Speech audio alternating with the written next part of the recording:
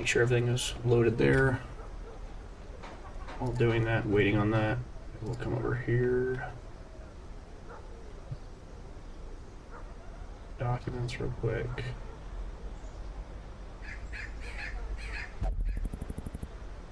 Okay.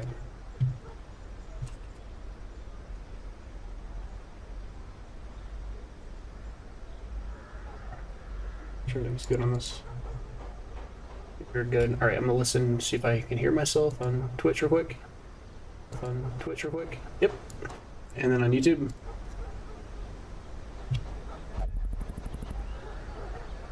Sure everything's good on this.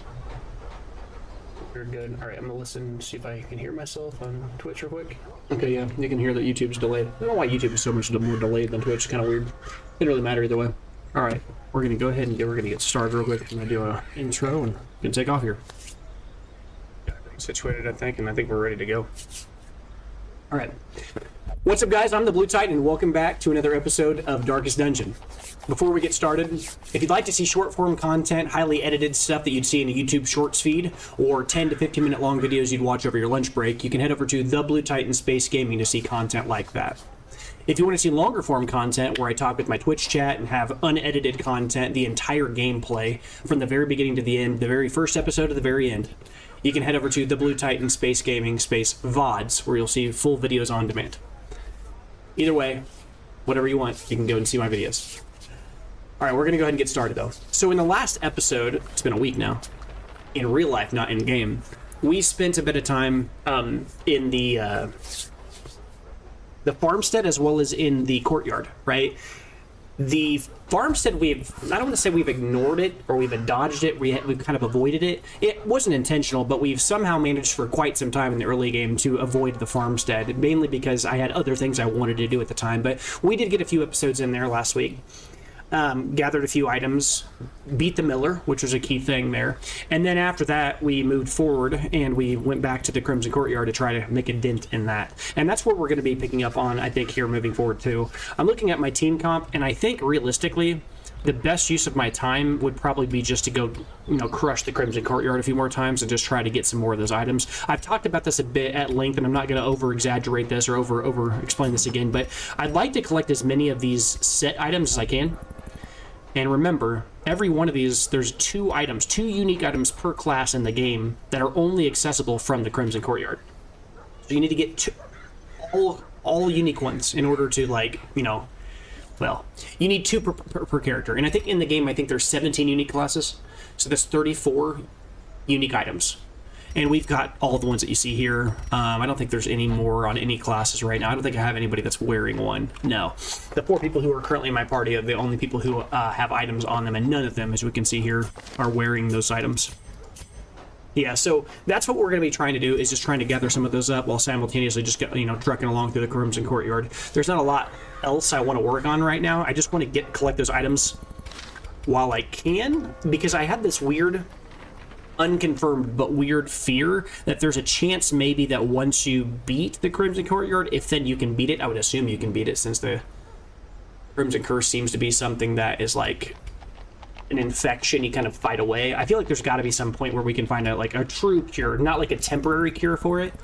But I'm afraid that if we beat it, maybe we close the window on collecting those items, because what if the Crimson Courtyard is no longer accessible? I'm afraid that if I go and I beat it, then I will no longer be able to get access to these items that are in this list. So I'd like to collect them while I can. I don't know if I'm setting myself up for a long haul of work, though, because that's a lot of items. I mean, we've only got, 10 of them? Out of the, what I guess is 34 of them. But I am going to go try to gather some more of them, because I think they're cool. And I mean, I love the flexibility of different item builds. I just think it's fun. It's fun to collect them, so I'm going to go do that. So we're going to go out there and do that. That's what I'm going to be working on for today. Just trying to gather some extra resources from that location. And I don't imagine I'm going to be using anybody outside of this core group of 4 guys here that are at the high level. The main reason here being is these 2 can strip away. They do a lot of damage and bleed. And these 2, these 2 both just deal a lot of damage but also bleed. I guess I should say here, these 3 bleed. These 2 remove stress. Right? So that it's just like I think a highly effective comp overall. It might not be the most effective comp, but I just like them. I think they're pretty good here. So we're gonna go ahead and go on in there, and you'll note here that my guys already have half stress, but I really don't care that much. Main reason being is we have effective means to fight off stress pretty easily with this crew. I guess I could, if I wanted to, go do a random winemakers reserves in between or something, which is like a shorter mission to kind of offset that if I wanted to a few times every other week or something. Shorter missions are more likely to result in us being able to actually meaningfully fight back the stress. But at the same time, it doesn't help us beat the overall final mission, which is my goal, right? I want to eventually beat the Viz count and knock away the Crimson Curse on people. Give me just 1 moment. I'm going to blow my nose. It's bothering me.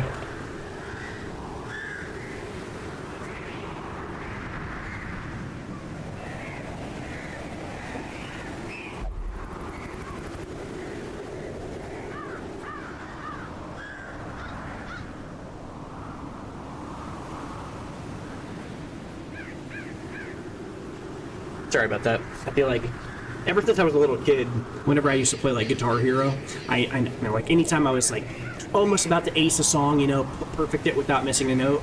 Anytime I was in a high stakes scenario playing a game, or anytime I was like in front of people talking, the first 30 seconds or a minute or so that a person is just kind of like, oh, I'm public speaking, or I'm about to do something and something's on the line. It's like subconsciously my brain is just like, make your nose tingle. I don't know why. Like, I remember being a kid and anytime I'd almost perfect a song, I would have to like do this while I was playing, scratch my nose, and my nose just started doing that right when I kind of haven't recorded in a week, so maybe that's what's going on. Anyway, my brain's like, I haven't done this in a while. I'm gonna make a mistake. Oh God.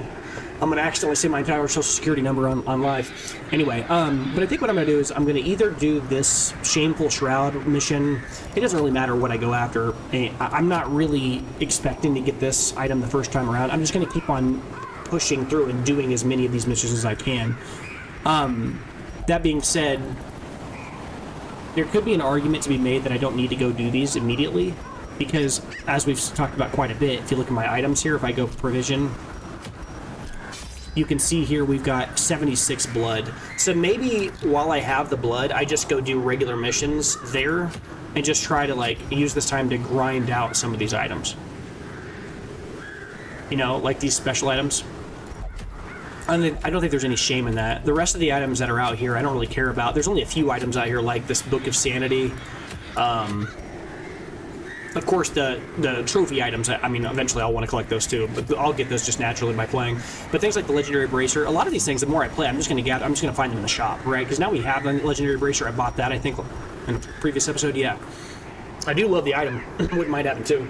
But anyway, I think what we're going to do is we're just going to go and grind some of these, DLC missions, between the courtyard and the farmstead for a while. I'm just going to go grind these for a while and just try to get the items that are in this DLC. Just to make sure I have access to them, when I finally get to the Darkest Dungeon, which is kind of like our end game, right? We're now at a stage in the game where the effective, we're kind of in, I don't want to say the end game, we're probably 65 to 70% of the way through the game. I need to go and do these missions until I access at least a solid amount of the special items. I want to knock some of them out. I'd like to go do some farmstead missions so I can purchase the crystal special items, and then eventually once I do that, I'll beat these tier 4 bosses. Maybe this last tier 3, which is Sunken Crew, and then it will go beat the Darkest Dungeon.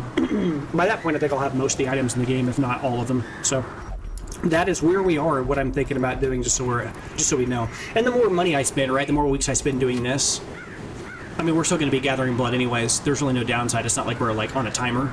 Additionally, we're gathering additional money, which helps us lock better quirks, which also helps us eventually feed into locking better quirks, better characters, but also buying and finishing off the remaining locations that we still have to buy from blueprint buildings, finishing off the main core city like Abbey, the tavern, the blacksmiths, all these other things. A lot of those things we already have finished, but the blacksmith for sure. But we don't have the Abbey or the tavern finish, I'm pretty sure. But this will allow us to finish things off while simultaneously, as I said, locking good quirks, and then finally the extra money will help us to eventually, well, not the extra money, but yes, the extra money will help us buy more items from the trinket caravan. We want to finish those off too. So there's some items that have eluded us that have somehow managed to just, we don't have the spiked collar as an example. I know that's an item that's good for the Houndmaster. There's just random items like that we somehow just managed it. I've seen it a few times, but we've never got it. So we're trying to kind of snipe those missing items that we've somehow evaded us. Again, one of them being the Book of Sanity, but I'm sure at some point we'll get it. We have managed to get this wounding helmet, so. But yeah, I think we're just going to go grind some regular missions. I don't think it really matters which one I pick here. I mean, I do want to go do this Viscount one at some point. I'm pretty sure this mission has a... If I go do this mission right now, it's going to have a crocodilian here. So maybe I don't start up the day off with a crocodilian fight, especially when I'm like a little bit stressed out already. I don't want to start off the episode being on tilt in case things go sideways. Let's start off with an easy win here. I'm going to go ahead and start off and just do this this basic mission. Again, I don't really care too much about this Lock of Fury. I already have the item. I'll just sell it when I get it. But I'm really going there in order to try to our shot at gathering more of these special items. Because again, you can find these special items there, and we've already found 2 or 3 by just doing these basic missions to gather Winemaker's Reserves. Let's go do a few missions. You could make an argument that maybe this would be a good opportunity to bring somebody on the team who's like a lower level, maybe, and I could see that. So maybe I'll look into that real quick here. Sort by level. Maybe I'll do that. Somebody that's at a lower level or doesn't have good quirks locked or something. Maybe we can give them a chance to lock some good ones. Like maybe, yeah, like this Crusader. He's got Tippler and he's got Lazy Eye. I'm fine with both of those. Fragile, I want to get rid of. So I want to get rid of that one. So, Dupa Squire's got Soft. We want to get rid of that at some point, maybe, but it's not that big of a deal. The rest of these, Mercurial, I could see getting rid of. Well, not getting rid of so much as, like, locking, I mean to say. It's okay with, I'm not that bothered by that one. Alright, this would be a good example. So we want to bring this is an easy, like, trade for trade, right? I could drop this Flagellant Drew, who's insane. He's got 130% bleed resist, which just blows my mind. And then I could pull in, I don't even know how to pronounce, so I'm going to butcher it. Pouillet? I don't know, it's French. I'm going to bring this dude. He's level 5. This will give him a chance at level 6. There's really 0 downside. I mean, the thing that irritates me the most is he's got Luminous. Makes me, like, want to go and actually get rid of one of these abilities. Because he's loaded, right? Like, Fated is irrelevant, but, like, what do I do? Do I get rid of Slugger and then lock Luminous? I think I probably should. Luminous is better than On Guard. Maybe I get rid of On Guard and lock Luminous, provided he doesn't lock another good quirk and remove that, or another good quirk and remove that one. That would suck, but Luminous is just so good. I guess if that's the case, then I could also lock this Jester and get rid of the other one. Yeah, I could do that. So we'll replace our Jester and we'll replace our Flagellant. We are loaded on Flagellants, and Flatulence is what it sounds like. I said Flagellants. And then, is there anybody else I want to bring instead? I guess if this is a short mission, maybe I could, like, bring one of these lower tier guys, right? It's a short mission. I don't think I'll be in as much danger. Maybe I could greed a bit and bring, like, a random lower tier dude up here. Like, maybe like a level 4 here, right? Ghostface. We know that Ghostface is focused on bleeding, which is a very awkward thing to do for a Plague Doctor, but she's kind of leaned that way for a random reason. I could see doing that. Maybe get rid of our Houndmaster, or maybe our Highwayman instead, and then rush through this mission. A bit greedy, because all of our guys are level 5s, and we get a level 4 randomly. I mean, I think we could do it. Let's do it. And then I'll leave behind our Houndmaster, I guess, this time. And that's also okay, because now we have less stress overall on the team, because I switch people around. Yeah, that's okay. This is fine. I mean, the only thing we're going to be missing out on is this character's just like a lower level skills overall, and just like a little bit more, you know, weak in general. This character can be leveled up to level 5s, and it's probably worth doing because we're running around with, like, under-leveled people in this mission, so I should probably spend the money, which kind of sucks, but it is okay. Alright, we'll go ahead and level up these 4. And then after that, I guess I should probably also spend the money here to... Ugh, a lot of money there. Alright, and then after that, we'll go ahead and just jump in one real quick. I do need, though... Oh, right. I do need to switch items. Unequip the trinkets. I'm not going to sort them because they'll appear at the very bottom, which will be easy for us to reconnect, since a lot of these are repeated classes from what we had last time. Yeah, like the Tambourine here. Yeah, we're not going to bring the Sanguine Snuff because none of these guys are infected by the... Oh, never mind. That's wrong. That's wrong. We do have a Crimson Curse infected guy. I think most of the guys are. Never mind. That's right. We'll come back to you. Let's look at the other guys real quick here. Sort by... Well, it doesn't really matter what we sort by. It's going to put our team at the top, which is nice. Okay, so we'll go Gunslinger's Belt Buckle and Ancestor's Pistol's pretty straightforward. I like these two. I've kind of explained this in previous episodes, but just a quick like rundown here. Ancestor Signet Ring is like more of a defensive choice than running with like Focus Ring, right? Focus Ring gives more crit, this gives more protection, but they both give the additional accuracy. This also gives extra stress, but like that's not a downside for a Flagellant. Flagellants don't really care about that, so it's kind of a fine. In which case, you know, you can also push, if I wanted to, a Dismas's Head for more, but the plus 10 accuracy, minus 5 accuracy from the Berserk Charm, the extra 5 accuracy is nice against like the little mosquitoes, right? The sycophants, right? The supplicants are the head crab ones, and sycophants I think are the, yeah. Anyway, so either way, we'll go ahead and look here. I really don't know who to give these to. I guess I could give you the Ancestor's Candle. Extra dodge, extra speed, extra damage. This, again, you have to remember this Plague Doctor is not a normal Plague Doctor. She's not the kind of Plague Doctor that, you know, you think about when you're imagining a normal one, right? She's effectively just a melee character. The way the way she's designed, she's just going to be using Incision nonstop. She's just going to be critting, bleeding, constantly going for the jugular. That's why she's renamed Ghostface. I don't know if I'll keep her long term. I don't know if she's going to stick with that, but that's who she is currently, and it's kind of funny. It's kind of an antithetical, like, you know, off meta build, and it's fun to do it. And then after that, we got to pick one last item here for our Jester. It doesn't really matter. Secondary item for the Jester. I guess if that's the case, I could probably just pick something like the Ancestors map, which always does a little bit of work for us. And then we'll just go ahead and jump on in.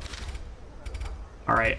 It's not going to be a long mission. There's no camping skills that's relevant. I've already looked at items. I've already looked at Stagecoach. Or I say items. I mean trinkets. Everybody's already leveled up as much as they can. Well, that's not true at all. Look. This guy needs to level his abilities too. Wow, man, that's costing a lot of money. It's 12,000 gold just on upgrades from armor alone and stuff across those two characters. How about your abilities? Are your abilities leveled up? No, they aren't either. Ew. Killing our money here.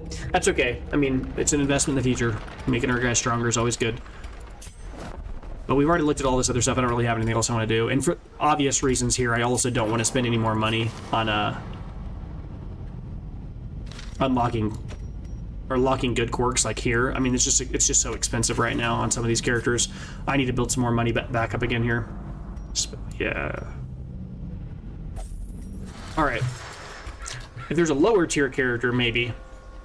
Let's sort by level real quick here. Is there a lower tier character who has an ability I want to lock? We've been working on that for a while here, right? Like Elder Slayer, Photomania. We've been working real hard to lock our bad quirks. So we're doing fine there. Yeah, so this would be a good one. Lock Eldritchator, lock Quick Draw. We feel real good about that. That's fine. So this would be a good person to go ahead and lock in something if we wanted to. It's going to cost a bit of money, but, you know, it doesn't cost as much money as if the person was already level 6, so we're fine with this. We're okay with known cheat. So we'll lock Eldritchator, not lock Quick Draw until we get another bad quirk for later. Anybody else need to have a quirk that you could lock that's reasonable here? Natural Swing's pretty good. This is, I mean, generally speaking, additional accuracy is good, but on this class, it's kind of like random. I picked this character up, this Musketeer, because she is just loaded. Contour has, like, everything. Look at this. Like, look at this Musketeer. Early Riser's good. Torn Rotator's fine because she's all ranged.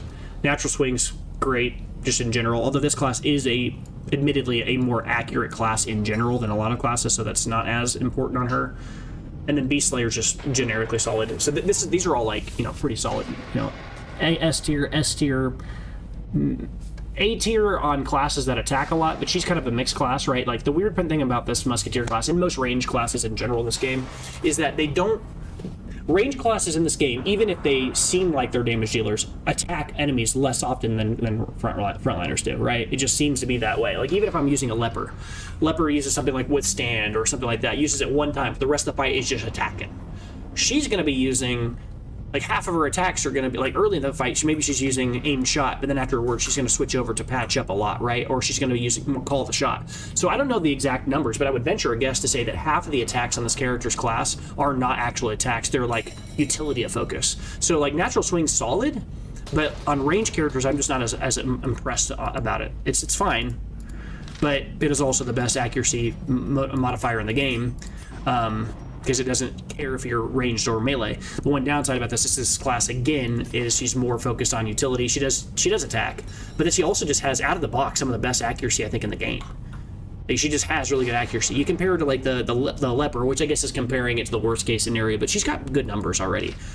But I still think I'd feel very good about locking all 3 of these quirks. I'd be very happy about it, but I'm certainly going to lock Early Riser because that's a no-brainer. I just love that she's got a Torn Rotator in a class that has no melee abilities. That feels really good. Anybody else need a quirk locked here? Well, I don't know about locking quirk, but I know I want to get rid of one here. I don't like Nervous Bleeder. It is funny he's got Clodder, though. It's like thematic, right? He's like very, very protected against bleeding, and he's very like confident in himself, and he's kind of got everybody's back. He's been through a lot of wars and all this other stuff, but the second he starts bleeding, he kind of reveals that he's actually, you know, kind of a nervous bleeder. He's kind of like a nervous guy under real pressure when things get really bad, and you're just like, oh, when he's feeling bad, you know something's real bad. Enlighten's fine. Deviant and Taste is fine. Actually, this is actually a great combination because Enlighten is the least expensive thing a person can do back in town, outside of drinking, of course. I mean, they're the same thing. It's just a different flavor. But Calm is bad. You know, like Calm just sucks. It's less bad in this class than it is on some other classes because you can start, theoretically, you can start every single fight by just using something like Bolster, so he doesn't care about damage round 1. He could just be, and that's actually also thematic, right? He's like your calm leader. He starts the fight off by like bolstering you guys. Be like, all right, guys, let's relax. We can do this. The downside about Calm, though, is round 1 not being able to attack really is like a huge damage loss over the course of the entire fight. Or over the course of the whole mission, right? There are a lot of random missions or a lot of random fights where it's 4 people on your team, and then, you know, always the case when you start the mission, but then your opponents only have 2. And it's like, why do I need to have Calm? Or not necessarily need to have Calm. Why would I lock this when I could instead just, you know, get rid of it, and then he just kills the person round 1, and then I just never have to deal with it. Calm's fine on certain classes. Like, I don't care about Calm on, like, an Antiquarian, a Vestal. I mean, I'd even argue it's not that big of a deal in some cases on like an occultist, although it's not preferable. You can still serviceable, right? Because a lot of times on the occultist I'm bringing 1 attack ability and then 2 like debuff abilities and like 1 heal, right? So only 1 of those 4 abilities is even hitting the enemy. I don't even really care if the damage is decreased because the abilities already deal like almost nothing anyways. I'm more focused on whether it actually, you know, debuffs. But either way, we certainly don't want Nervous Bleeder, so we'll remove this one because that sucks. And it's not that expensive, which is nice too. $750 ain't that big of a deal at all, this. Alright, that's fine. And then we're going to go ahead and go in there, and another reason why we're doing these missions, right? We're just trying to grind through and gather some money back up because we're not locking all these quirks, getting rid of these bad ones and getting the good ones locked in, you know? So I think we're in a good spot. Let's go ahead and do this mission. I'm excited. I haven't played in a week. I'm ready. Let's go. Alright, so again, this is a courtyard mission, so we've talked a lot about this. Even though the mission is considered Radiant Bloodlight, or I guess rather it's Bloodlight, I kind of buried that lead there. It's considered Bloodlight, but that in the game's files it's considered Radiant Light. So any items that say whenever your torch is above 50% or above 75% are constantly on in this mission. So we're going to grab, I'd say like maybe 2, maybe 3 keys here. There's not a lot to say about this mission. Most of the time, the things you're most affected by are going to be like stress and high amounts of burst damage. Obviously, stress is annoying because you've got the sycophants that affect you with it, all kinds of random things that can affect you with it. Most of the time, the status elements that affect you in this mission, in fact, I'd just say any DLC in general, it's like the DLC is like really stress heavy. Both the DLCs are. The main game doesn't have as much stress out of the box, but then the DLC really leaned into that effect. I'll probably bring a blood or 2 here, maybe like, I don't know, like 3. We're gonna be picking blood back up, so it's kind of like, really I'm just bringing these as kind of an admission that there was a chance, a non-zero chance, but a low chance, but it could happen, that the mission is like, early on we just don't see any of the winemaker's reserves, and we're just desperate for blood, and we just don't find it. I don't want to take a chance that we randomly have a person, you know, succumb to whatever this is, because we don't have the blood. So we'll go ahead and bring some blood, and then we'll find some more blood out while we're there. Probably end up using 3 or so, or 4. And then after that, mission-wise, you always want to make sure you bring shovels. This mission in general has, like every mission has the rubble that you had to break down, but it also has flower pots, which you can use shovels on. Bandages, there's really not a lot of things, you know, bandage-wise. Obviously, the enemies bleed you, but there's like a pile of skulls that have like teeth, like canines, really big like things. Those you can use bandages on, but I don't think there's a lot of other things you can use bandages on. I think 2 is probably fine. I mean, maybe 3. Really, I don't really even care about the anti-venom. The only thing that affects you with anti-venom, but the only thing I mean to say that you need anti-venom for on this mission are the supplicants, the head crab guys, because they use the pre-digestion on you and then they spit all that acid at you. Holy water, I mean, holy water's fine. The one thing about holy water is it's very hit or miss, because the main use of holy water in this mission is, I think, like altars. Occasionally you'll find like an altar that might like remove stress, like the eldritch altars or something like that, but they're not very common. Most of the time whenever you're removing stress in this mission, you usually get it from the torches, right? Because if you have a torch, you burn like an egg sac, and then the egg sac drops a bunch of, you know, or it usually gives you like 20 stress relief or like whatever it gives you.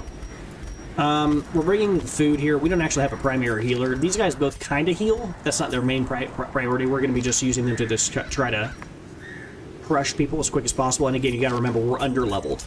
So I'm going to be trying to use their turns to heal. Or, I'm sorry, use their turns to attack.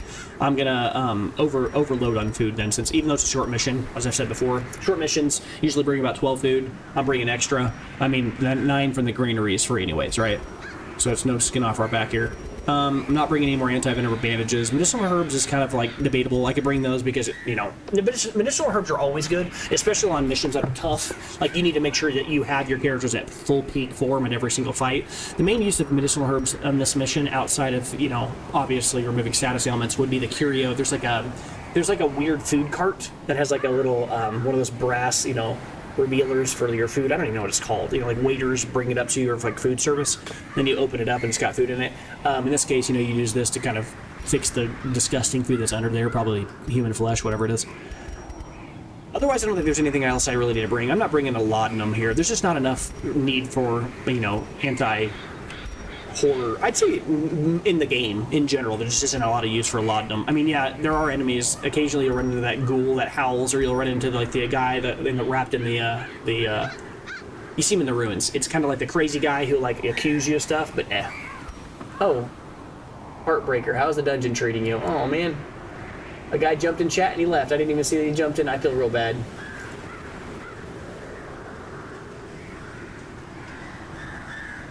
I should send him a message to say, my bad. Oh, I block whispers from strangers. I still gotta learn how all this stuff works. Alright, that's cool. Whatever. I knew what whisper was for all those years ago playing like WoW and stuff, but anyway. Oh, he's still here. Hey, Heartbreaker. I apologize. Hey, the dungeon is treating me well. That was weird. Like, Twitch showed that there was only one person here, and then you said something, and then it showed you again, so that's kind of strange. It's going okay. This is my first time playing the game in a week.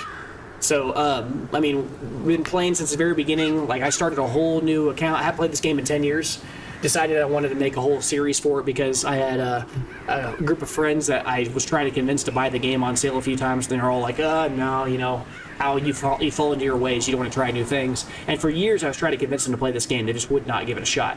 And then I had some students, because I used to be a teacher, that had been trying to kind of keep up with me. And I said, well, I'll just play some games. And so they tune in sometimes to watch. And so I decided to make this series, you know, on a game that I knew I loved 10 years ago, but I hadn't played in 10 years. And I never beat the game. So I was like, all right, this would be a great opportunity to introduce them into something I like, show them what's going on. It's been great. You know, this series has been long. I think this is like week 109 or 110, and I've had multiple episodes over on my VODs channel. I mean, they're long, but I've been having a blast. It's been a lot of fun. Very few games keep my attention like Darkest Dungeon does. It's awesome. So, but I appreciate you joining and saying something, man. Have you been playing the game a long time? I see here, like, it says, like, you've been on Twitch quite a while. I think you can check that. Like, you've been on Twitch, like, 10 years or something like that? Kind of like, yeah, like I have, about the same amount of time. You've been playing Darkest Dungeon a long time? All right, let's go ahead and get into this. I think I've got everything I need that I think I'll bring for this first mission here. Looks pretty cool. I watched someone else play it. He was using the integration thing. I don't even know what that is. I don't even know what that is. I'm playing the game just vanilla. Right? Like, I have some friends who have asked me now, they're like, are you going to play it with mods now that you've kind of explained how the game works and all that? I was like, that sounds like it'd be cool. Maybe like a revisiting, like, you know, later on down the road. But I kind of wanted my channel to be focused on just like different games I've been playing. I don't even know if I'll stick. I mean, I've been playing this game a lot, but I plan on playing the game, the vanilla game that I'm playing, whatever the game is, all the way through, and then stopping and then starting another series. And it's also helping me develop learning how to make YouTube videos. That's part of what I'm doing this for. So it's just for fun because I'm trying to learn. So, but yeah, I would love to play this game with mods. I'm a huge modder. I love modding. I spent probably 2.5 times the amount of time modding Skyrim back in the day than I did playing it, I'll be honest with you. Pretty much he just names the characters after the people in his chat. Oh, that's cool. Okay. I was going to do that manually. I've only renamed one character of my team so far, and that's this character. I renamed this Plague Doctor Ghostface because for whatever reason, this character who's more focused on using plague grenades than anything. Keeps on rolling quirks that are like heavily focused on dealing damage to enemies that are susceptible to bleed. So I made her become a bleeder, like, you know, a mass murderer, like a ghost face, like, you know, mask, you know, wearing person, even though this character doesn't really lean that way, and she's using things like the bloody herb, which is like a weird off meta build. It doesn't really exist anywhere online. Like, nobody does this. I mean, I say that as if I know what the meta is, but I can just tell by the total amount of abilities, the sum total of abilities here. This character has 1 bleed ability and 2 like stuns and 2 like plague abilities. The character's name is literally the Plague Doctor. The character was never meant to be a bleed-based build. I'm just doing it for fun. So he keeps killing me. So I want to figure out how to do that Twitch integration stuff. That's one of the things I want to learn how to do. There's a lot of things I need to learn about on just Twitch in general. Like, I don't know how to do raids. I don't know how to like add like a, what do you call it? Like a banner to my channel. All these other things. I'm a noob. I'm learning. I'm figuring it out as we go. So he keeps killing you though. So does he just name you? And does he name your character like Heartbreaker 83? Like literally just exactly as it is? Does it just run a script and just take the character or the people who are watching's names and just add them to the people? Does it change their names every episode to who's in the chat, or does it just keep them like first come first serve, gets the named character, and then it keeps that person's name until that person leaves the team? I guess I'm asking a lot of questions you might not know the answers to, but I'm just curious. All right, let's go ahead and jump in. Just start going to grind some levels on these guys. Short champion mission. Yep. Yes, I'm a gravedigger. Okay, cool. All right. Sometimes a nip of laudanum is enough to keep the horror at bay. That's funny because I just a bit ago was saying how I don't usually use laudanum because I think it's good, but only in very, very particular situations at higher tier dungeons, because early enemies just don't have the capacity to hit you with like horror. Horror just doesn't hit you often. Once they die, you can rename a new one. Yeah, okay. All right, so we know we've got you who is wasting, so we're going to immediately give you the blood. And then the other guys, I'm just going to leave them on craving. There's no real reason to feed them the blood. That's not what we're here for. We're really just here to kind of grind the extra items, as I said. There's special set items that you get on these missions that I want to get here. All right, we got a fight coming up here, so is it worth drinking the blood immediately and giving them a buff? It's fine. Just go in as we are. Wow, it might be worth it. These guys are strong. So, as we've kind of talked about before here, I could give this guy the blood right now because he's craving. Remember, if a character's wasting and you give them the blood, it returns them back to just Crimson Curse status. But if they're craving, which is right before wasting, and then you give them blood like this, then they'll become bloodlusted, which actually is a buff. So look at this. So this character is Crimson Curse minus 5% stun, minus 5% bleed, 5% blight, out of order, minus 10% max HP and plus 1 speed. That's a lot. But this, now that he's got the buff, he's giving extra 25% damage, extra 4 speed, extra resist, all this stuff. The only downside is minus 10% bleed resist. That's more like flavor, because all of these guys are also weak against bleeding, because you're kind of becoming one of them, right? You have the Crimson Curse. But this is going to make this guy stronger, so we're going to go and go for it, especially since this group of guys is a lot stronger. We need the extra damage because we have underleveled guys. I specifically brought underleveled guys here, remember. So I have 2 level 5 guys here, and then 1 level 4. My goal was to do a short mission and try to quickly level up a bit. I'm going to go for a quick kill on this bad guy. As the fiend falls, a faint hope blossoms. Mainly because those guys are pretty obnoxious in general. Like, they do a lot of like stress damage, and we don't really have a lot of stress relief right now outside of clearly our Jester. And I'd like to early fights, like, just hit clear guys. Ooh, bad dodge. That sucks. Alright. Yep. Oh, nice dodges, though. That's good. Yeah, the horror went on the character who's a little weaker than the rest of them. As I said, she's going to be feeling it more than anybody else here. So we'll go for a cut on one of these guys who are more annoying, because these guys will, like, build riposte up, and they'll block themselves in the future. I could also go for a stun, I guess, but I'm just going to go for a bleed attack right now. Then I'll go for a stun after they do that crap. Yep. So that's a lot of damage. Pretty good. Yep, fine. That's fine. Him being moved back doesn't affect us, remember. There's a few reasons why it doesn't, but we've talked a bit about this. The Flagellant can get to the front line instantly, right? So I can just immediately move him up front like this. Doesn't do anything. And then the Jester, if he gets put in slot 1 and goes first, he can. I gave him Finale. So remember, Finale is used to kill an enemy, but it can also be used as an oh crap button to get you into slot 4 in case he gets moved up. All right, we'll go for a kill on this guy. formation is broken. I'm not expecting... Maintain the offensive. Honestly, we could have just came in here. Both those characters were basically killed singularly by the highwaymen, but that's okay. Right. All right. As the enemy crumbles. That's good. And then here we'll go for a finale. I mean, it might kill him. Probably not, though. Yeah. Sure. Move him back.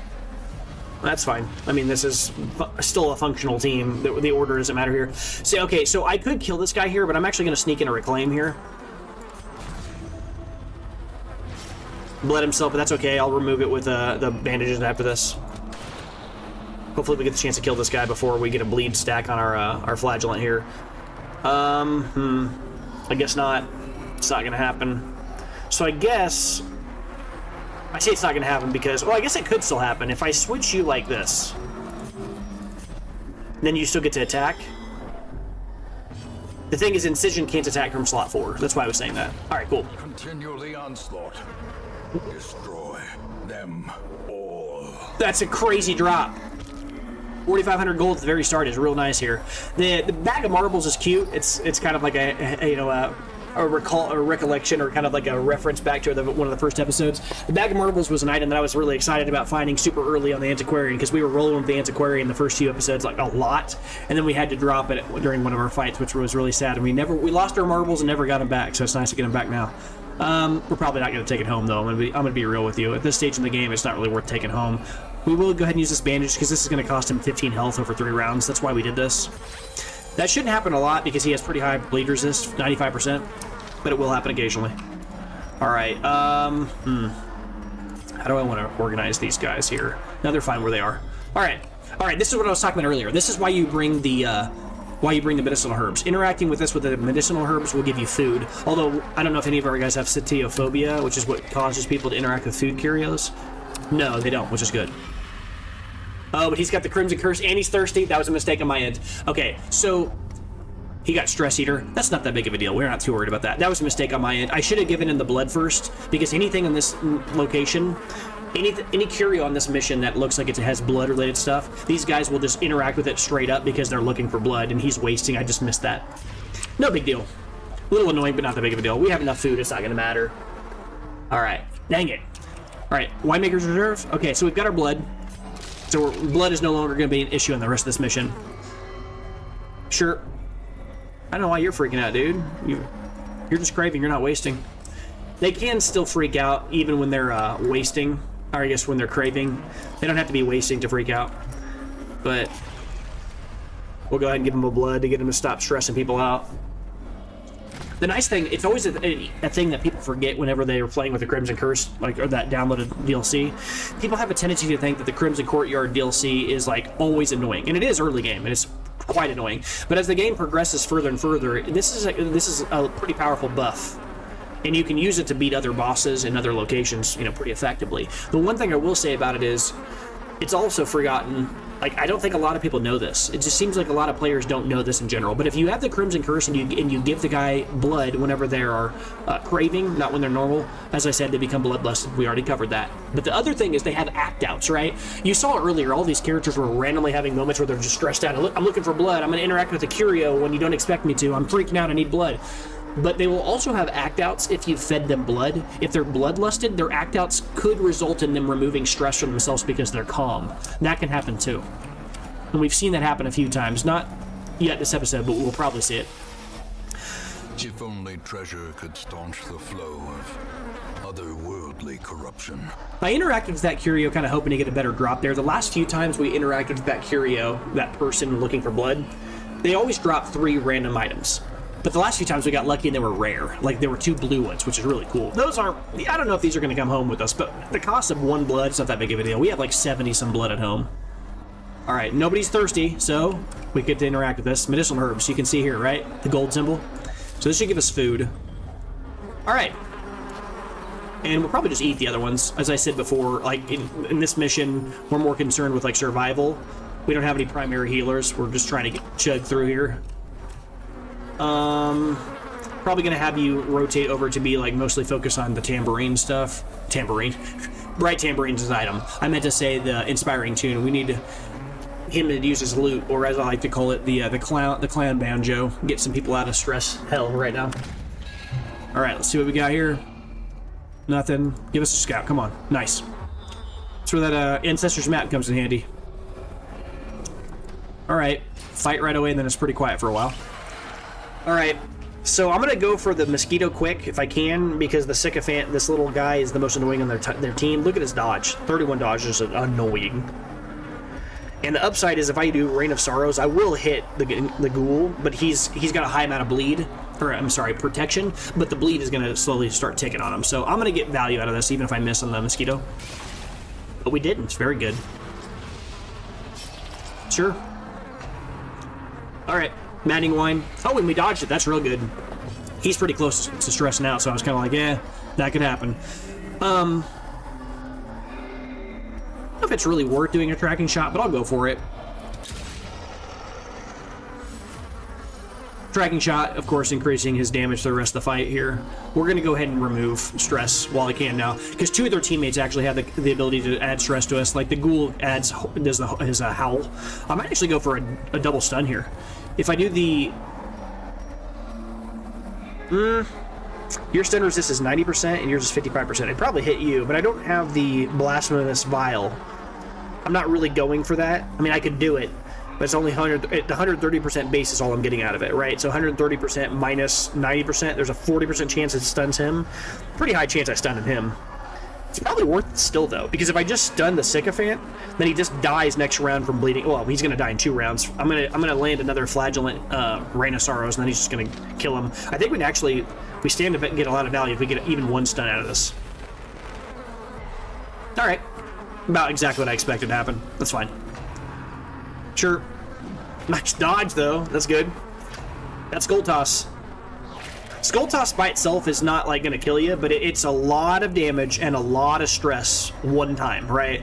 It'll hit you for like 7, 8, 9, or like sometimes upwards of like 11, 12 damage, and then it'll add like 30 stress instantly.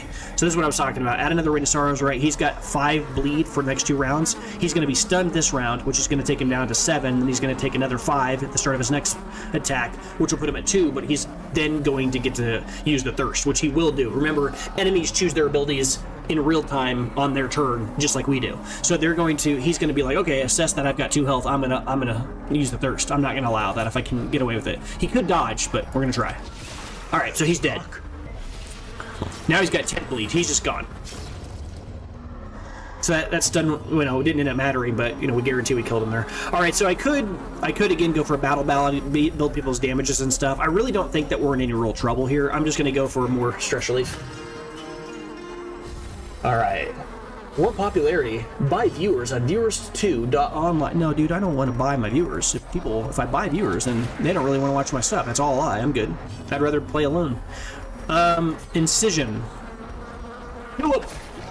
All right, 18. Yeah, so he's gonna die next round, so we're good. Oh, cool.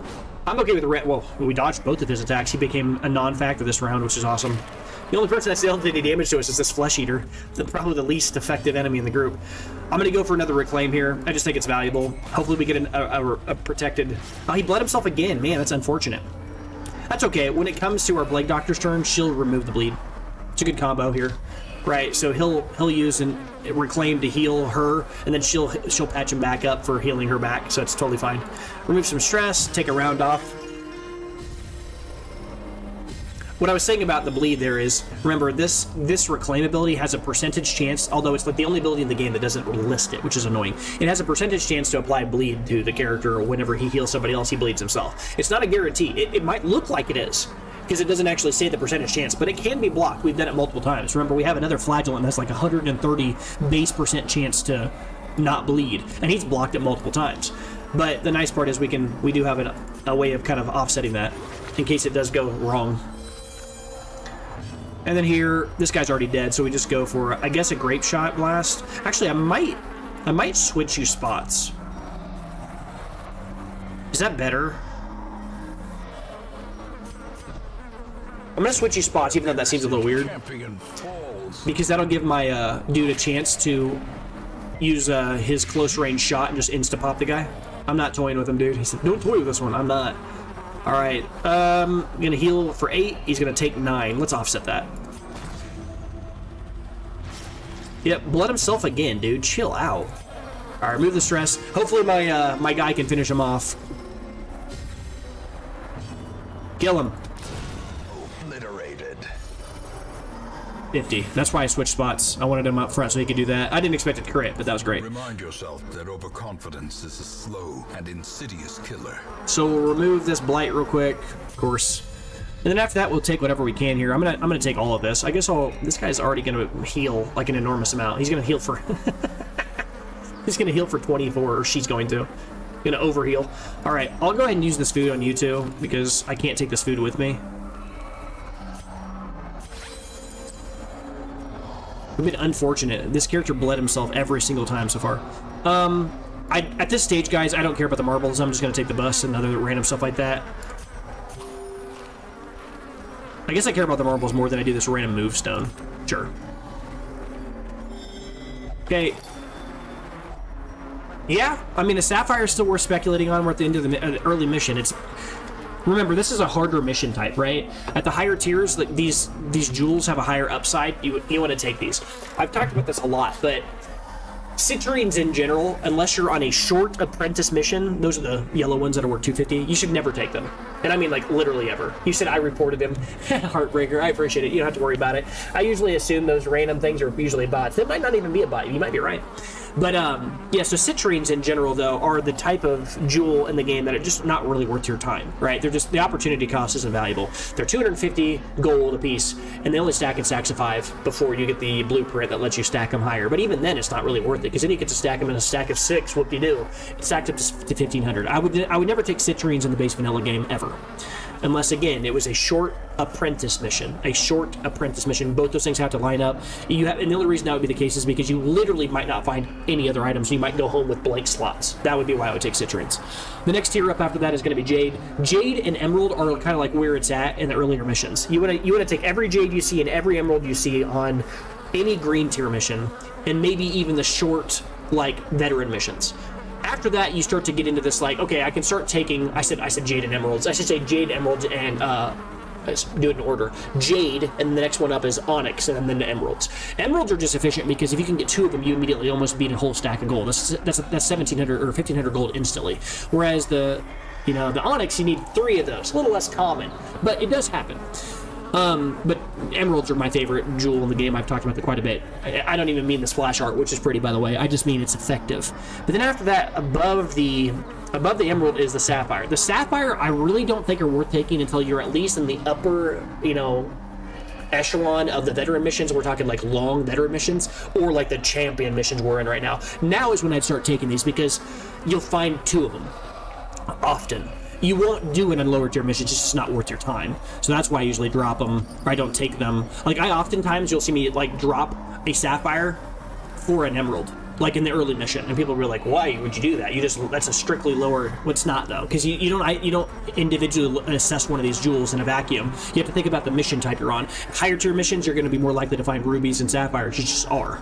But at lower tier missions, you'll find the lower tier ones. So I don't bother with taking Jade at lower or upper tier missions. I'll still take Onyx because he's still stacking, and if you get 5 of them, you can stack upwards of 2,500 gold. But the Jade only stacked to 1875. Is that the right math? 375 times 10 is 3750 divided by 2. Yeah, 1875. Yeah, 1875. That's slightly better than a stack of gold, which stacks up to 1750. But like, you're not guaranteed to stack it, right? At a lower tier missions, it's worth speculating on. At a higher tier missions, it's like, I might as well just take a stack of gold. And I'm probably chucking my stacks of gold anyway, because you find crap like this. Jute tapestries. It's like, good lord. This was just kind of casually on the ground a second ago. I guess I'll top off. You guys are not full health. I don't care about the Holy Water or the Anti-Venom. They're fine, but like, they're just not that. I mean, we've seen some value in the Anti-Venom already, but 1 Anti-Venom over what? What would I drop for it? I guess a Dodge Stone? Maybe. Sure. Dodge Stone's not making it home with us, so I guess I can drop it. Alright. I don't know how that works, but I've noticed that happen a few times. So this Plague Doctor just got overhealed, right? She just healed because of her claim, And she was already at full health, and then one of them ticked on her, and she healed even more. I think there's a built-in system where if a character heals and they're already at 100% health, they can, like, de-stress.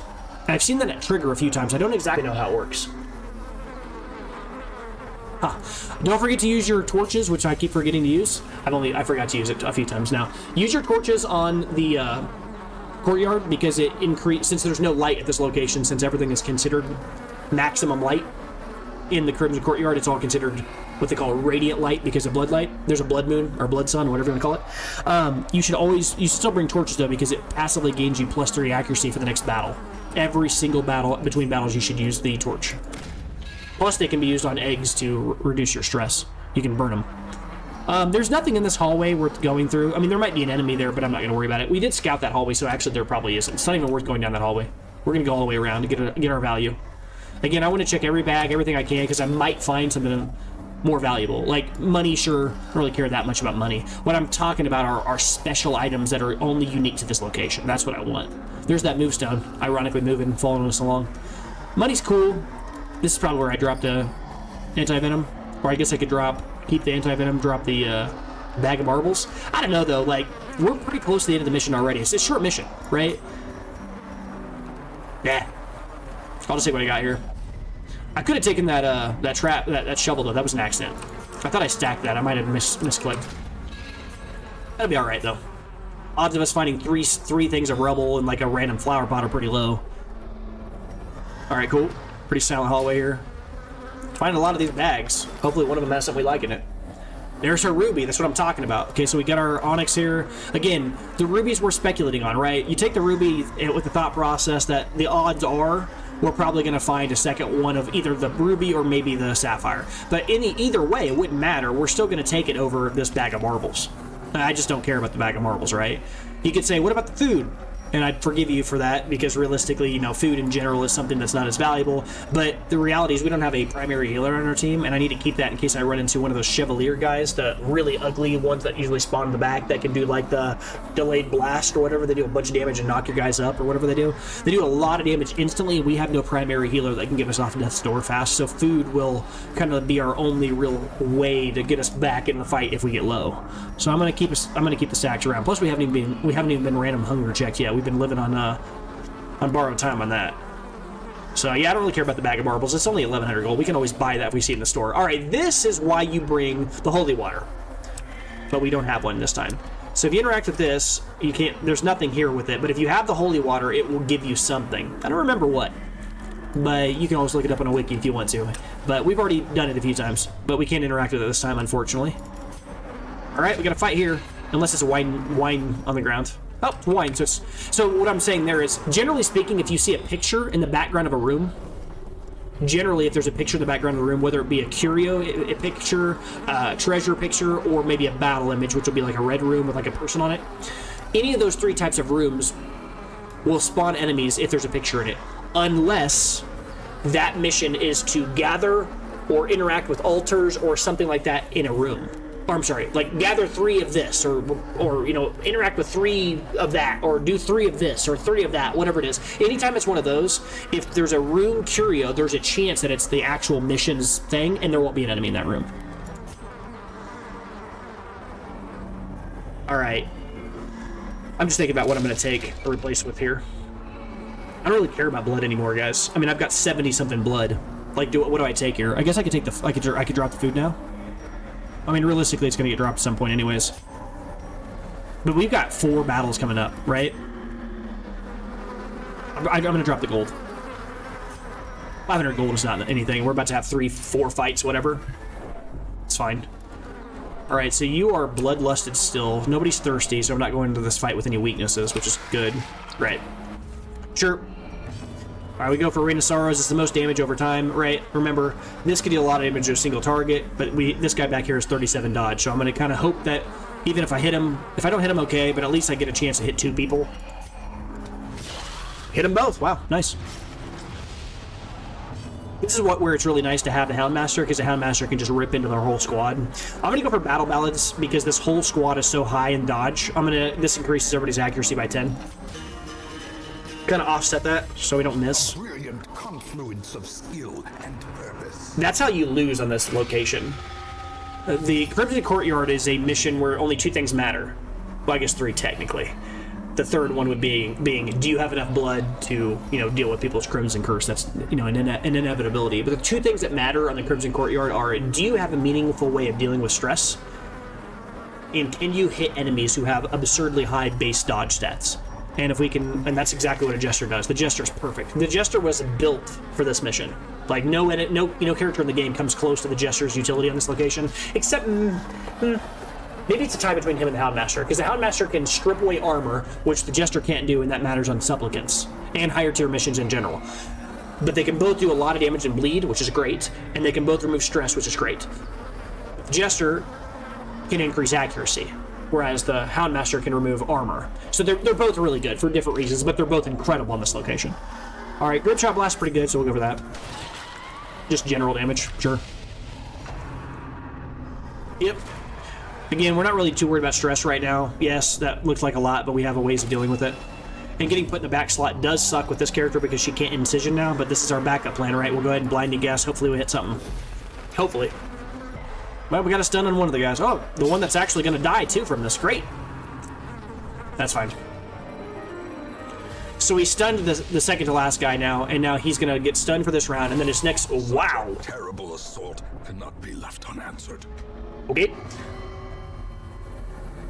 Everybody wants to talk for a second here. Alright, this guy just really wants to finale, sure. Annihilated. She's like getting pulled up to the front, they got pulled to the very, very front. It's like, alright, I guess we'll use finale and get to the back real quick. And that worked out, put our team in the right spots where we wanted to be anyway. That was so funny. She got pulled up front and then moved up front because of her bloodlust, and then afterwards, used finale and just crushed them. Anyways, what I was trying to say there was this little manservant got stunned, which is great because he's going to bleed this round, and the next round going to die from the second stack of bleed before he gets to go. So he's just dead. The other thing I was going to say, though, what I was talking about, is this: if this Plague Doctor gets put in the last slot, one of the downsides, the Plague Doctor is usually associated with slots 3 and 4. This character, because I'm using the Incision, cannot be used in slots 4. So, kind of bad when it's in slot 4, but can still be used, so get a little utility out of the stun, so be it. Alright, nobody's bleeding, so we'll just go for an attack. What the heck? Give them no quarter. It's really weird seeing the Plague Doctor deal a lot of damage to single targets like that. It's just not normal. I could kill her. Is it better to go for a Reclaim? I think it is. We're about to have another fight, which means I get an opportunity to offset the bleed if it happens. Okay, cool. I guess I'll explain what I meant there. So I just now gave my my Highwayman, I just hit him with a Reclaim, and I knew that there was a chance, so we don't have any more manages. So this guy was going to take a lot of damage from doing that, but, it's okay, because we're about to have, you look at the map, another fight immediately in this room. Unless, again, it's another winemaker's, model thing. Could be. But there's a fight right afterwards. Point is, even if this character bleeds, he's only going to get hit one time by it, and then he's going to be able to get offset, because we're going to go straight into a fight, and the Plague Doctor will be able to remove that bleed with the Battlefield Medicine, so we're okay. Alright, just kill her, I guess, and we're done. Yep. Alright, Manservant might go first. Maybe not. Alright, that's fine. I don't really need to chance it again. Everybody else is pretty good on health. Let's just attack a body. Let a round go by. I'm going for extra cheesy heals here. That's what I'm doing. Let him bleed out. Alright, got an extra heal off. That's cool. I'll just move you here, and then maybe we'll get a heal. Oh, you get to go too. Great. Remove stress. There it is. That character just removed 24 stress from himself because he's bloodlusted. I gave him blood, and now he's excited because he's got what he needs, and now he's ready. Alright. We'll go ahead and remove the stress from you. Alright. Slowly, gently. Second ruby. This is how a life is taken. As I said, on these higher tier missions, this is where you speculate on jewels. Jewels are better on these missions like this. Now we're in kind of a weird situation. I am going to end up taking this blood. I'll probably take this blood because I'll get another 5 guaranteed from this mission. So maybe now is a time to consider dropping the blood, or the food. Or I could drop the Onyx. Again, I still think the Onyx are higher value long-term because odds of us finding another 1 or 2 Onyx is pretty high. Busts and deeds are kind of like whatever. Could drop one of those. I don't really care that much about those at this stage. I mean, I do, but I'm more focused on the money, which we've got some really high value stuff going on here. Because stuff I'm not dropping no matter what is this. Probably like that. I guess I could drop the food. We haven't been hunger checked. That's the problem. I don't want to get hunger checked, but it's the end of the mission, right? Let's say we go in this fight goes poorly, right? We feel real bad about it. We have to use a bunch of food. Maybe like 5 or 6 foods, maybe 10 food. And then we get hunger checked and we only have 1 stack. It just feels like I just would rather not chance that. This padlock of transference, this is about like 1,500 or so gold. I guess I could drop this. This is worth more gold. Or this gold is going to be worth more when it fully stacks. I don't really care about this item. I've already got one. I mean, it's a really good item. We've already talked about that in a previous episode, but I like it a lot. The stun and blight chance is a really good combination on the abomination, because the abomination, when it's in its stun form, is often going to be using blight every other round. This is for a non-transforming version of the abomination, but it's a really good item. I like it a lot. Skeleton key is kind of like might not need this. I'm probably going to end up dropping these. I'm going to be real with you. But I don't really care about... I might just say to heck with it. This 1 blood's not worth taking over anything else I have, I don't think. I'll drop it. We're going to get 5 more blood anyways. We're not on these missions to pick up the blood. That's not why we're here. We're here because we want to, you know, get the special items. All right, there's the last one. Is this it? Yeah, we'll come back. So that's the last thing we're doing. Let's see what's in this hallway. Okay, this thing... You think you use shovels on this? Yeah. Let's see what we get here. Okay. Alright. We get a lot of stuff, dude. Dude, it's a lot of stuff. I guess now the question is, do I just leave? Maybe I drop the torches. I mean, I've already got a full thing of stuff, right? Like, I could probably just go. We get the wine, we leave. And if we get hunger checked in a way that's disadvantageous to us, we just go. Yeah, that's fine. Drop this food. I'll take the deeds as much as I can, leave the other ones. I've already burned that. Is everybody fully fed? Everybody topped off? I think they're all good. It's just kind of hard to tell sometimes at this level. There you go. 3 food, or 3 healing, and he looked like he had full health. All right. Yeah, we can't really take anything else from this stack.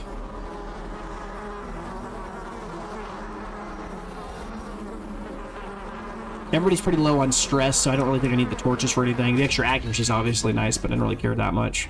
I'm going to come back for this, I think, right? And just push. See what we get out of the chest. Sure. We can always turn around if things go sideways, right? Impressive. Nice. Alright, yep. That's fine. I think that dude's literally dodged every attack that's almost hit in this entire mission. I don't think he's missed one. I don't think he's got hit by one of those. Hopefully we can just outright kill this guy with point-blank shot. Decimated. It wasn't a question of damage, it was a question of whether he dodged it, right? He has like 30 some odd dodges. And improvement. Alright, we'll go ahead and go Battle Ballad. Just the extra accuracy is nice against all these idiots. It's fine. Nice. Didn't get affected by any kind of poison. Blight, toxic, whatever you want to call it. Blight, I guess, is in this game. Alright, we'll go for a big hit on you. Oh, did you... Oh, I thought he dodged it. He dodged the bleed debuff. He didn't dodge the bleeding effect, right? He's not more susceptible to bleed now, but is stacking extra blood. 11 damage when it gets hit. Alright, this is a perfect grape shot use. Incredible spread. Incredible spread. It crit the character who had the most health, too. So now we could just kill them outright. Well, you're dead anyway, probably. You probably just kill it with incision, honestly. Not quite. Oh, yeah, it has 30% protection. 30% protection. Yeah, it worked out really well. Wow, you lived? Okay, that makes me look a little bit more stupid. Great is the weapon Dang it. that cuts on its own. All right, me versus the enemy in the game I hate the most. Get out of here, nerd. I hate those mosquitoes. Oh my god, a third ruby. Success so clearly in view. Or is it merely a trick of the light? Alright, this is a serious question. Do I drop the skeleton keys, just turn around and get out of here? If I take this blood, let's say I drop the food, right? I'm not going to get hunger checked if I just turn around right now. I take this gold, it replaces this. I grab the blood, it replaces the food. I leave with skeleton keys and feel pretty good, even though I didn't fully perfectly optimize, because I have one more random item stack that I could have taken stuff home. The downside is I didn't take any special items home. That's why we're here.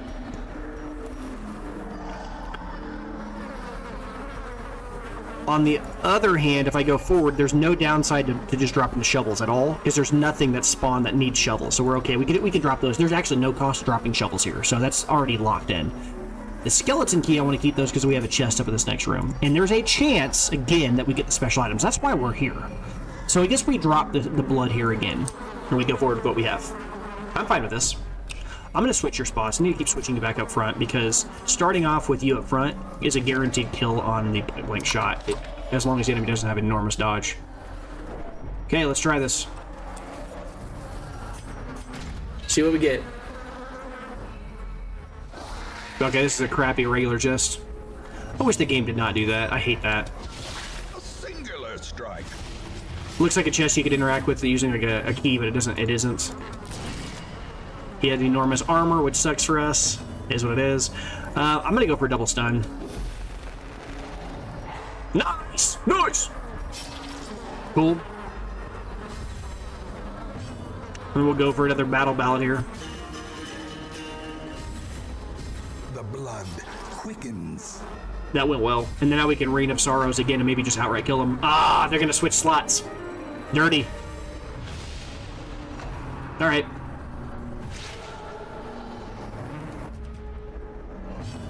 Okay. Increase our accuracy here, of course, but on the other side, we get to grape shot for a lot. As long as we hit, right? Oh, you go first? How do you go first? 16 speed? What is my... Wow! Not a fan. Well, that's actually totally fine. You're both gonna die if we shoot you here. What is your speed? 19? How did you go first? Alright, I don't like that. Alright, I guess we'll clear all corpses. Oh. I should have stunned the front guy. I just kind of threw it out there to clear all corpses. I should have hit the front guy with that. I don't know why I did that.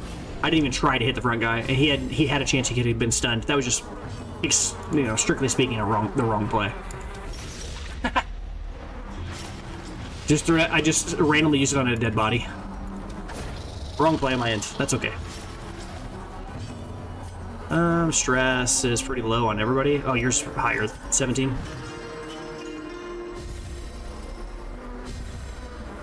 Alright, you're unfortunately not in slot 1, so you can't crack her instantly, but you're just gonna die from bleed anyway, whatever. Cool. Death by inches. Oh, good lord. Alright. So the busts now are fully stacked, and that makes us feel good there. The money is fully stacked here. Alright, so what I'm going to do here, consider what you'd call a pro gamer move. Let me see if this scouts us. Awesome. Yeah, I'm not going any further. Alright, so the pro gamer move here is we're going to take an intentional, like, we're going to get hit by a hunger check, and I'm not going to care. It doesn't matter. We're at the end of the mission. Alright, and then after that, we're going to take this blood, I guess. The key doesn't work on this, right? I don't think the key interacts with this. It's just a regular chest. Does it? It might.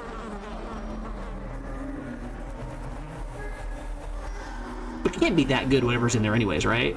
Is it going to be better than what I have here? I mean, maybe it will.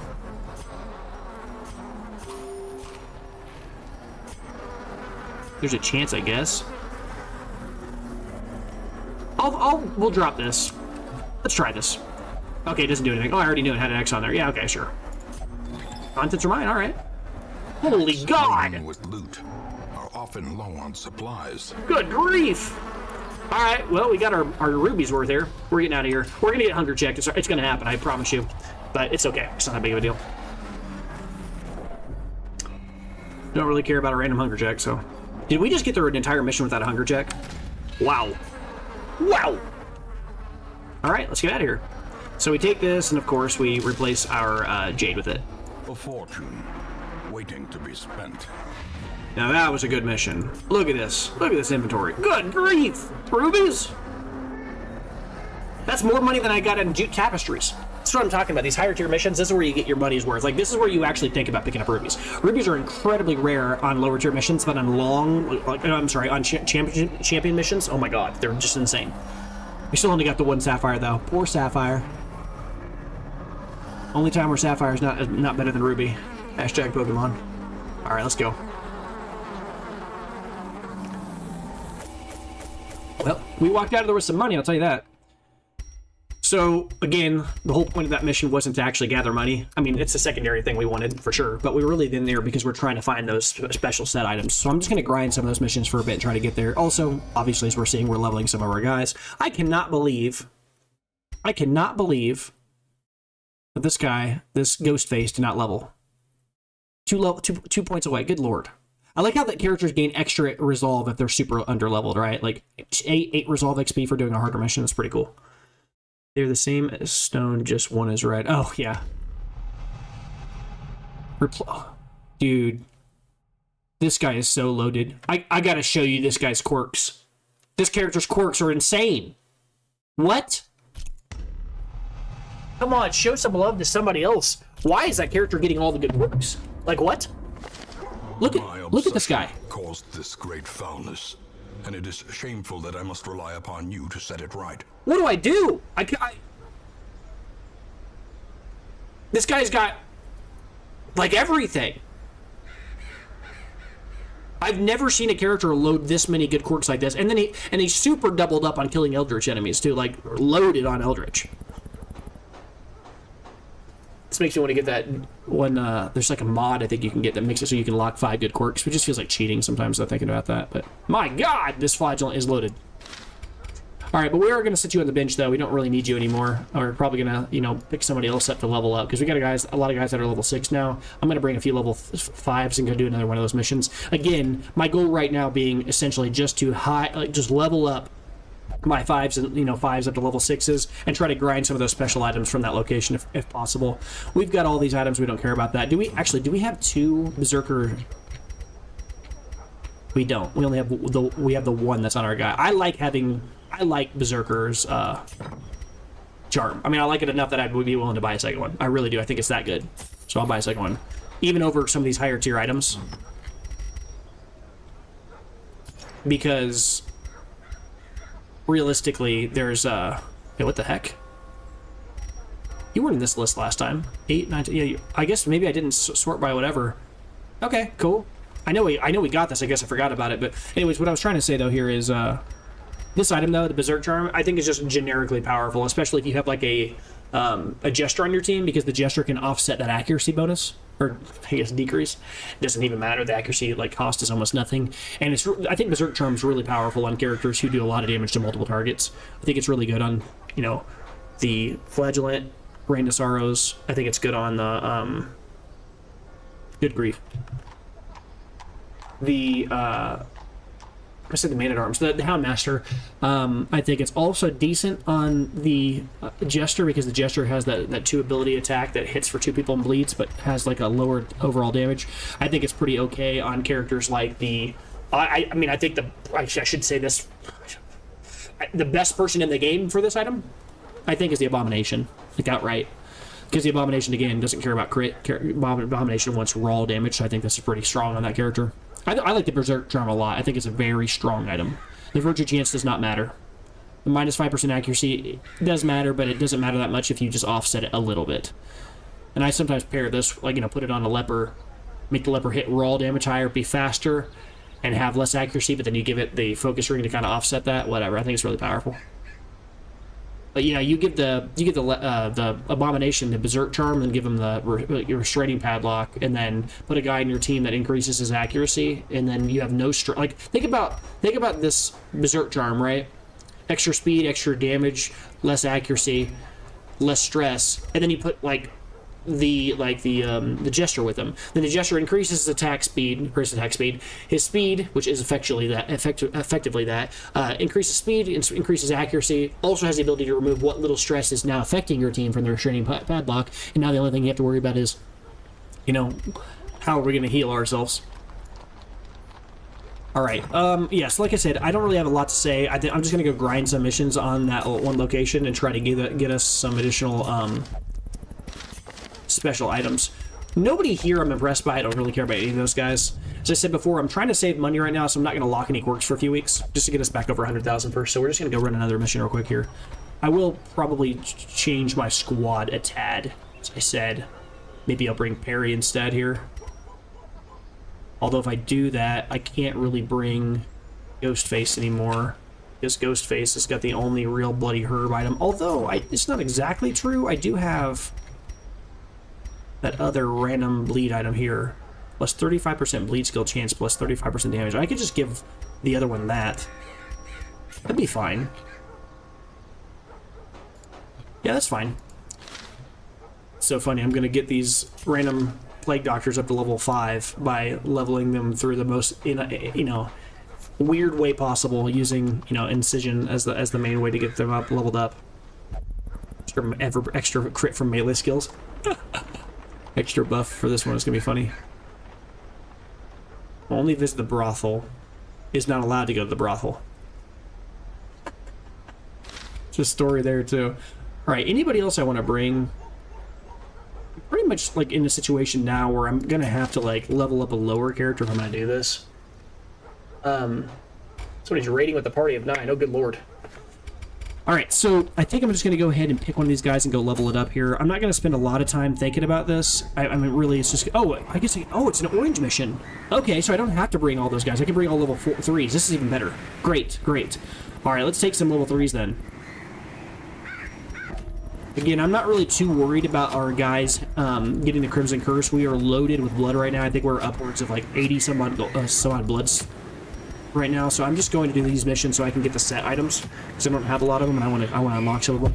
Let's go to this mission. Obviously, these guys are no longer on the squad. I'm going to sort by, well, remove them all and then sort by rarity. Hey, folks, I see a bunch of people joining. All right, we're getting ready to go do a mission on the Crimson Courtyard. I'm just going to go gather some blood. Not because I really need a lot of blood, but because I'm trying to get these super unique set items. Did I already do that? What is going on? Crazy?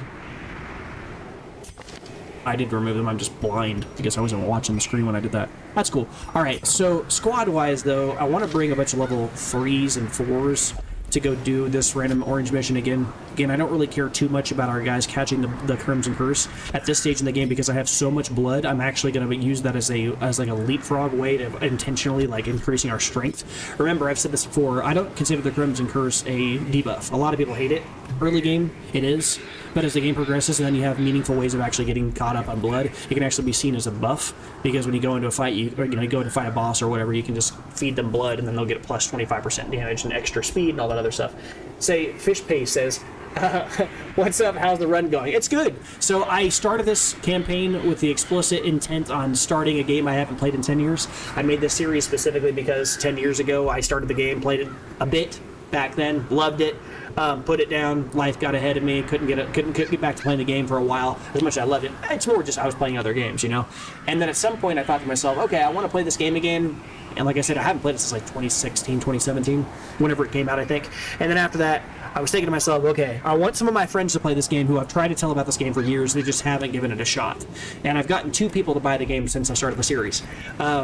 Which is, I would consider a win already, right? Because I was trying to convince them it was a good game. And then after that, the other thing I was going to say is I also have I used to be a high school teacher, and so I had students that sometimes like to watch my videos. And so this is a way for me to kind of connect with them and talk with them. Sometimes they jump in and watch. So it's been going really well.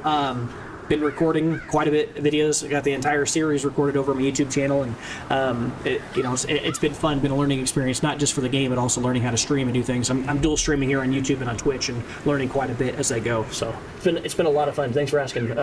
Thanks for asking, Fish Paste. It's a funny name. All right, so I'm going to go back here, as I said here, and just make sure I have a solid core of guys who, it doesn't really matter if they have bad abilities or anything like that here. Right now, we're just out here trying to grind levels, and I don't want to lock these. These suck. I mean, claustrophobia, germaphobe, claustrophobia, these are bloodthirsty. I said claustrophobia twice. Bloodthirsty, claustrophobia, and germaphobe are all terrible. bloodthirsty and claustrophobia being way worse than germaphobe. Germaphobe's annoying, but these other ones just ruin all the curios you interact with. But its good quirks are pretty solid. On guard and quick reflexes are right where you want the abomination. The combination of on guard plus quick reflexes guarantees that when the mission starts, he can immediately flip forms and then start the fight off with a good flat, huge rake attack, and then just start stacking. It's the equivalent. These two quirks immediately is like already having psych up, or not psych up, the quickening built in from the very start of the mission, right? It's not exactly the same. It's only +2 speed the whole fight, but the first round is +6. But the extra dodge is nice, but whatever. I don't really care too much about that. It does matter, but it's the first round. It's not that big of a deal. The main reason this is good is because the +6 speed on round 1 gets your rake stacking. And I've talked a lot about that. I just explained before how powerful I think the combination of the rake is with like Berserk Charm plus like Brawler's Gloves, right? So here we've got +15% damage, +25% damage. Now he'd need to be in slot 1, of course.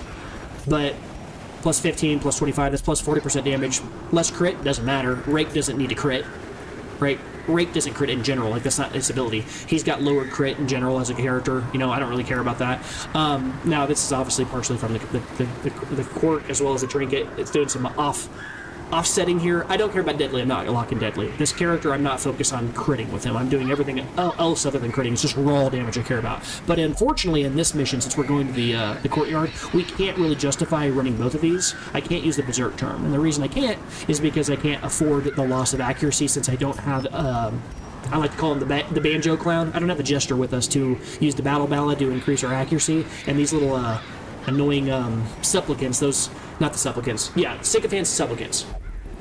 I think it's the sycophants are the little they're the little mosquito guys. Those guys have so much raw dodge. Actually, a lot of the enemies in this location have high dodge and annoying stress effects. So a better choice rather than leaning into us having less accuracy is to just pick an item that doesn't decrease our accuracy but helps us with stress on that end. Because this guy's going to be in this form the entire mission. Yes.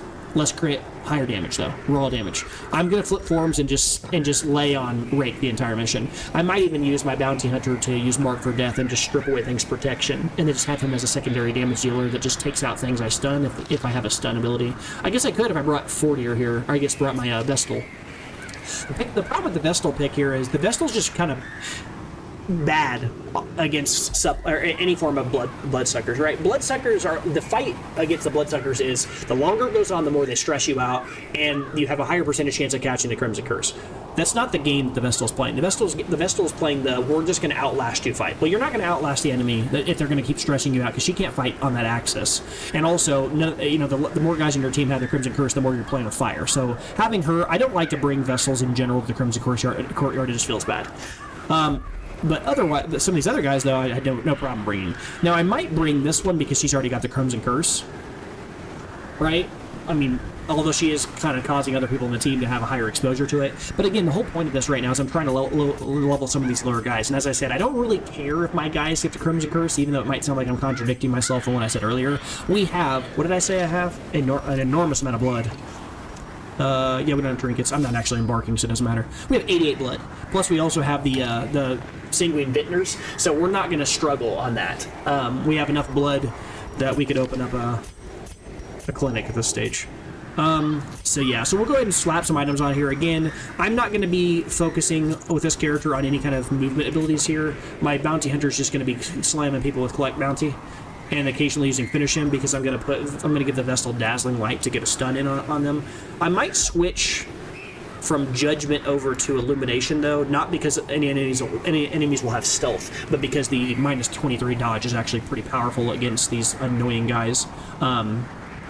Although I will try as much as I can, unless the enemy has like above 30 dodge or something like that. I'll try to start with a Dazzling Light, because if I can stun them, then he can follow it up with a finish him and instantly kill like a third slot enemy, which is, this Abomination unfortunately won't have the reach for, so you can make up for that. The Highwayman, on the other hand, though, it's Eagle Eye, on guard, crit to range skills, so he's leaning heavily into range damage here, so we're going to give him the buckle.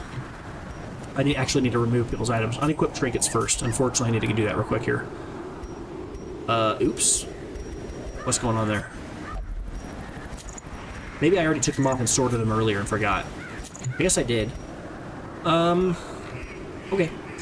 Go back up here. I was going to get all the items I had on my previous characters really easily, but I guess I didn't. That's all right. You need... Oh, there it is, the buckle. And then I'm going to give you... I mean, at this stage in the game, guys, I got to be honest. If I have a ranged highwayman, if he's dealing ranged stuff, there's zero reason not to use the Ancestor's Pistol. Especially in this mission. Plus 15% accuracy is disgusting against these little mosquitoes, because that's their whole game, right? You can't hit us, and then we stress you out. And then eventually you'll hit us in like every 5th attack. Right? It's not that exaggerated, but it's a little annoying. As I said, mosquitoes are my least favorite enemy in the game. I hate those little suckers. From here, again, I can pick a few different things here. We're only on these missions. We're only doing these missions right now. I'm running them so I can go grind all of these random special items, the set items. I don't care too much about her extra healing on this mission. I could give her... What do I give her? Maybe I just give her Ancestor Scroll. I don't want the extra stress. Nobody on my team removes stress. So I don't want to give her Junia's head for the extra heal. And I also don't want to give her Sacred Scroll because it's going to decrease her stun skill chance, and I need her to stun so I can use the Bounty Hunter's Finish Him ability and consume that stun buff, or debuff. So I'm in this weird spot where I don't exactly know what... Oh, you know what I could do? Switch their spots. Put her in slot 2. Which might seem a little strange, but he can still use all of his abilities from slot 3. Collect Bounty and Finish Him can hit from slot 3. And our Highwayman can still attack with Pistol Shot from slot 4. Now that said, Grape Shot won't be able to hit, but I'm just going to be using Pistol Shot nonstop. I could do this. Tracking Shot. I'm not going to need Point Blank Shot. I guess if I switch to Point Blank Shot here, though, this will make sure that if our characters get switched slots, it'll help him get back to where he needs to be. But what I'm going to do by putting her in slot 2 is that will give her the optionality to use Profane Scroll. Extra damage, extra protection in position 2, extra healing wall in position 2, extra stress, whatever, but she will attack and then heal a lot, so this will kind of offset that. It's a little unorthodox, and I usually don't run the old Vestal in slot 2, but there's a few reasons why you'd want to here. One of them is because, again, these two guys can actually still work in slot 3 and 4, but I don't want her being a primary, just a healer this mission. I want her to heal occasionally, but I want her to mostly focus on, like, stunning things, and then occasionally she'll heal, which this works for that. This works for that. But the Illumination thing, removing dodge is good. I want her to be able to actually get up there and actually hit enemies. She's not going to be hyper-focused on healing as much this time around. Of course, I need to level those abilities up. We'll do that in just a moment here. Bounty Hunter... Accuracy is important. It's paramount here in this, so I'm just going to give him the Claw. Is that what it is? Hunter's Talon? Extra crit, extra accuracy. You could give him Focus Ring, plus 10 accuracy, plus 5 crit, minus 8 dodge, plus 6% crit, plus 10 accuracy, plus 50% food consumed. No contest. This is a better item, right? 50% food doesn't matter. Food isn't actually irrelevant at this stage in the game. We have the Granary, plus we also have a healer on our team. It's going to make up for that and passively gain us food by healing people indirectly. And then... this also actually gives plus 1% more crit, which is funny, without minus 8 dodge. This item's incredible. I like this item a lot, especially against the Sycophants or the Supplicants, or I guess the Bloodsuckers at large. Alright, after that, we've got what we want. We just need to level our abilities to make sure everybody's good to go. I think everybody's pretty good, right? Because they're all level 3, so they should all have 4 armor. Yeah, 4 armor and weapons. How about your abilities, though? Are you guys all good there? I know that you needed to level this. But you're good, and you're leveled on everything here. All right, let's go. We're gonna go do a mission real quick here. All right, we will go do this one real quick. We don't actually have the medic's boots, so I mean, I guess hurrah, hurrah, we're getting an item we don't actually have yet. But I don't really care about that item too much. Is there anything I want to switch to here? I don't care about any of those. You're gonna be all range, so these are all your ranged abilities. We're not going to be moving. These are the only abilities this character has that don't move or stun. So, you know, Wounding Helmet is just a damage ability. We're not really going to be moving people. I don't care about that. You're going to be stunning, healing, and then occasionally removing people's dodge. Again, no stealth enemies here. We're just doing it specifically because it's going to remove the dodge off of those random little mosquitoes. And then you are going to just be raking people like you're doing a community cleanup. All right. I think we're good. Let's go ahead and jump on in there. I need to spin some of these deeds, though. I didn't realize how many deeds we had collected. Let me check something real fast. How many more? I guess we can finish off. No, this is not deeds. It's... Which one of these is going to need deeds? Is it this one? No, this is a... I don't think we need any more deeds, guys. I think we're out of uses for deeds. These are all, both leveled up already. Nomad Wagon, this is fully leveled up, right? We might not need deeds anymore. I mean, I think I have all of these as well, most of these. Ah, there it is. We still need a little bit more deeds for the Altar of Light. That's right, that's the last one. Okay, so once we get to 200 deeds, we'll never need another deed. So collect 13 and we're good, and then we'll be done collecting deeds for the rest of the game, which is nice because then we can start focusing on carrying other things home, which is cool. All right, let's get in there. Again, I could lock some people's quirks right now. I'm trying to save money, get us back over 100,000. You can't see it on my screen. My camera's in the way. We have about 80,000 gold right now, and I want to get back over 100,000 so we can start making money on the bank. And jump in here, do this mission. All right, we have the Vestal to kind of offset some of this healing, but she's not going to be primarily a healer. She's going to be dealing some damage here, so I guess I'll bring, since it's a short mission, I'll bring the normal 12 or so, and then I guess a little bit more food because she's going to be our healer, or she's going to be dealing a little bit of damage this time around. Blood, we're going to need at least 1 because she's going to want it, but we're going to pick up some, so I'm not going to bring more than that. Keys, maybe 2. Honestly, we probably don't even need that many. These missions don't seem to spawn as many chests as a normal mission does. I don't mean the unique missions, like where you go fight the Viscount or the Baron or whatever. I mean the extra missions with the Winemaker's Reserve ones. I don't think they spawn skeleton key ones, even though they're normal missions or they feel like they are. I don't think they spawn them that often. We do want to bring torches. I usually bring about 8 of those because they increase your accuracy between fights, but they also passively help you through like random stress relief, and we need it because we don't have anybody on this team that removes stress. When I say that they remove stress, what I mean is you can use a torch on a egg sack and burn it, and then it'll remove like 20 or 30 stress. The Abomination does heal through absolution. I mean, heal stress. I was saying that we don't have anybody that removes it, but I mean team-wide. All right, anti-venom. A few of these is worth bringing because we can get the pre-digestion ability from the sycophants or supplicants. Whatever the head crab one is, they have very similar names. The one that spits bile on you. You want to have an anti-venom for those guys occasionally. It's not that important. We already have a healer, but it can matter, especially if you get a few of them stacked on the same character. All of a sudden, you're losing 5 health per round for 4 rounds. It's like, oh god, like that matters real fast. Bandages, very similar kind of thing. I mean, you can get hit by the guy, one of the, not the Midnight Minuet chick, but the other one, the one that has like the foil. And he's like hiding his weapon, then he like comes forward, he'll hit you, and he has riposte. He'll bleed you, I think, if he stabs you with that. So bandages are all right. I'd also say bandages are worth taking to some degree because you have that one curio that has like 3 skulls and they have teeth. Sometimes you interact with that and get some gold out of it. Otherwise, there's not a lot else I really care to bring. I mean, clearly I need to bring 4 shovels. I said that as if I don't need to bring shovels. You always need shovels. Again, shovels mainly being for rubble, but you can also use them on the flower pots in this mission. Everything else we're pretty good on, I think. I could bring medicinal herbs. I don't really think it matters that much. I'll bring 1. I mean, main reason you use medicinal herbs is they're one of the best consumables in the game. But this is a shorter mission. I'm not that worried about. I'm not concerned. Our guys are, they've got good items, whatever. What I'm really concerned with, the reason I bring this is because it's essentially like a free stack of food, right?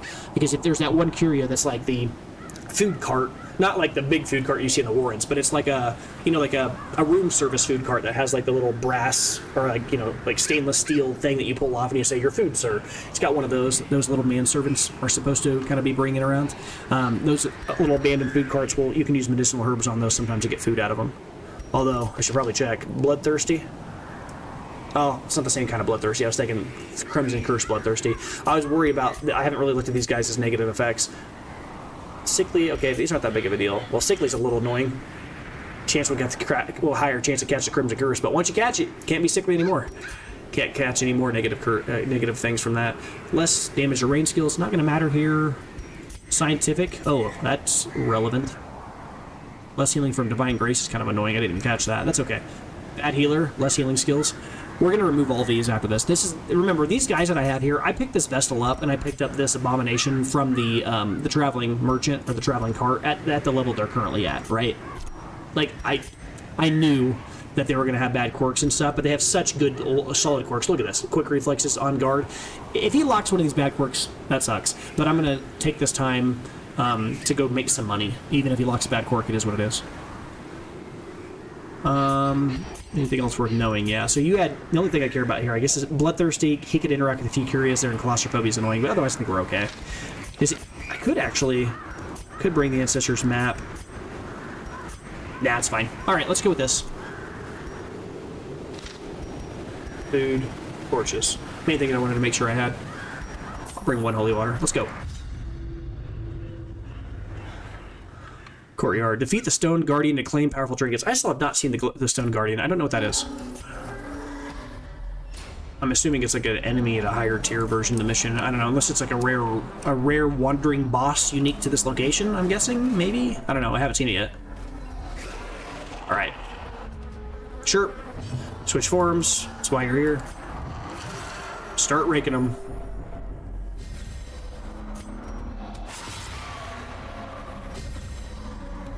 Alright, and then here, I'll go... I don't even know if I need the tracking shot here. Let's just... Maybe if I tracking shot him, it'll just kill him. As the fiend falls, Alright. a faint hope blossoms.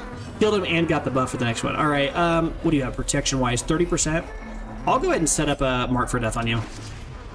Decrease its armor, but also set up for the next round, because we're going to clear one of these guys in a second.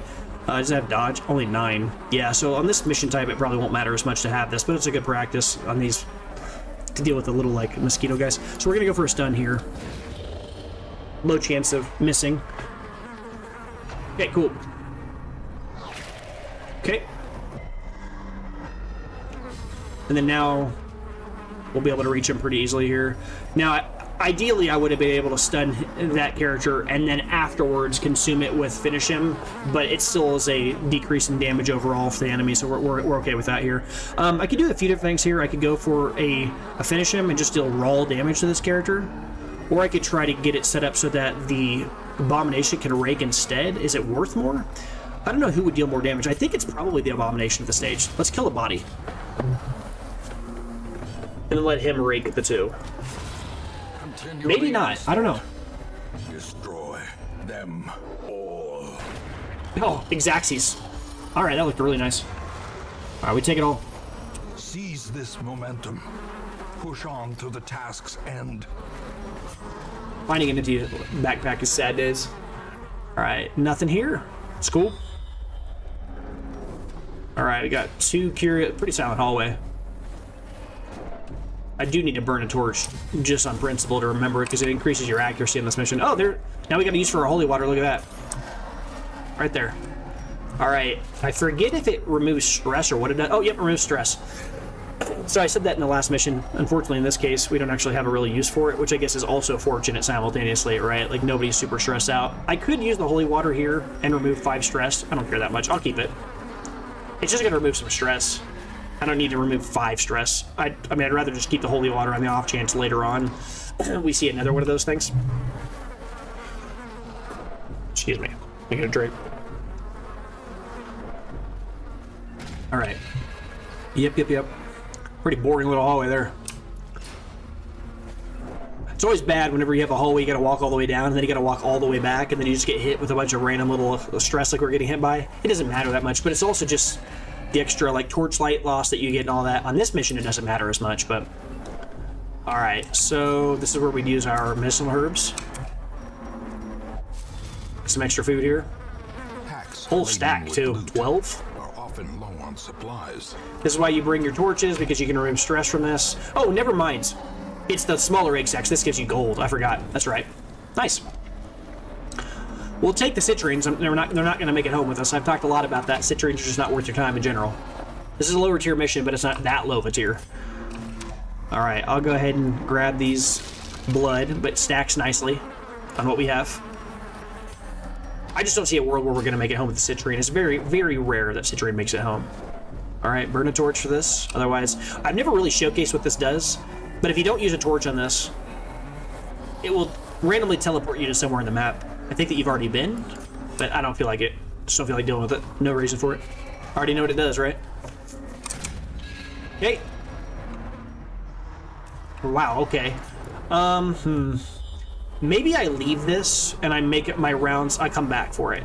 I don't need to, like, throw away something for no reason to pick these up. I can always come back, and there's a justification for it too, right? I'll only backtrack 1 hallway if I do this. All right, this would remove some stress. Maybe worth it now. She's got 10 stress. All right. Immediately gets 1 more. Come on. All right, yep. Just go for raw damage on one guy. All right, this is a bloodsucker. I wish he was classified as a human since, you know, it kind of looks humanoid. I know why it's not, but it'd be nice if they were bloodsucker humans. Break. Press this advantage. Powerful. Give them no quarter. And I'm gonna go for a stun so she doesn't like randomly midnight minuet us or something stupid. Or I guess there's also that ability she has that's like a slap. What's that called? Mind your manners or whatever it is. She'll like stun you. I'm good. Alright, Weibmeier. Their formation is broken. That I really do like Brawler's gloves. Offensive. I know a lot of people see this item, they're like, Brawler's gloves, like why would you run that? It's like basically trading one type of damage for another. And I've said before, I think 5% crit is equivalent to 25% damage. I think 1% crit is about the same as like 5% damage overall. The more crit you get, in that ratio relationship though, the less it feels like the damage might be better, right? 5% damage is noticeable over a long period of time, and the crit you might not really notice that much. But the more you stack crit, so if you go from 1 to 5, then you go from 5 damage to 25. I think 5 crit is about the same as 25% damage. So this is literally an equivalent exchange in terms of value, but you're not adding any other negative downsides to it. But the rake value is just so strong. The combination, the synergy there. All right, killer, get out of here, nerd. Surges as the enemy crumbles. We've been very fortunate with how our items have stacked here. Everything we were looting is just going straight in our bank. It's kind of nice. All the more reason not to pick up those wine bottles or the blood immediately. Come back and pick it up at the end. Optimize our slots here. All right, you have the highest base chance to remove traps, right? I hate these traps in this mission. They're the hardest traps in the game to see. All right. Little bubbles in the ground. I kept playing the game. I played the game for a certain amount of hours before I finally realized, I was like, why did I keep stepping on traps on this location? And I got to really look and I'm like, dude, I can barely see those, like, at all. It's crazy. Like, they hide them way more in this mission. This battle vessel hasn't really, haven't really had a lot of, the battle vessel hasn't really had a lot of reason to kind of do her thing. I haven't really got the chance to showcase the value of Profane Scroll too much here, but it hasn't really mattered that much. That sucks. That's from Bloodthirsty, him interacting with that. So you can use a shovel on those to get gold and stuff out of it. But like I said, you know, the guy has a few bad quirks. It is what it is. All right? Okay. I mean, that doesn't change anything, right?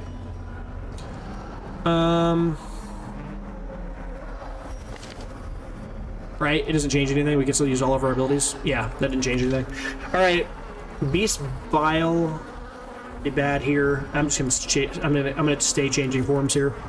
I was just thinking about switching it up because he switched forms and now has the ability to use other abilities. But no, we'll just go for our rake. We're gonna stick with what we know and what works. So. A brilliant confluence of skill and purpose. What is your your dodges? Okay, you have a 30% protection. Is it better just to go for a collect bounty and wipe this guy immediately? Or is it better to start removing the armor and all this other stuff from the bat guy? Because we're going to be doing so much raw damage from our rakes. I honestly think it might be better to mark from death and just remove his armor. Oh, he dodged it. Wow. Okay. Dirty. Gonna go for a stun. Okay. Yep. Don't enrage our abomination, dude. Come on. All right. So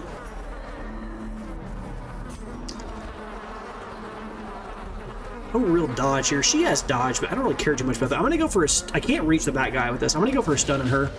I mean, there's a chance that my bounty hunter gets to go first before her, and then he can just kill her off outright with a finisher or finish him. In this case, finish her. We'll see what happens. Oh, nice. Got to go first. Wow. Woo! Annihilated. And that'll line up cleanly for our rake. We can't reach with grape shot because he's in slot 4, but we can just do a lot of damage to the chevalier here, right? Because remember, pistol shot does extra damage versus marked. Precision and power. Goes to 2. Close, not quite. Almost there though. See the value of rake there. The raw damage we're dealing. All right, lots of damage. That's okay. We haven't taken almost any damage at all. Damage has not been a factor yet. Let's just go for a kill here. How much is damage is this? Minus 75% and minus 75%? Do we just go for a kill on the bad guy and then let the other guy live? I might do that. Just kill him. Take him to 1. Alright, game. Okay. Cool. Rake. That's brutal. Alright. Finish him, please. Taking him to 1 health. Cheese. Nice. An extra little emerald there. These nightmarish creatures can be felled. They can be beaten. Okay, now see, this is where I'd want to have that that fountain that's on the other side of the world to remove some of that stress that we've been acquiring passively. Well, that was actually from interacting with that Curia from his bloodthirst or whatever thing. Let's just use food. Just eat up a whole stack of this real quick. We're good. We don't really need anything. I mean, I don't need the rest of that food. We're done with this mission. We're not going to get hunger checked 3 times. We'll take the blood, I guess. I mean, I need the portraits more overall, and we're going to collect more blood. The thing is, this 1 blood will stack with the other max 5 that you find on one of those winemakers, like, things, and we know we're going to pick this up right now. So I guess maybe we drop the medicinal herbs? Or maybe it's the anti-venom. I guess medicinal herbs can give us food. Anti-venom is like, we keep collecting this, we haven't used it once. Oh, I have another stack of food. I didn't notice that. Oh, drop citrine. Alright, take this, stack it up. Maybe probably 4 or 5. Yeah, that's fine. As I said, we're not really here for the blood, but it's worth taking while we can because, you know, we could basically trivialize the blood minigame and always have blood with our guys. And I said before, I really like having blood because blood is not a debuff. Or I guess rather, the Cryptic Curse is not a debuff, especially as you go further into the game. You can kind of use it as a buff. I mean, really you can. It's got a lot of power behind it, giving your guys extra 25% raw damage and extra speed and all. That's insane. I can't believe how little action there is in this mission. I guess it is a medium tier... A veteran mission? There should still be more guys here, it feels like. Wow. Pretty quiet. It's alright, we'll burn through it real quick. Get to the next one here. This is where we want to do this, right? We use this. Make sure we select the right guy. But this should remove quite a bit of stress from him, hopefully. Yeah, 30 stress. That's wild. That's crazy. I could almost even walk all the way back and use the, if I wanted to. Just get rid of the remaining stress on him. Why not? What do we gain? 2 stress? This is an average. Let's just do some calculations. 1, 2, 3, 4. Oh, this costs us blood. I'm curious. I want to go see what this holy water does on that thing. I can't remember if it gives you anything other than stress relief, but it's not that big of a deal. We're not going to get super punished for this going back anyway. I saw your trap. You're not clever. Let's go remove the stress here. We're going to end up with everybody gaining an extra, like, 5 stress from this. Maybe 6. If food's irrelevant. But the upside, though, is that we can, like, decrease all the stress being on this one abomination, because we're probably going to try to use him immediately again. I don't want him to be, like, half stressed out before the mission even starts. We're going clear back. I know, it's crazy. Oh, a fight! Oh, wow. I just realized. I'm going clear back, but I haven't finished the mission. I'm gonna have to go clear back again because the winemaker's reserves. That's stupid on my end. I should have picked that up. It ain't that big of a deal, though. It ain't no big deal. We don't care. Alright, Rake doesn't do as much here because I probably should have used... Yeah, I probably should have moved him first, shouldn't I have? Alright, let's remove this guy's protection. These guys are... The large corpse eaters can really, really mess you up if you're not prepared. Because they just strip all your damage and just kind of ruin your day. I could stun him, though. He's got a 70% chance to not be stunned, and she has a... Yeah, I could stun him. Might. Like a 50-50. Okay. It was a 60-40. Ringing ears. Okay. Vision. The end approaches. That is alright. Yep, we're good. So I can't use Divine Grace on her, right, or on this character, because she can't use her single target heal in slot 3, or slot 2. Thing to note. I'm gonna go for Rage here and move him. So I can... Oh, that's the wrong ability. Rage still does a lot of damage. I was thinking Slam. Because if I move him back, then that means that when I do Rake in the future, I can hit 2 targets, but that's okay. We're just gonna kill him. The bigger the beast, the greater the glory. I didn't mean like that. I just meant kind of like a little bit better than that. That's okay. He doesn't get the chance to attack anybody here. No big deal. We'll just move him. I'm not that disappointed by it. Ain't that big of a deal. Alright. Alright, sure. Use our anti-venom we've never used yet. And then I'll go for, I guess we'll remove his dodge. He's got 9 dodge. It's not irrelevant. Man, both of your debuffs have not done anything this mission. Cool. What do we get? Alright, that stacks, but this doesn't. Brought low and driven into the mud. I guess I'll drop the torches. There's no reason for those anymore, right? And then do we take the jade over anything? I think so. I think I take the jade. I guess I could just eat food here. There's no downside here. Let's do that. Let's go immediately go do this. And going back and forth like this, it really isn't that big of a deal that I'm going back and forth like this and adding extra stress and running into random enemies. I'm really not playing with fire doing this. The whole reason I'm doing this is because if I can, I'd like to like leave here with a special item. And extra enemy spawning here. I mean, we're at the end of the mission. Like, any enemy that spawns isn't that big of a deal. Food's not an issue. I didn't actually mean for us to have to walk clear back another time, but, you know, whatever. Alright, let's go get that last quest item real quick and get out of here. I should have done that originally, but, you know, it is what it is. Awkward. Awkward duck. Alright, and then after this, as I said, I think most of my guys will all be level 4, and we can go run another one of these missions. Again, we're not at the stage in the game where I'm kind of trying to just level guys up, and there's no downside to bringing all these guys into a Crimson Curse mission, or a Crimson Courtyard mission, and getting them all infected like this. I don't care, because we're just going to go and immediately go beat the Baron once it gets to the point where it becomes, you know, inefficient. Like, I think like half our squad has a Crimson Curse right now, which I don't care. I'm using it as a buff. But the one downside of the Crimson Curse is you don't want to have a bunch of people on your team with the Crimson Curse when you're going to do the farmstead missions. Because weeks go by, and people become more thirsty for blood. I mean, I guess if you have a lot of blood, you can use it as a buff during the mission. I guess, technically. But the downside, though, is, let's say you beat the Baron and then remove everybody's Crimson Curse. Then every week you spend in the farmstead is still ticking away at the Crimson Curse respreading again. So you're not really getting your money's worth of time out there without dealing with the Crimson Curse infection. So like if you beat the Crimson Curse away, you knock it back and then you remove it from everybody and you have that small reprieve, it's better to use that time immediately after fighting back the curse to then go to all the locations, the core 4 locations, the Cove, the Warrens, the Weald, and the Ruins, and then to go out there and try to gather as many resources as you can while the infection's doing whatever it's doing. And then when the infection starts to build back up, if you want to go do the farmstead, then go do it when everybody else is freaking out because they're getting attacked by malaria. Alright, let's get out of here.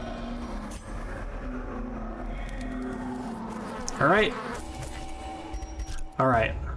Not a highly efficient mission in terms of money, but that's not why we're here. Alright, so we got Wheel Tactician, which is irrelevant. Thin Blood is just bad. Slugger's funny, but not what you want. Gambler will keep, and Armor Tinker is cute. I'll get a little use out of it, but I don't care to lock it. Of course, it's not a lock quirk. Let's see if any of those guys locked bad quirks. Risk and reward. A siren's call to the enterprising stalker. Move resist, that's funny. Move resist is kind of like whatever, and the bounty hunter is one of the better classes to have it on, but I wouldn't lock move resist on a character if you gave me a 6th free slot. I don't care about it. I don't care about this at all.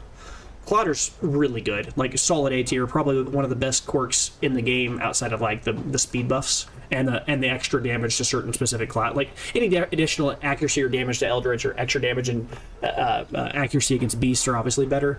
But like, you know, Clodder is one of the best defensive quirks in the game. Fear of Mankind and Zoophobia is real bad. Not a fan of either of those at all. But I already have, I think, 2 pretty good bounty hunters, so you got to be pretty good for me to care about you. I mean, I have this one who we just saw. He has On Guard. Got rid of what? He got rid of... Okay. He got rid of Cove Adventurer for Wheel Tactician. We don't care about that. But we want to lock Quick Reflexes soon, right? Scattering, he locked it. Don't really care that much, because his only ranged ability, I think, is Caltrops. Is that right? Oh, never mind. Flashbang. Oh, well, yeah, this is minus 100% damage. Okay. This is minus 95% damage. He just come hither. Also does 80% less. Yeah, this character has no real ranged abilities. I don't really care about scattering. Don't care. Also, minus 5% damage is less important than minus 5% crit. We've talked a bit about that, as I said. It's so funny that like minus 5% crit and minus 5% damage are in the same stack of abilities, and it's like they're not even remotely close. Like minus 5% crit is just absolutely backbreaking on some classes. But he's got, as I said here, quick reflexes worth locking. Steady's okay. Like C tier. If you were to like A, B, C, D, I don't know if they have an E tier. F tier, there's a few things in there, but like Steady's, it's kind of okay. I don't really care about this. I mean, if it was better, if it was like 20%, but then at that point, it's as good as Photomania. Well, it's better than Photomania, because Photomania is 20% as long as the torch is above 75%, which is like literally all the time. So that's why Photomania is so powerful. Yeah, he's pretty solid. He's got 2 good quirks there. Who is our other? We have another one of these guys, right? I guess I can't sort by class because the other one is my party. Photomania and Eldritch Slayer. Yeah, I mean, you're not taking either of these guys off the list. Clotter's nice, but you're not beating either of these guys off that list. And they both have Fear of Mankind. What is the story there? Missed as a spot's not great either. Plus, well, they both have Balanced. They're like the same character. I mean, literally they're the same class, but they also have the same quirks. Get out of here. All right, let's see real quick here. Very close to finishing those deeds off. Oh my god, man. Look at this. The weekly event is 2 bounty hunters, and then the 2 characters that roll were these guys as well. Okay, well, hold on. Clotter. Let's see. Dude, that's three bounty hunters in a row that have balance. Stop it. Wield Explorer's kind of funny. It's okay. On his class, it's okay. I don't like it on pretty much anybody most of the time, to be honest, but it's okay on, characters that are... I just think the bounty hunter's pretty good on those locations. The wheel has humans there, human eldritch, and he also is pretty good against guys that have armor. Tough is solid. Love interest is good. Known cheat's fine. These are both good. Well, I say love interest. Love interest is a little prohibitive, right? It's one of the more expensive town-related quirks that you're still going to lock no matter what. These are both like insta-locks if you can get them. Thick Blooded's good. I mean, it's not as good as Clotter. I still don't understand why Thick Blooded's not 15% and Clotter's 10%. It feels like they're backwards in terms of their power level. Clotter is way better than Thick Blooded. There's less enemies in the game that blight you. I don't understand why it's built that way. Tough is solid. Tough is like a high B tier, maybe a middle B tier. It's okay. I just don't really see a world where I guess he's level 2. Do I drop the other guy, the level 3 guy for that? Thin-blooded, so the reverse of it. What do you have? You have on guard. You have quick reflexes. This is like A tier. This is S tier. Like really, really good. This is A tier. This is mid B tier. I don't think it's worth it. Even though you have good lockables here, you'd be an obvious shoe-in for picks immediately if I didn't have this guy already. But like this guy, he's just slightly above you. I mean, he doesn't have good quirks, but he's got on guard and quick reflexes as his good locks. The rest of these I don't care about. Scattering, I'm okay with him locking that. It's not my ideal pick, but it's fine. Scientific, we want to get rid of, and thin-blooded. So he's got no good bad quirks. So that's the one downside of him. Like, I need to roll some good bad quirks, and he needs to take like a week off so he can like get rid of those bad ones before they lock. I don't think there's anybody else I care about though here. Oh wow, off guard and Torn Rotator. Well, Torn Rotator is actually not what I was thinking it was. That's actually totally fine in this class. I'd lock that. I think actually our Musketeer might actually have that locked. Doesn't she have Torn Rotator? Yeah, that's funny. All right, yeah, I think we're just gonna go roll another mission here. I don't think there's a lot else to talk about here. There's nobody I want to pick up. Let's see items. No, nothing here I really care that much about. Like, I mean, I think I already have literally all these items too. Did I actually pick up the Blighting Satchel? It's worth having, not very common for me to care about extra blight skill chance because this item is pretty much just like completely eclipsed in my opinion by Absinthe. So like plus 25% blight skill chance, plus 1 speed, minus 4 dodge. And then you could just run with a single item Absinthe, plus 35% blight skill chance, plus 35% blight skill chance. So you get resistance and blight skill chance and disease resist. The minus 10 health is whatever, I guess it matters. But then once it becomes a combo item, then it gets extra crit. Yeah, this item just roll without the extra 5% crit. I think it's just better than that other item. I can't see a world where I'm ever really going to use this item at this stage. Poison Herb has some value. I think this is pretty all right with alongside Blasphemous Vial, which is like saying, food is good with air. Like you pick a specific kind of food. It's like macaroni and cheese is good with air. Ice cream is good with air. Well, everything's good with air when you need air to live. Like I can't see a world where I'm playing blight-based, or I guess a plague grenade-focused build on this character where I would not run Blasphemous Vial. I think Blasphemous Vial is like one of the only items that's a guaranteed, like, there's not a world where I'm playing the Plague Doctor without Blasphemous Vial, unless I'm doing some meme build like I was doing with this Plague Doctor I named Ghostface, who's like a, you know, a bleed build, which is just off-meta goofiness. But it's one of the rare characters in the game who has just like an item that you kind of are forced to use. I just don't see a world where you don't use... Where is Blasphemous Vial? I'm talking about it and I can't find it. Unequipped trinkets. Sort by rarity. Probably already familiar with the item, but this item. Plus 10 accuracy to range skills, extra stun, extra blight skill. It's stupid. It's just generically powerful. Like, I mean, I can't see a world where we're not using this on every single Plague Doctor late game. Like, always. Alright. From here, so I kind of said here, my goal is just, I'm trying to finish off these random locations. The sanitarium's finished, I think, right? Yeah. I think we just finished, we completely finished the Survivalist. We finished the Nomad Wagon's fully finished, right? Yeah, so the only things left to finish are really the Abbey, which I don't really care too much about, but I guess I can do it.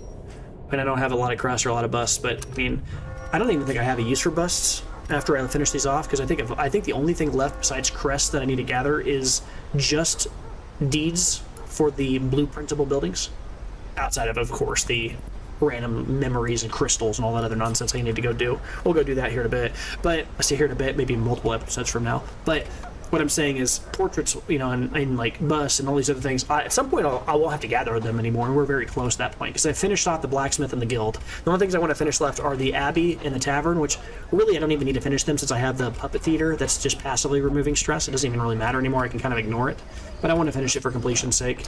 So that puts us in a spot where I need to gather a little bit more busts for the abbey, right? So I guess we'll look at these. So let's just see how much I need. A man in a robe, claiming communion with the divine. All right, 23, 19, or whatever that number was a little bit less than that. It was like, what, 15, something like that. I guess I need about 100, maybe about 100 left, and I'll finish. It's Black Fire. Hi, gamer. Appreciate saying hello. Hello. So yeah, so I think really I'm just gonna try to gather busts casually. Like, I mean, it looks like we need a lot. I mean, 100 busts is a lot, but honestly, I don't really care. I'm not gonna pick them up aggressively because these things are not, they're not high priority pickups. What is high priority pickups, I will pick up every crest I see until the end of time. I'm gonna be picking up crests like I'm 9 out of 10 dentists. So I need those pretty bad right now. Yeah. I think we're just going to go do another mission, as I said here. I've already removed things from people here. Let's look and see, sort by level. Most of my guys are level 6 that I care about now. Let's go see what kind of a mission I rolled for the Crimson Courtyard. It's a level, it's a higher champion mission. That's fine. That means I can probably bring like Ghostface. And she's under leveled, but that's fine. She does bleed damage, so she can be our lower level character. And then I'll bring, maybe I do bring 2 Plague Doctors and just lean into the stabber builds.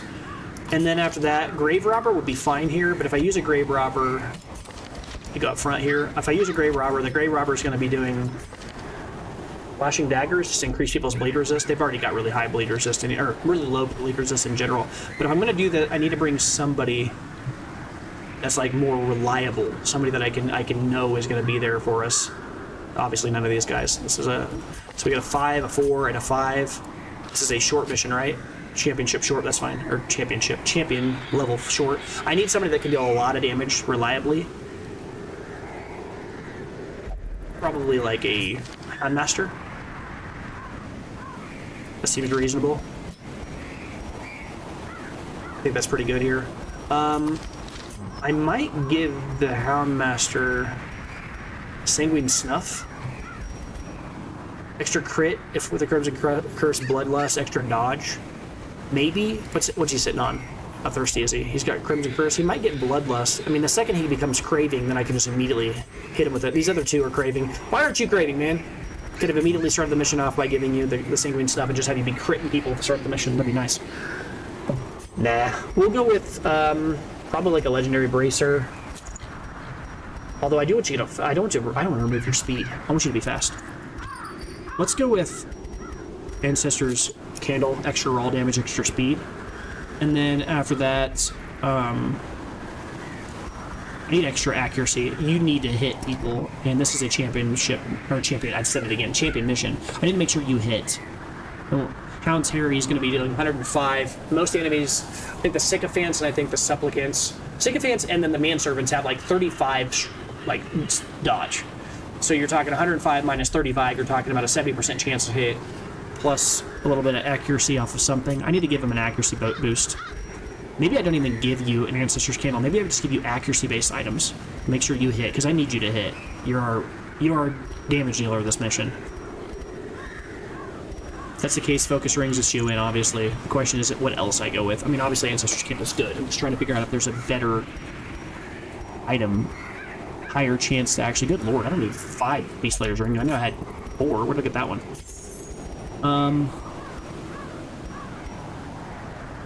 Probably sell one of these and sell one of these. I usually keep like one of each rare item unless it's an item that you could foreseeably need 2 of. You never need 2 Sniper's Rings, right? You only have 1 person in slot 4.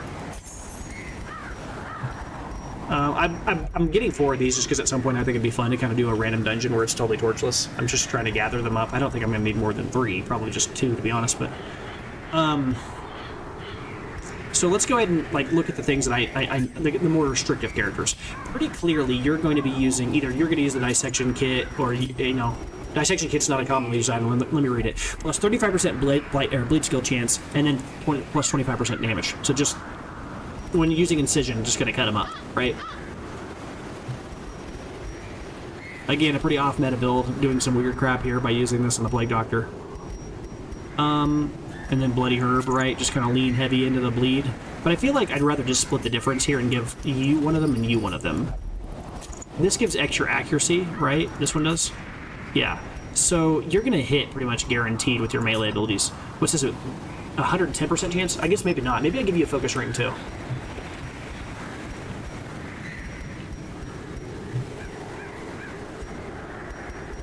Let me think about this for a second here. Hold on. Is this ability ranged? It is, right? All of his abilities are ranged. Oh, that's an easy one then. Very easy. We've got an easy pick here. Ancestor's Pistol. It's kind of weird imagining using a pistol to get more focused on with your dog, but that's fine. All right, yeah. So now we've got 25% extra chance of hitting with the ranged abilities, and those Sycophants and those dudes usually have like 35 or whatever it is, like dodge. So this is going to make 130% chance to hit, minus the 37, which is going to put it at like 93% chance that we hit. Pretty good. All right, that'll do it for them. So we're gonna hit on our dog. That's the key thing. He's level 6. We need him to deliver. Elsewise, what do I care about here? I know Blasphemous Vial is like the go-to core thing for the Plague Doctor here, guys, but I just can't do it because we're not. That's not the build that we're doing here. Do I have any ability to increase my accuracy? I just don't have that. It's a bit of a flaw in my plan here. Oh wait, hold on. Plus 5 accuracy to melee skills. Yeah, and if you get moved around, you can attack from all 4 slots except back slot, and you can move forward, right? No, you can't. Well, I guess it's pretty obvious. I should probably pick something like lunge. Just to... Yeah, that's fine. This is fine as it is. Obviously, this needs to be changed. I'm not going to be using Emboldened Knee Vapor as much at all, but it is better than what I have currently. I'm not going to be using any of these other things. Like, it's going to be like this. Yeah. And then you're going to be doing the same thing like this. Well, I don't even have that ability unlocked. I need to go unlock it. I'll do that in a minute. Need to go level that up. We're not going to sleep. There's not going to be any camping here, so we don't really care about that. Alright, so we've got the core 2 here. I guess we need to pick one more ability for you. Doesn't really matter what it is. Unfortunately, I can't build your accuracy any higher. I don't have another Focus Ring. I think I've already given one to both of you. This character's just going to be less accurate. We're going to have to accept that. That is fine. Huh. What do I run on you then? Extra speed versus Bloodsuckers is fine. Extra stun skill chance. I could do that. Maybe I do that. Maybe I do make you a stunner. Okay. Okay. Maybe there is something going on here. Maybe we do this. I just don't like stunning these guys in general because, well, you can stun them. It's like a lower probability because those little sycophants, the stunny, like, you know, head crab guys, they're harder to hit. But I guess I can still do it. I don't want to use Plague Grenade, though. I'm not doing that. We're going to go like this. I guess we'll start off by stunning somebody, then give an emboldening vapors to the other Plague Doctor. That's fine. Yeah, so we're not going double stabby Plague Doctors. That's okay. You can level up your abilities. We need to go do that in a moment here. All right, that's fine. And then now I actually don't feel as bad because, well, obviously I need to get rid of Dissection Kit then. I guess we'll get rid of Focus Ring on you then and give you Dissection Kit. No, I still want the accuracy. Right, I still want the 10 accuracy. Well, this is giving accuracy, though. This is giving you 20% accuracy. I still think this is better than the Dissection Kit in this particular case. And then over in, you know, yeah, so Blasphemous Vial on you. And then the other item we just talked about a second ago, which I'll put on in a second here. We're going to go with that Mirror. Extra speed against Bloodsuckers and a higher % chance to stun. Where'd that go? By blind? Sort by rarity. Where'd that go? Oh, I wasn't blind. We put it down lower. I forgot we put it in a random spot. Plus 20% stun chance versus Bloodsuckers. Yeah, pretty solid here. And then for you, there's not really a great option for you right now. I'm going to be honest, because you're basically just like I'm saying you as if you guys know who I'm talking about, the Grave Robber. You probably didn't know who I was talking about. She's the only one I haven't selected items for yet. But this character, though, she's just going to be running nonstop flashing daggers, and then the occasional pick to the face on maybe like a frontline sycophant or I guess supplicant. Yeah, the big head crab guys. So she's going to be doing mixed damage, so I can't do like, you know, extra damage off of, I mean, I'd love to go with something like, let's say, the Lucky Talisman, extra range skills, but I guess that's still probably better. Maybe I do just lean into Lucky Talisman, extra dodge, extra accuracy on range, making sure that she does hit with her flashing daggers. Yeah, I could be sold on that, that's fine. Extra crit, extra speed, not extra accuracy. That's all I'm really worried about here. I'm trying to increase accuracy. There we go. Plus 10 accuracy, plus scouting chance if the torch is below a certain... Yeah, it's junk. What a weird item. I guess I could give you this. Extra protection, extra... Yeah, that's fine. It's not exciting by any stretch, but it'll work. And then everybody has really high accuracy. You're noticing I'm basically like leaning heavy on accuracy. Plus 10 accuracy, plus 10 accuracy, plus 10 accuracy, plus 10 accuracy. Plus 15 accuracy, plus 10 accuracy. That's not by accident. These little... At level 6, or I guess rather championship, I keep saying championship, champion level missions at the Crimson Courtyard are not about damage. They're about, can you sustain through the random stress and then just the enormous amount of random dodging that goes on. And I can just, I'm good. I'm just going to kill you. I'm not going to let you dodge everything. I'm not going to let it happen. Alright, so let's make sure we level up everything. We're going to be bringing Ghostface is stabbing people. You're only level 4, so you can't go to the next tier. You do need to level your thing here, though. Let's level up this ability. The rest of the abilities don't really matter. I guess I'll level Pick the Face just because it's... she's already there. Because it is the ability that you have selected. And then for you, you can level all of yours. So we're going to spend a little bit of a pretty penny here on you. So it's the last 3. And this guy. And then you're already all the way leveled up. I'm bringing you as essentially like moral support. Unquiet Mind, we want to lock. We don't want to lock Stress Eater. Tuckered Out, minus Temper. Yeah, we don't really want to lock any of these. These are all kind of bad. I say they're all kind of bad. That's not true at all. We want to lock Unquiet Mind. Stress Eater, we don't really care that much about.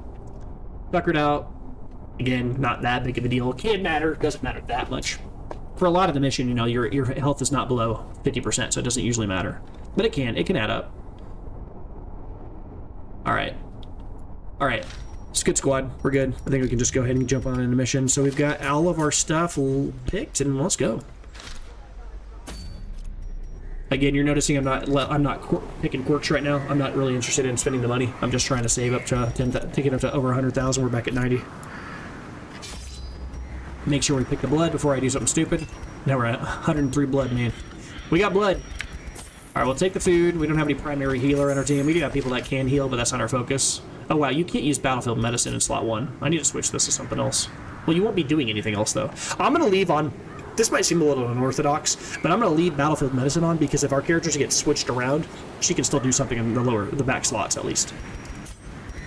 I just don't see any value out of picking either the Plague Grenades at all. Emboldening Vapors is slightly better, but I don't know. I'd rather this character just immediately start stabbing people. Alright, I think we're good. Alright, pick up some shovels here. Food's good. Don't need any anti-venom because we're bringing two of these dudes. That's funny. Bandage, fine, sure. Medicinal herbs, I've been bringing like 1. It's been more than enough. A holy water we've seen before. It's like usually enough. And the torches again, a solid 8. This has served us pretty well the last few missions. I don't think we really need much more than that. They're all 2 of them are craving. We're gonna find blood. That won't really matter. Let's go ahead and go.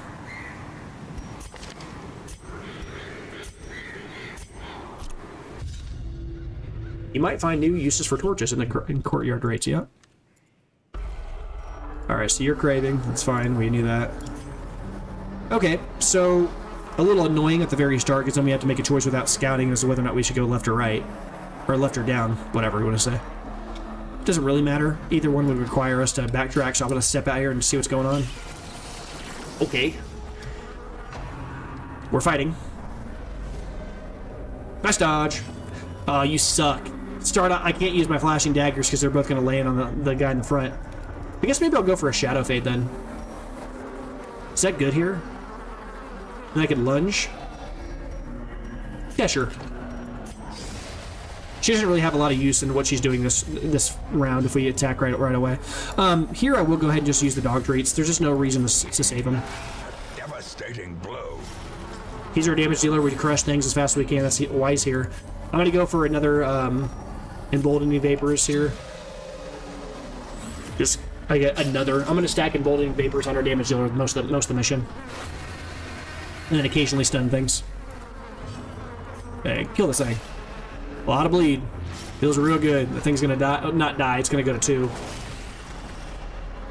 Okay, so maybe my damage dealer's is dead. That's good. All right. I don't have liquid, so I'm just gonna have to throw a bunch of food at him and randomly use heals on him.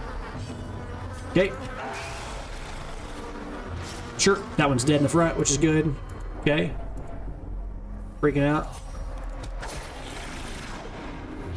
Yep. Slowly, gently. This is how a life is taken. It's fine. So this is where I'll throw the daggers. Oh, she moves spots again. You suck. It's fine. Big damage on you is fine. That's fine. Just don't attack my doggy anymore, please. Kill this thing. The bigger the beast, the greater the glory. Okay, sneak and heal here. We need it. Guy got punished real hard. He got hit for like 30? That was wild. A lot of damage real fast. A faint hope blossoms. Alright, take it all. Alright, so you need some help here. I'm gonna have to heal for a bit here. Interesting that bleed deaths leave no bodies. Yeah, I felt the same way about, you know, bleed deaths as well as, what do you call it? Blight deaths don't leave any bodies, as well as crits. Crits also remove bodies. Okay. Oh yeah, I forgot. Knowledge Curios. So we got that one thing that says that Knowledge Curios remove stress whenever you interact with them now, whenever you use them. I forgot that, so that's good to know for the future as well. I'm not going to heal here. I could. I understand why you would. I just want to save the food for like future, just in case we need it. So either I go for a buff here, or I go for a double stun. The double stun is very likely to hit, so we'll go for that. Yeah. We have an extra 40% stun versus these guys, right? So we should be leaning on that ability where possible.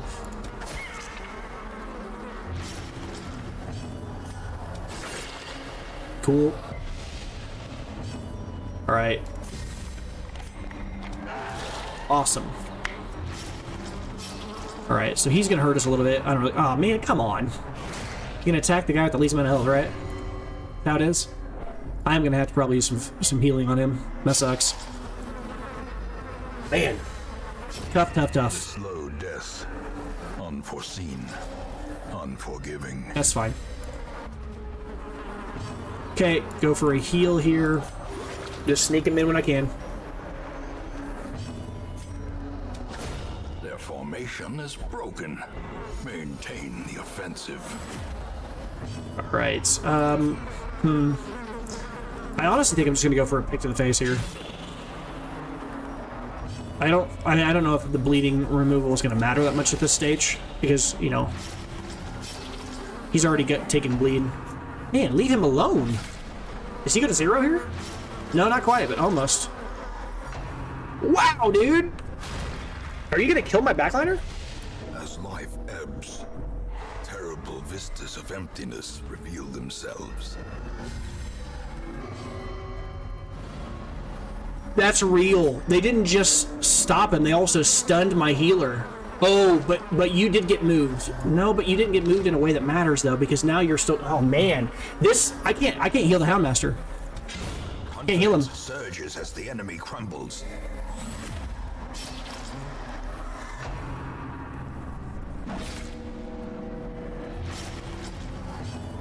Bro. Continue the onslaught. Destroy them all. Not this time, nerd. Dude, that's brutal. Holy crap, this game cheesed us hard there. They stunned my Plague Doctor so she couldn't heal him. Wow, we got really lucky there. I mean, really lucky. Oh, switch spots and shut up. Alright. Sweet, we didn't lose our dude. Man. That might have tilted me. That would have sucked. Alright, I gotta keep the food around because I need to make sure that my Houndmaster doesn't just die from a slight breeze. I'm gonna keep throwing food at him when I can here. Yeah, I wish I'd gone through and checked that one room, but I hope that last curio is not what I hope what it could be. I hope it's not. This is just, yeah. Well, actually, it could be a knowledge cure. I don't know if that's what they're counting as, but wow, that's gonna be a lot of treasure in 2. Wow. What do I do? Good grief. I guess I take this over the money. It's worth more as a stack anyways. I keep the whole... no, this is probably better. I'm going to keep the holy water because I want a chance at, you know, interacting with that fountain. You gotta chill. Chill. Another one? Okay. What is going on? Glittering gold, trinkets and baubles. Paid for in blood. Is every rare item ever stored in these things? What's going on? It's like a whole bunch of holy fighters just actually wandered into the wrong set of ruins, died here, and got stuck in a hive. I guess I could just drop this Book of Holiness here. I mean, the Book of Holiness is fine, but I haven't used it in quite a while. The minus 20% stress is nice. The death blow resistance doesn't matter that much. Most of the time when you're using this, you're using it to, like, you know, pare down the amount of stress you get on a character that's on a lower tier mission, and you're just trying to keep them low. It's a nice item, but I don't really care about it that much at this stage. It's like 1,600 gold or whatever it is. I mean, I don't know. Maybe it's worth more than a stack of gold. I don't know. The Onyx is also kind of worth taking. I've talked a lot about this. Like, we're at the beginning of the mission. It might be worth taking this Onyx over what I have already. But this is already, like, a lot of gold right here between the tome and the commander's stuff. Like, good lord. Good grief. I will take the blood, of course. That's, you know, goes without saying here. I do still want portraits, but, like, do I keep a portrait for one slot over something like a single Onyx? Maybe I just eat this food. It's bad. I didn't want to. I talked about that earlier. I was trying to save it for my Houndmaster, but I can still heal the Houndmaster. Oh, you need to go ahead and drink the blood before you stress us out any further, chick. Alright, hopefully this is a wine fight, or wine and not a fight. Awesome. That's great.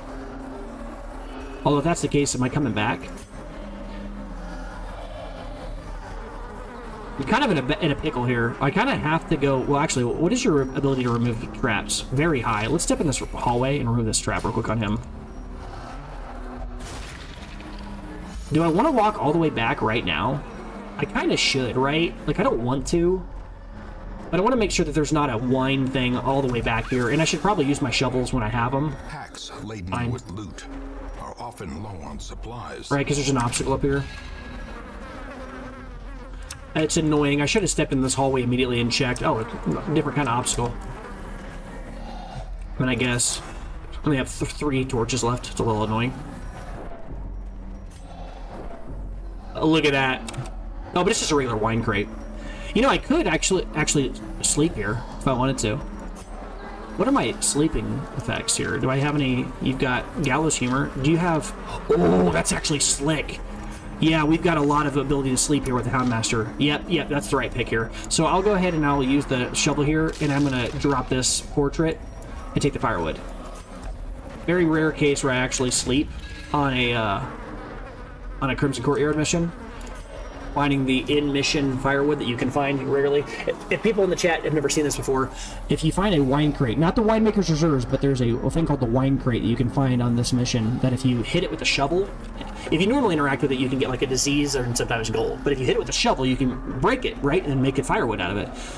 Which you normally can't have firewood in this mission type, so it's kind of nice to have this. One thing I don't know... in tenuous firelight and uneasy companionship.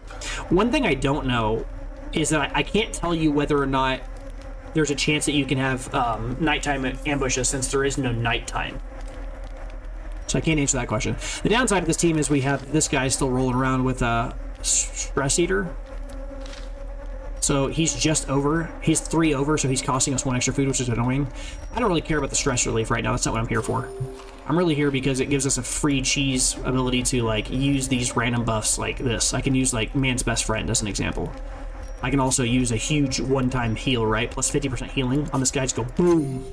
Compassion is a rarity in the fevered pitch of battle.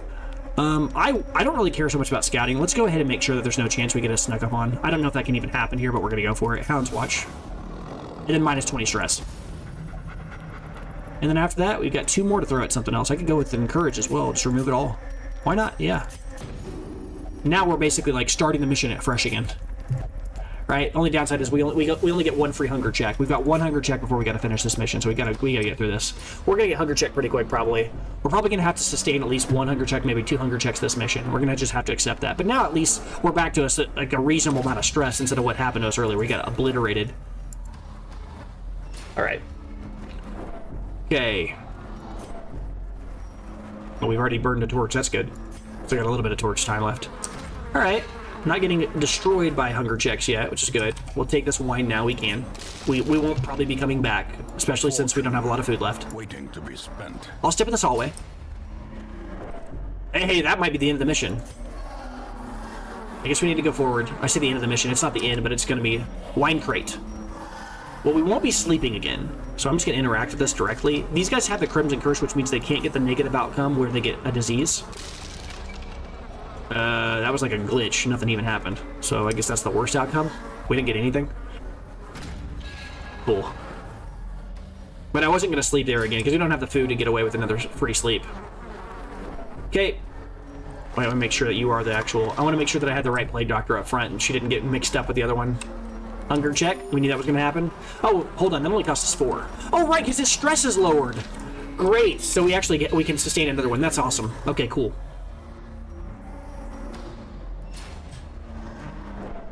All right. So we're doing just fine now. Go ahead and give you a blood here. We've got enough to spare. Pretty quiet hallways, honestly. Not due for a fight, I think. I think. Maybe not. Okay, all the fights are in the last few hallways. None in any rooms, though. Crazy. I guess this quest location room could be a fight. It's this quest location, though. That's a giveaway. It doesn't even say that it's a... It straight up tells you it's a... That's interesting. So I guess that's the last set of them.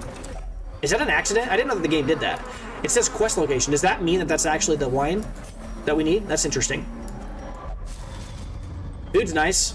Oh, awesome. Only treasure could staunch the flow of otherworldly corruption. All right. The mission kind of started to give us a little bit of help here. That's good. Stun those dudes, please. Let loose the dogs, please. Don't skip your turn. Okay, I was gonna say, as long as you don't skip your turn, I don't really care. You are craving. Let's go ahead and give you a blood so you can destroy them. One thing you want to watch out for here is if your guy is craving and you give him blood, you don't want to double click it and give him blood again after they hit the bloodlust. We saw that in a previous mission. If your guy's already bloodlusted and you give them more blood, it will just give them like 30 stress. I don't really agree with that design decision. I feel like it should like either just get consumed and do nothing, or like give them a slight extra buff, like maybe plus 15% extra damage on top of it, or maybe not. That's a lot, maybe like 5%. But the fact that it gives extra stress just seems kind of unnecessary. The only character in the game I can see getting any value out of that would be the Flagellant. You can like intentionally stress him out there.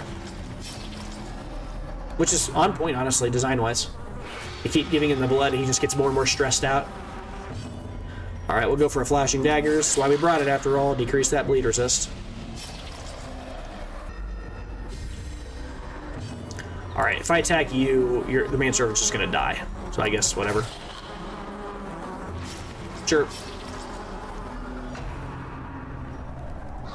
Yep. Alright. That value, that extra stun, right?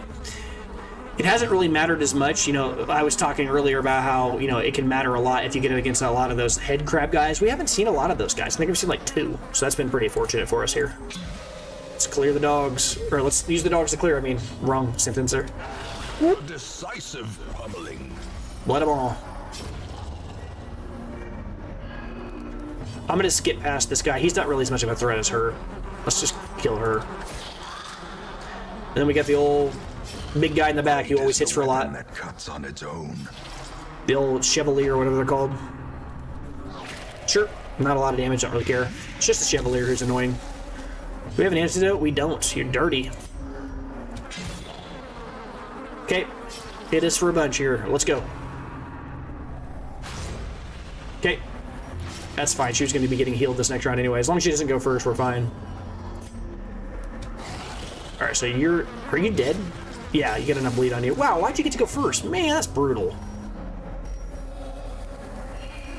Wow, let's just use Shadow Fade. No, I can't do that. Then I won't be able to actually use the Plague Doctor to actually use a heal here. Let's just move you. Get rid of that crap. Unfortunate she got to go first there. Brutal. Yeah. Alright, cool. Disadvantage. Give them no quarter. Take what I can. Burn a torch. Mount, so too will resistance. We have another fight in this. No, we don't. So I don't need to use the medicinal herbs yet. But still might be worth doing it. I don't know. Now I'm in a stage where it's like, what do I drop? Because 300 gold is going to stack more than some of these other things. But at the same time, like, everything I have is marginal, right? The portraits are already fully stacked. We're keeping those. The gold's worth keeping. We're not getting as lucky with our ruby drops this time, but we have 6 blood. I'm going to keep this blood because I know I'm going to get another stack of it here soon. I guess I could give it to... No, none of these guys need it. Temporarily take the gold, but there's nothing here I want to take the gold over, right? These are obviously coming with us. I want the bust and I want the crest, as I said before. The rest of these I don't really care that much about. I guess I could drop the medicinal herbs. I was going to keep them because the food, because, you know, but I guess we're not as in dire need of food as we were before. I will take the deeds over that, though, because, again, we need to get to 200 deeds. We're at, like, 190 now. We're almost there. And then we can start focusing on gold, shift our focus entirely. Alright, switch you. She needs some love here. She needs some food. I can't afford it yet. Alright, let's step in the side area real quick here and get rid of the stress on this dude. What are you at? 18 stress? Still worth it. Walk in this hallway. No, I see your fight just spawn in this hallway. I'm not doing that. It's not why we're here. Game. Alright, I think we've done 2. We've done 2. So I'm going to go up first. Because if I'll have the optionality to leave immediately after this fight. Oh, wow. Pretty tame fight, honestly. Compared to some of the other stuff you can roll. Yep. I'm going to go ahead and double stun. That's why we brought this, right? Yep. That's why we brought it. And start ripping them. Impressive. Alright, I could Shadow Fade here and protect her. That's probably actually the right play. And then she could just flashing daggers afterwards. That's fine. Just keep her alive, because she's got low health. Sure. Yep. And the next round we'll kill 3. We won't kill the front guy this next round, but we'll kill the other 3. As long as we don't miss. It's a lot of damage. I'm very happy I did not put my Grave Robber up there. Good dodge. Yep. The thirst. No, Madding Wine's fine. We don't care about that. Mission's mostly over. I don't really care about that. Alright, cool. Awesome. Yep. Now you're doing the thirst, right? Oh, wow. 2 Madding Wines in a row. That's good for us. We don't really care about the stress. I mean, the mission's mostly over. Awesome. Alright, and then you... Do I switch your spots here? I think I will. That way she, you know, I can get a free heal. Nice! Crit. We get a free heal off on my Plague Doctor is the whole reason I'm doing this. By inches. If she gets to go before this guy dies. Right, nice. Uh-huh. A lot of damage, but that's fine. Okay, I don't want to kill him. Unfortunately, I don't want to do that. So, whatever. I'm just going to try to sneak in an extra heal here. That's why I'm doing this. A momentary abatement. And then now we'll kill him. Maybe I'll go for a stress heal, too. Knowing my luck, that means that my front liner was going to miss here. Cool. Wow. Okay. Seize this momentum. Well, that changes things a lot. Push on to the task's end. I think we just leave now. Well, I mean, after we get our last wine now. Clearly, this is better than that. The blood we're going to keep because we're going to go home with it. Yeah, the holy water's gone. The torches are gone, I think, right? I think this is it. Okay, cool. Make sure. Are you the one that attacks from range here? Yes, you are. That's fine. Unfortunately, can't do anything with this. Alright. It's the last fight, if there's even a fight. No fight. Oh, there is a fight. Okay, cool. Alright. I'm gonna go for a double stun, as is tradition here. I could have started that off by giving an extra damage to our Houndmaster, but then what I'm doing is I'm front-loading all the damage in the first round, and I don't want to take a chance that could go very poorly for us. Right, because if 4 enemies get to attack, there's a non-zero chance that they just stack on one person and just crush them. But by stunning 2 of them, it kind of offsets the damage, and it gives us an opportunity to take one person out, like this, before the enemies even get the chance to, like, stack attacks. Then everybody starts the next round a little calmer. Like, nobody, there's not like a, oh, I'm gonna stack a bunch of extra damage on the back 2 guys and make it so that we're gonna kill them in 2 rounds. Instead, if I stun them, that makes it so they don't get the chance to just roll us with 4 dudes dogpiling one person, which is pretty common. Alright, we'll go for extra damage, I guess, on you. I could go for a heal, but I think we're done. Okay, you don't want the buff? Then I guess we will go for a heal. There's no reason to buff anybody else. Okay, you don't want the heal either. Okay, now we're trolling. Heal him. I tried to give one buff, and the other one didn't want it. Then I tried to heal the other one, and then she didn't want that, so whatever, I guess. We'll go for a Hound Terry, because you're getting blocked. A singular strike. Should just kill you. Cool. And then here, I think, damage-wise, the flashing daggers will hit this backline Chevalier, but if I hit this front one, this little manservant, I could potentially kill him with the bleed stack, because he's taking 6. Oh yeah, he's just dead. That's great. That's better. How are you still alive?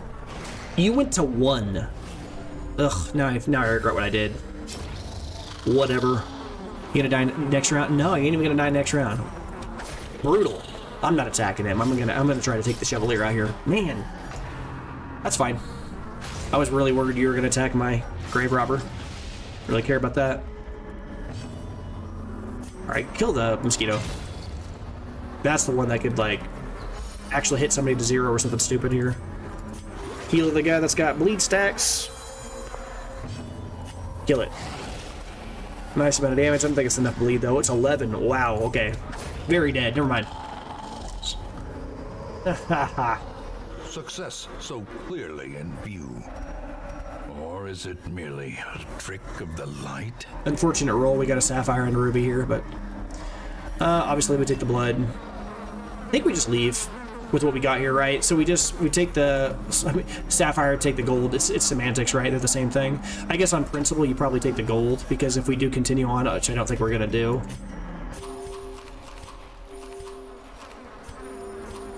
I don't know why I'm even doing this. I'm like min-maxing on things. I'm just leaving, right? I should have done that. That could have not been a winemaker's reserves. That could have been just like a troll little wine crate, and then we could have been still stuck in the mission, and that would have been a disaster. I mean, is the money worth more, or is the blood worth more? I mean, it's a stack of 5 blood. I think it's worth more than the money right now.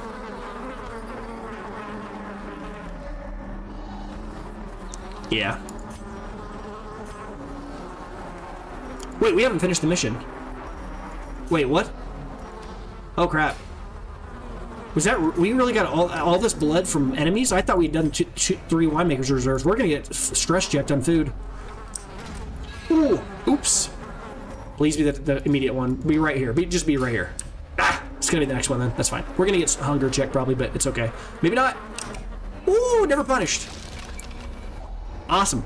Okay, so these stack almost. I might just leave these 2 and take what I have here. I don't know if I value 2 blood over 1,000 gold. I don't think so. Let's just go home. Oh, shush. Awesome. That worked out well. Alright. You can stop with the mosquito fly sounds. We're good. Alright, cool. So, not a crazy amount of money, but again, we're gathering what we need. Got a lot of people leveling up to 6. Good. Stress faster is not as good as natural eye. That's kind of crap, but actually, not that big of a deal. We just got 2 stress. Now we have 2 people stress faster.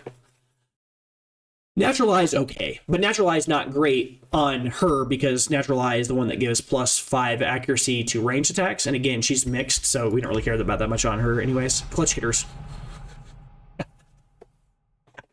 Oh, I thought that was Ghostface for a second. I was like, dude, what is up with my... I don't know why. For some odd reason, both my Plague Doctors. This Plague Doctor, Perry, has +5% crit on like melee attacks, and now has clutch hitter as well. And then Ghostface is like all... They want to be bleeders. They don't have any... Yeah, I don't really care about that. They don't want to do their job. I don't want them to do those things. They're trying to be bloodletters. Trouble yourself not with the cost of this crusade. Its noble end affords you broad tolerance in your choice of means. Would you please stop? These are the most random rolls. Like, I don't... Precise Striker and Clutch Hitter is such roll. Okay. I mean, whatever. It's kind of funny. Yeah, we don't need another Tome of Holy Healing. Turns out I just brought one of those homes and I already had one. So, it's so funny because like the first 6-7 weeks in game, I was talking about how I'd want to get one of those. I just couldn't get one. And now I just find like nuts. Yeah, I don't care about you. Early Riser's good, but I already have, you know, pretty decent Grave Robber, right? Beast Hater needs to be locked, but she's... I guess... I do need to take some time to get rid of these negative things she's got. Deviant Taste is fine. Night Blindness needs to go. This might be a time to, like, let these guys go ahead and, like, you know, remove those negative quirks. Level some of our lower guys here. And that's probably right here. Now we can actually go do what I wanted to do. Awesome. Oh, no. I don't have another blueprint. Oh, so I can't even go buff our guys. That sucks. Maybe we'll go earn it real quick. Oh, this would be a good time to go do this mission, actually. The Cove. If I have the guys do it that are level 4. I don't even think I have them anymore. Right, like this. Because they're all like level 3s. I could bring this crew here like this. I could go get these guys out of here. This is the Sunken Crew. So against the Sunken Crew, that enemy is holy.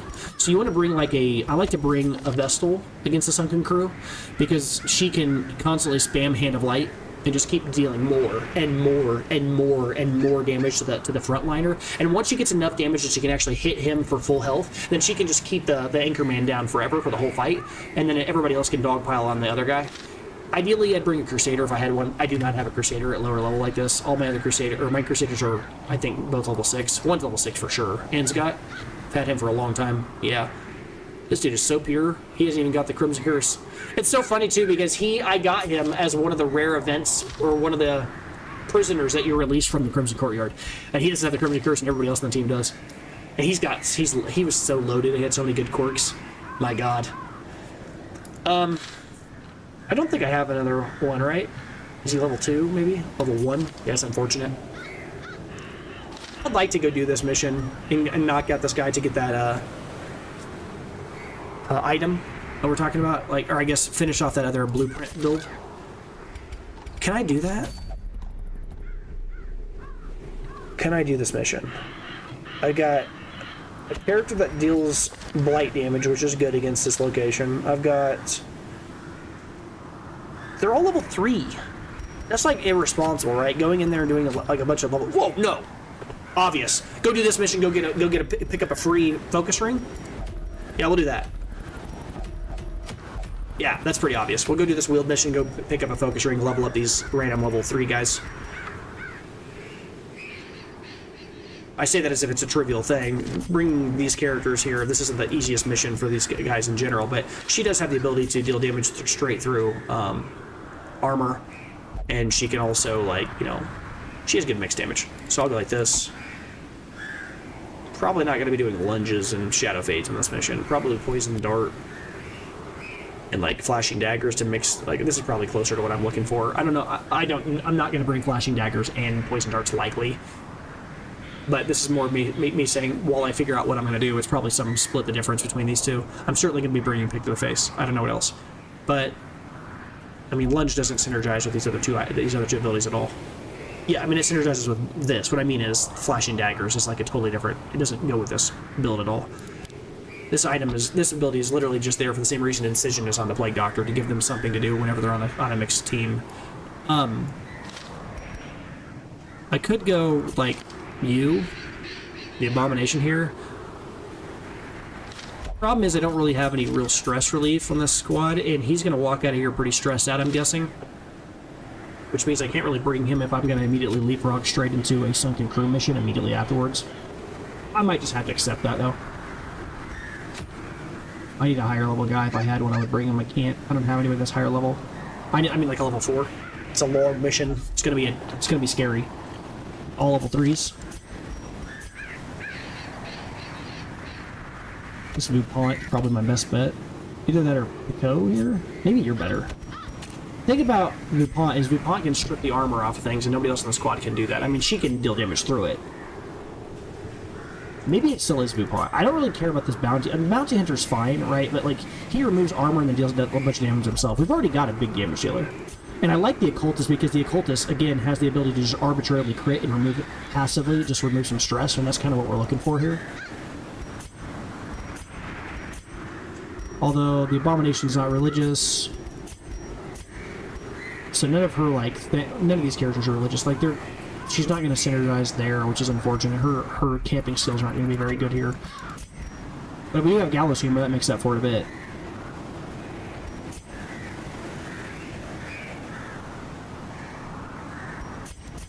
Maybe I just unlock Encourage on everybody. It's not great, but it actually gives you something to do at night when it's... Do we have... Prevents nighttime ambush. Extra stress is annoying, but, you know, you gotta do what you gotta do. I think this is probably the squad we bring and go try to knock this out, get this extra... Crest would be nice to pick up, too. Let's go level these guys up, though. Can I sell any items to make some extra money passively from the bank?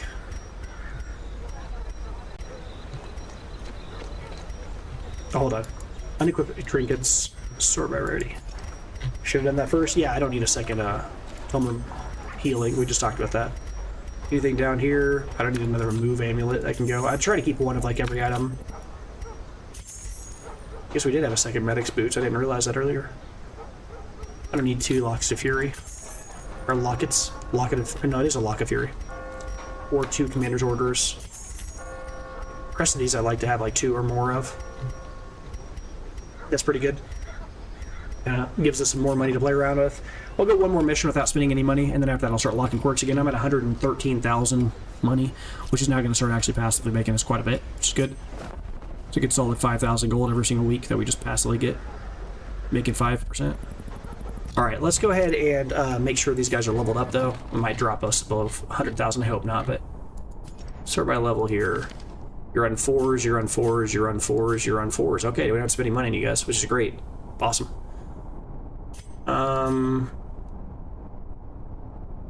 looking to see if there's anything I should know about this guy's Wield Tactician. It's kind of nice. Extra damage on the wield. Look at that. Demonomania is bad, Necromania is bad, Diurnal's not terrible, but it's not good. Eldritch Haters are good in this location. She's going to do a lot of work for us in this mission. Thick-blooded, Eldritch Hater, Wield Tactician. Loaded for this mission. None of these really affect us too much. Compulsive sucks. That'll hurt a bit. We've already seen why this sucks. Claustrophobia and Bloodthirster both suck, but pretty good though. I think our team's pretty solid. We don't even have that much stress on us right now, so we'll probably be okay here. We do want to unlock these things. Like I said, I want to bring Encourage in general. I don't really like the ability in general. It's pretty inefficient, but it's better than what we've got elsewise. I'm going to need some stress relief. I'm going to need it bad. Pray. Is it Pray? Pray. If religious, -5. If not religious, -5. So this gives -5 stress to 4 people, but it costs 3. This gives, it's exactly on rate, right? I guess it's not exactly on rate. This is a ratio of 2 to 15, and this is a ratio of 3 to 20. This is weaker. especially since somebody on the team is actually religious. Plus, it also hits, it only hits companions, not herself. Yeah, that's just weaker. Bless is fine. We might use Bless. We'll see. Make sure everybody has encourage. Did I not unlock that? I swear I just did that. Am I crazy? Oh, that's because she had Gallows Humor and I was focused on that. That's fine. She'll probably... Oh, I might just use both. I don't see ourselves needing wound care. We've already got a healer. Scouting chance is fine. We might end up using that. Okay, this is fine.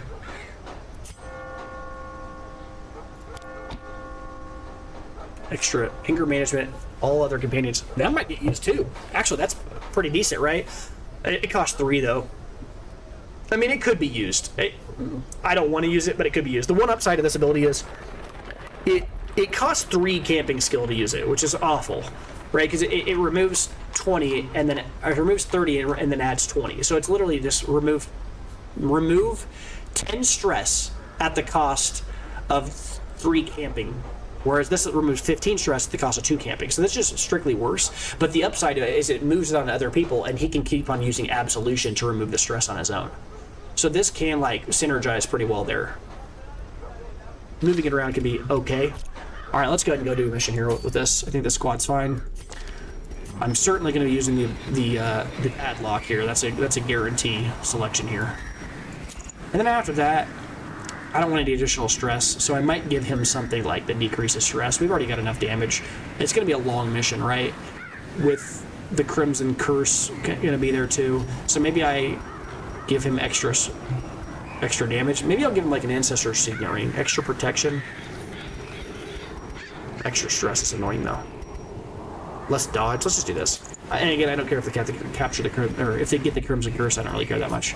Alright, for you, it's pretty clearly Demon's Cauldron. That's just disgusting here. I might even give you extra accuracy, give you a focus ring as well.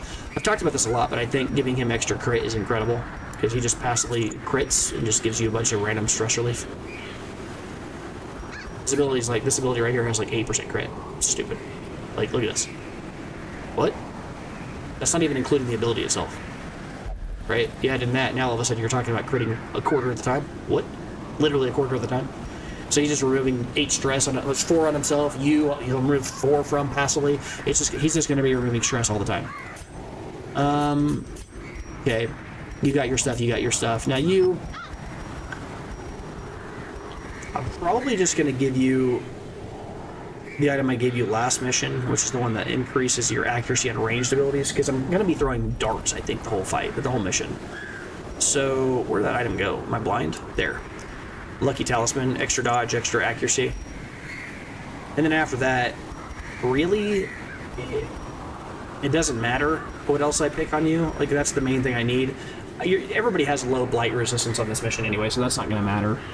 Probably Ancestor's Map, actually. You're the right person to have that. I mean, I guess I could argue that maybe I could also put it on the Vestal, but the Vestal has such low chance to remove traps, it just seems wrong. Although she's got an 80% chance to remove based on off of her level, so I could give her the Ancestor's Map if there's a better item to get the Grave Robber. Maybe so. Maybe I give her the Ancestor's Candle instead. Extra dodge energizes with the fact that she's already dodging, sure. And then she's gonna take the Ancestor's Map as well as... Maybe it is Junia's head. Do I have another... Yeah, I have another... I'm probably gonna bring this Vestal with us if we go fight against the sunken crew. The problem is then she's still gonna be level 4. Well, she's gonna be level 4 anyways, right? Or she might be level 4. I don't know. This is a long mission. She might not level. We'll see. Are any of you guys gonna level? Wow. Wow. You're gonna level and you're gonna level, but you're not, which is annoying. But I'm still gonna probably end up bringing you with you, because I'm still probably gonna end up bringing you. God, I can't speak English, because you're gonna be so effective against these. Against the boss. Maybe I give you Ancestor's Pistol instead. I don't know. What's your accuracy already? You got plus 10 accuracy. You already got pretty high accuracy. But you're gonna be throwing.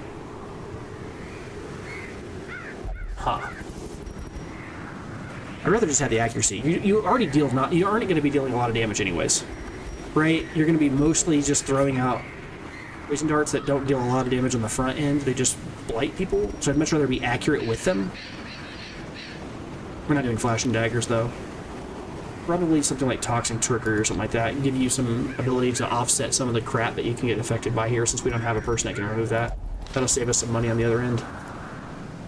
Alright, potentially. I don't want to use that ability if I can avoid it. Alright. She's not going to be spamming stuns this mission, so I guess maybe this is the right time to use Sacred Scroll. Healing extra, but no extra stress. It decreases stress, which is kind of what we're afraid of, is extra stress here. That's fine. Alright. Everybody's got their stuff. They've all got their encourage, which is highly inefficient, but the best I can do. And I think we're going to go ahead and do this mission. Go get an extra focus ring, hopefully. Alright, long mission. Here we go. Alright. Taking a bunch of food here. Not much more than this. I mean, this is already insane. I'm bringing all this because I'm going to be essentially trying to offset the fact that I could get stressed out. Any missions or any fights where there's people that can stress us, we're just going to dogpile as much damage as we can onto them, kill them really quickly, and accept that, you know, we're going to have to just eat food to kind of offset it. And the healer, she's not going to be healing as much. She's going to be focused on, well, not that crap. I'm glad it looks. Good lord. I'm going to be using, like, Judgment and Dazzling Light a lot in fights where I see a lot of people that can hit you like that. Hit you with stress. I'm thinking about something right here. Maybe it's not Judgment. Maybe it's actually an Illumination and I put her in slot 3. In which case I want you to switch with you like this. So he can still hit from slot 4. He won't be able to use Hands from the Abyss, so it's probably better to use Missile Artillery, which is actually pretty decent since enemies in this mission are actually more Eldritch than I sometimes remember. I'll allow her, this will allow her to do her thing from here. Maybe it's better just to go with Thrown Dagger. I'm not marking anybody. I mean, he can with Vulnerability X. I'm just thinking about whether or not I want to keep Lunge. Like, Lunge can only be used in slots 3 and 4. She's never going to be back there. But if she gets stuck in that slot from, like, a surprise, this gets her out of there, right? I can just use Poison Darts and Picks to the face and be happy, right? She's got Illumination because there's enemies with stealth and extra dodge. He can stop the dodges, he can stop the armor, also deal a lot of damage to the backliners, and you can just crush the frontliners.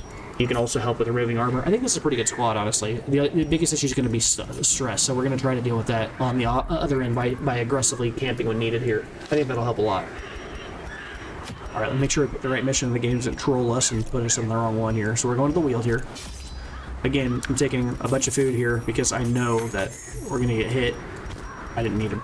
I think I had 8 last time. That seems pretty reasonable, honestly. Or we'll just aggressively use a stack immediately, you know? That way we don't have to worry about the Vestal having to heal. She can instead just deal damage early, and then we can start using food to kind of heal. Remember, this location also has, like, some occasional food. It's not as crazy and plentiful as the Warrens, but you can still get it from, bring a few medicinal herbs. There's, like, some bodies that get left behind. Holy Water has some use. There's a few altars, not as many on this mission as other locations. I think there's, like, the Eldritch Altar. Occasionally, I think there's, like a angel statue. Maybe that's only at the ruins. I think there's an angel statue that spawns here, too. I could be crazy. No, there's also that weird, like, bone, like, cow skull altar thing. But is that only on the missions where you have to, like, activate 3 altars? Maybe I'm hallucinating that. I think those are here, too, and they can, like, remove bad quirks. I'm almost certain. And we could use that right now, because we got a dude that's just loaded with bad quirks. So I'll bring a few holy water and try not to throw those away if I can avoid it. Bandages, like I said, I probably need to bring, like, 2 or 3 of those. Same way with anti-venoms, because this location has a lot of random crap they affect you with. Honestly, these are for the rabid gnashers. Like, the bandages are for the little dogs. These anti-venoms are for these, like, the human, the weird, like, 4-legged bipedal human thing that, like, is crawling around on all 4s and it's covered in spores. That thing will randomly hit you with venom, too, or toxic crap, so that's worth bringing something to prepare for. Of course, it's a long mission, so we need 8 or 12. I'll get to the right number, I promise. 16 of these. Shovels, this is the mission to bring shovels. If you were ever going to bring shovels, you bring 5 shovels to the long Weald missions. The Weald has the highest percentage chance of, like, shovel curios. It has the tombstones, or I guess the cross-shaped like grave sites that you can dig up. It has way more random. You have to backtrack in this mission a lot too, right? There's not as many options where you can be like, oh, it's a square mission. I can go that way and this way. If I scout and then I don't see a path this way without an obstacle, I can go that way instead. Not on the Weald. The Weald is like this route system thing where you basically have to follow the linear paths it throws out in front of you. And if you don't have something to go through it, there's no way around. You just have to go. So you bring extra shovels, and you'll burn through one of them very quickly anyway. So you're only bringing a normal one stack, honestly. Elsewise, I think we're pretty good. So everybody having all their stuff. I'm being paranoid, I know. Yeah, we're about as good as we're gonna get, I think. We got our extra accuracy in case we run against some of those stupid. We're gonna run into bloodsuckers. That's why I'm bringing these focus rings, because this squad is not built to deal with those guys, and we need to be able to hit them when we see them. Like, we have to be able to hit them. Otherwise, they could just ruin the entire mission for us. We could get hit by 3 maddening lines on one of our guys at the start of the mission and just get rolled. Corruption has soaked the soil. Like, this guy, this 40. Life from these groves. Let us burn out this evil. See what I'm talking about? It's all one straight line. You know, if there's ever an obstacle, you're priced into going through it. You just have to power through it. Oh, I didn't bring blood. Crap. Okay, well, that's one thing I gotta watch out for. I forgot he had the... Okay, dude. We'll find you some blood, dude. Okay, you can interact with everything? I think he's curious, isn't he? Are you curious? He's compulsive. Okay. But he's also, like, got the Crimson Curse. So he's just gonna interact with every curio? Dude. Alright, sure. I'm gonna go ahead and just Absolution a few times to get rid of the stress on him. This is not a real fight, so I don't really care about these enemies. Okay, sure. Another abomination cleansed from our lands. No, that won't stun him, though. Because he's got no chance of being stunned. Now, I say it's not a real fight, but if they crit us a bunch, it could be bad. But what I mean is this is an opportunity to sneak in some heals if there ever was one. Well, that makes us look really good. Sure. Oh my god! That's a free stress relief this round. That was good. Be gone, Awesome. fiend. This worked out really nice for us. Again, I'm gonna go for a crit on something. Very low downside to trying it out. Absolution. Get rid of that stress. We can sneakily get it out. Well, that's nice. Now the only real concern I have is the Crimson Curse. Guess maybe I could just kill him. Very low probability it works though. Put him to 1. All right, game. Don't crit him. That's fine. He's gonna Absolution that off anyways, and the stress is basically being offset too. It's fine. All right. Come on, that dude's trying to get rid of the stress. Don't add more to him. Okay. What did you give him? What's bad humors? Minus 20% max HP is whatever, I guess, but Executed with impunity. I should have attacked that in a different order. That was wrong. Whatever, it's fine. Yep. Sure. We'll keep increasing our torch where we can. This fight has gone a lot longer than it needed to, but that's because I kept using Absolution. Again, this is not a real fight. Like, it really isn't. These enemies are not real enemies. This guy in the front got Success so I wouldn't consider it punished.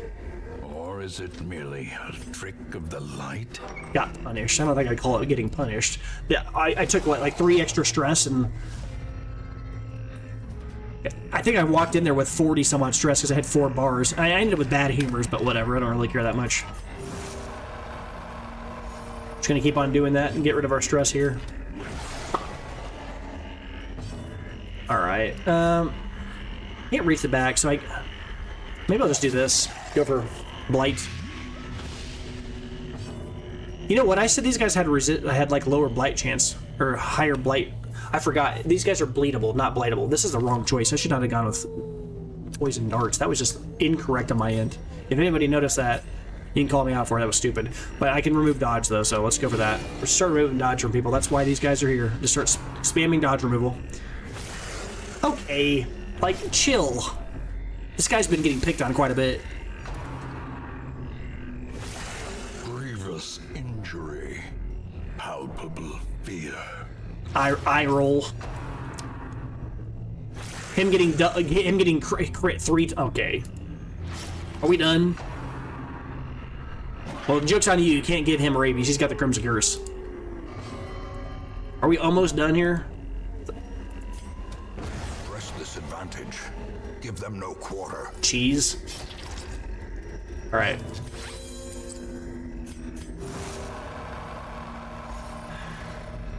Uh-huh. Oh, yeah. Yep.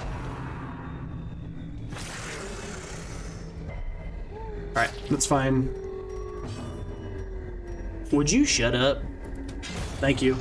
I'm not really worried about the damage they're dealing to us. It's irrelevant. My Vestal's gonna heal it all off. I don't care about that. The damage isn't the problem, it's the stress. It's the cheese double crit that we just witnessed. So I don't really care about the damage, it's irrelevant. Uh-huh.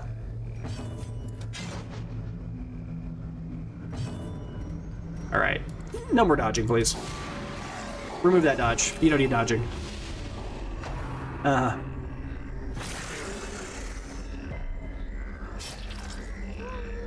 Again, I could be switching forms and it's popping these guys in the face, but I think that's the way we lose this mission is stress.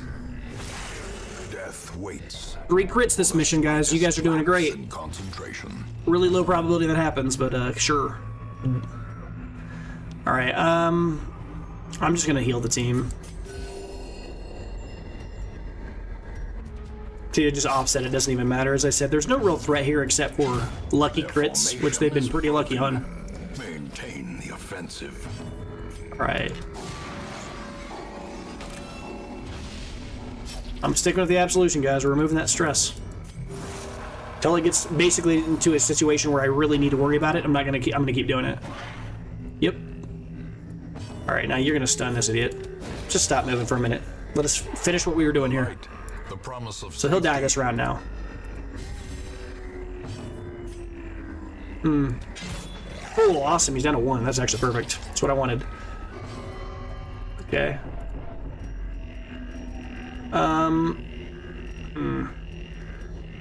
I guess maybe I just go for a heal on him and then remove it with the bandage if it happens that I need it. If he gets blood again, okay, cool. That just offsets it. Where do you go for this? And we're gonna let the Vestal kill him. confidence surges as the enemy crumbles. Cool. All right, let's see what we get. All right, money's funny. As victories It's not what I need. I need blood. so too will resistance. Sure. That's why we bring these. Okay, so this is kind of awkward. I don't really need all these items yet. We're not at that stage in the game. I'm more at the point where I want to... Is the portrait's better than the onyx? I think it is. You're only going to take 4 more damage. I don't really care about that. I don't want to waste a bandage on that. Let's just press forward what we got. Alright, well this is what we'd use a bandage for, but it gives you money and like random resources. Do I really care that much about this? There's a chance it gives you blood, right? A bloodstone, not exactly what I was looking for. As the light gains purchase, Okay. spirits are lifted, and purpose is made clear. I've never wanted bloodsuckers to spawn so much in my life. Okay, well, humans, I think sometimes drop blood. Don't quote me on that, but... Alright, ignore that armor, please. Annihilated. See, nerd. And then here... Now I'm going to go for a form switch, and I'm going to punch because Rake will hit through the invisible guy. And then I'm going to go ahead and strip the armor off of this guy. And then she's going to be able to see the other guy that's invisible. Alright, great. Is struck. A Yep. blazing star is Oh, that's a good dodge. born. That's the ability that, like, gets worse every time they use it. Sure. Bleed? That sucks. Okay, let's just rake them out of here. If I rake them, though, then I can't offset this bleed. Do I do that? What's your speed? 11? 5? You're gonna get a chance to heal before he... Okay, yeah, let's just kill one of them. Eradicated. And then after that, I'm just gonna, I don't know, increase your dodge and speed. It doesn't really matter. You're not gonna attack this round. And then you can offset yourself by heat. Are you gonna pass your turn to do something dumb? What are you doing here? All right, cool, that's fine. Just heal yourself. Okay, no more bleed stacks is fine here. And then I'll try to go for a stun here. If I stun him, that's fantastic. If I don't, that's fine. It's great. Worked out great. That gives us an extra round of heals and offsets this random bleed without us having to waste our bandage on it. So here, he's gonna die from anything that hits him. So I'm gonna try to cheese out a free hit on a heal on anything. Nope, didn't work out. I guess I could go one step further. I could go. I'm not gonna kill him though. Yeah, these are the only guys that can hit him. We have to kill him. Obliterated. All right. Ghoulish horrors. Brought low and driven into the mud. I'm gonna take this damage on the chin and just ignore the bandage, I guess. Or actually, I guess I could do this now. It just feels bad using a bandage when I know that later on I'm gonna really be wanting it. Okay, sure. Really need some blood here, man, at some point. Okay. Hiding the stuff is only the first test. Now it must be carried home. I think I take these over the 2 food. I know, it's not blood. Hunger check right after I drop 2 food as cheese. In Radiance, may we find victory. Alright. There's a very real chance we don't finish this mission because of the guy that needs the blood. We're just not getting any luck with enemy spawns. Okay, so I'm going to try to forcibly ram this bloodletter to the back if I can. I guess maybe, is that worth it? That was a good crit. That kind of changed my mind a little bit. I might just be able to rush straight through him. Oh, not the right ability. I'm glad I didn't collect that the way I thought I did. I'm going to try to push him to the back. Just slam him to the back here. Now I can actually, like, set ourselves up a little bit better. Now I'm not forced into a weird situation where I have to kind of, like, kill the front line or try to hit a back line or whatever. Alright, so I'm going to try to... I could do an illumination here, but it's just not worth it. This character in the Outlaw Fusilier guy is going to get hit by Rake anyway. I don't need to remove his I don't need to remove his stealth. It doesn't matter. I'd much rather just stun this guy, if possible. Because he represents the highest amount of just random damage instantly. That's a lot of damage on one. 4 damage off of that is pretty wild. Wow. She got hit for 4, then afterwards her dodge was decreased by 4, and then she got bled. Like, okay, dude. Alright, this guy's basically dead. Say that. I don't have lunge. Never mind. Let's let that guy do what I was talking about. It's just Rake. That's 2 crits on that guy in a row. Good lord, she single-handedly take this guy out herself. What's his... Okay, he has a little bit of dodge, though. Let's remove that. Make it so that there's no chance that this Rake doesn't go through. Yep. I killed the guy I couldn't see. Talk about efficient. Alright, now you're going to heal yourself here. I'm going to be a little bit... I could go for a stun on you, but I'd rather just heal.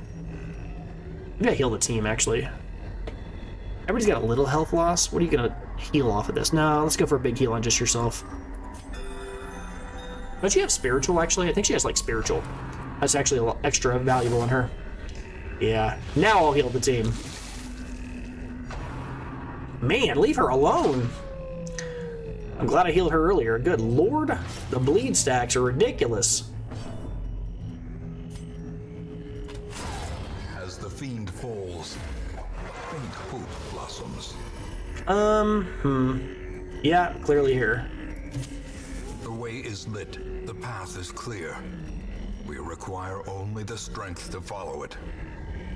For 2 rounds, for 3 rounds, for 2 rounds. I don't really care too much about this. I'm going to keep this for the food, I think. I'm going to drop the anti-venom. Just going to press on here. Yes, I could have used it on this. Oh, there we go. Now I want to fight these guys because I want to get the blood. I need the blood for this dude.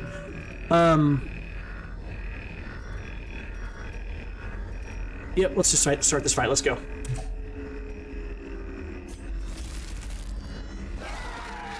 Hopefully we get some blood.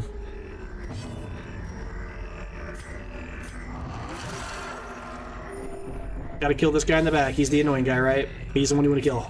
So I'm gonna try to rage him. He's got really high dodge. Maybe I wait. I'll remove the dodge from him. Oh. Okay, that made up for it a bit. I just want to kill him before he gets to do his like elusive exit crap. Oh God, come on, man! I need you to use your removal of dodge crap. Oh, okay. I know you need blood. Just chill the heck out for a second. All right, remove this thing's dodge. I was kind of. Okay, game. Two people that could remove dodge. Both of them were like, I just can't pull it off.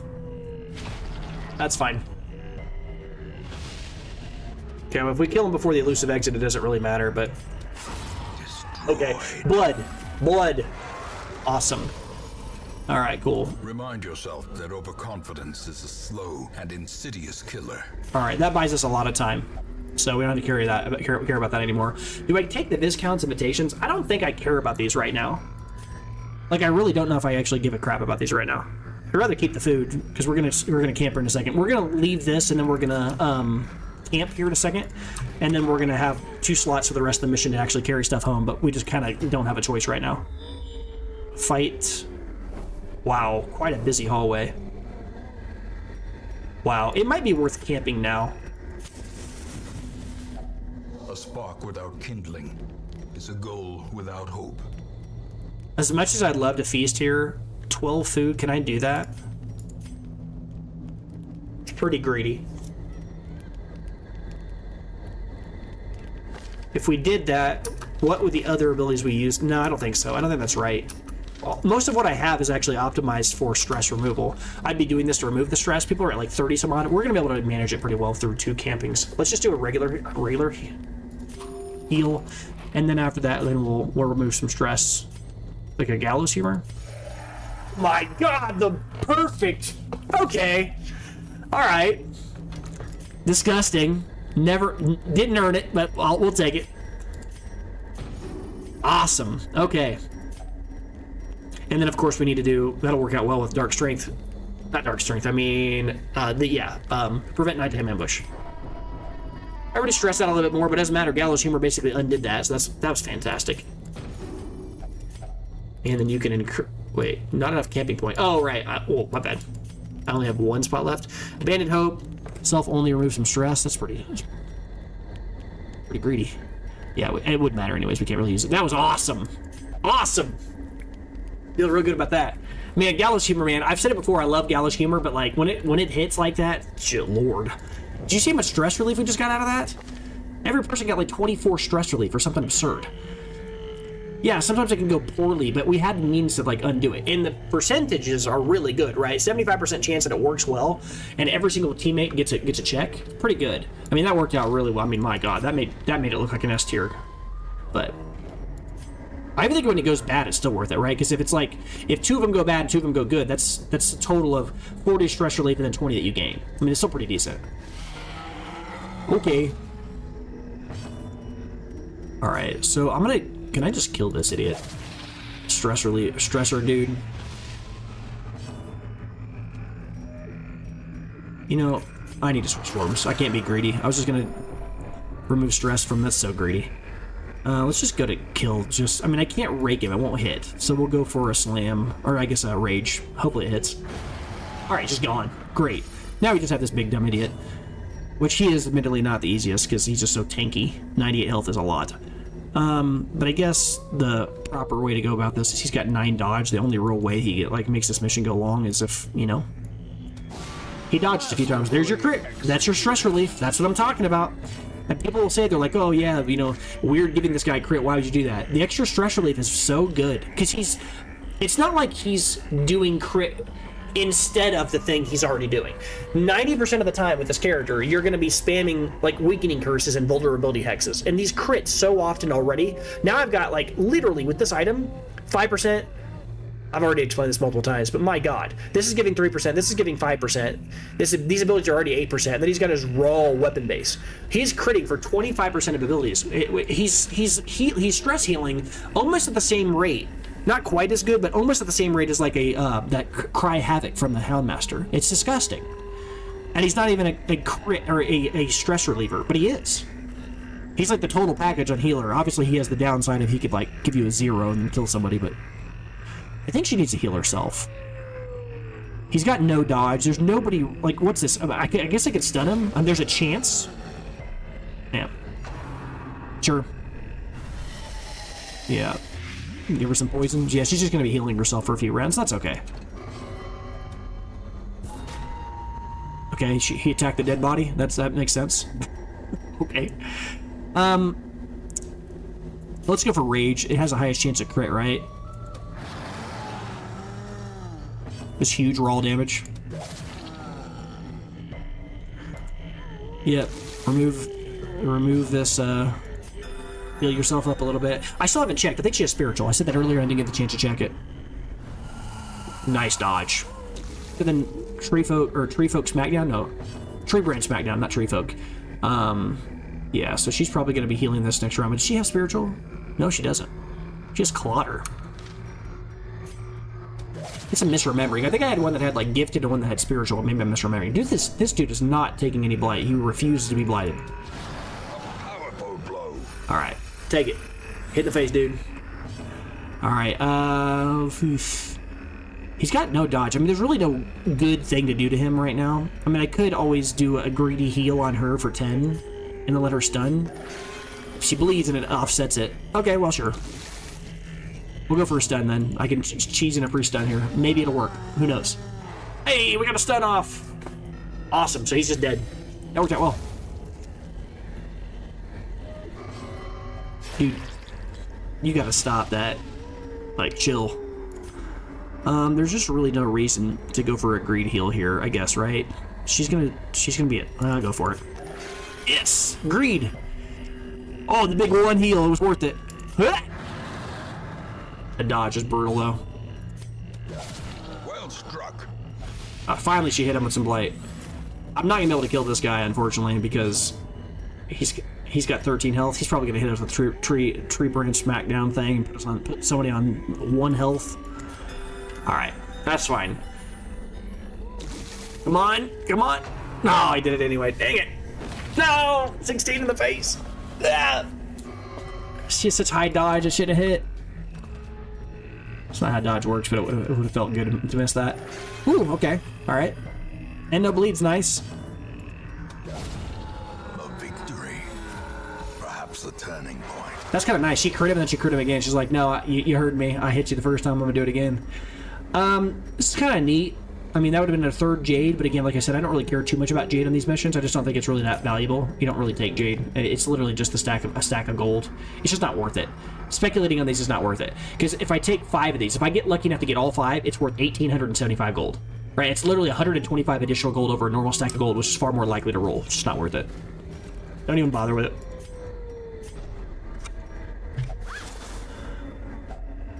Uh-huh.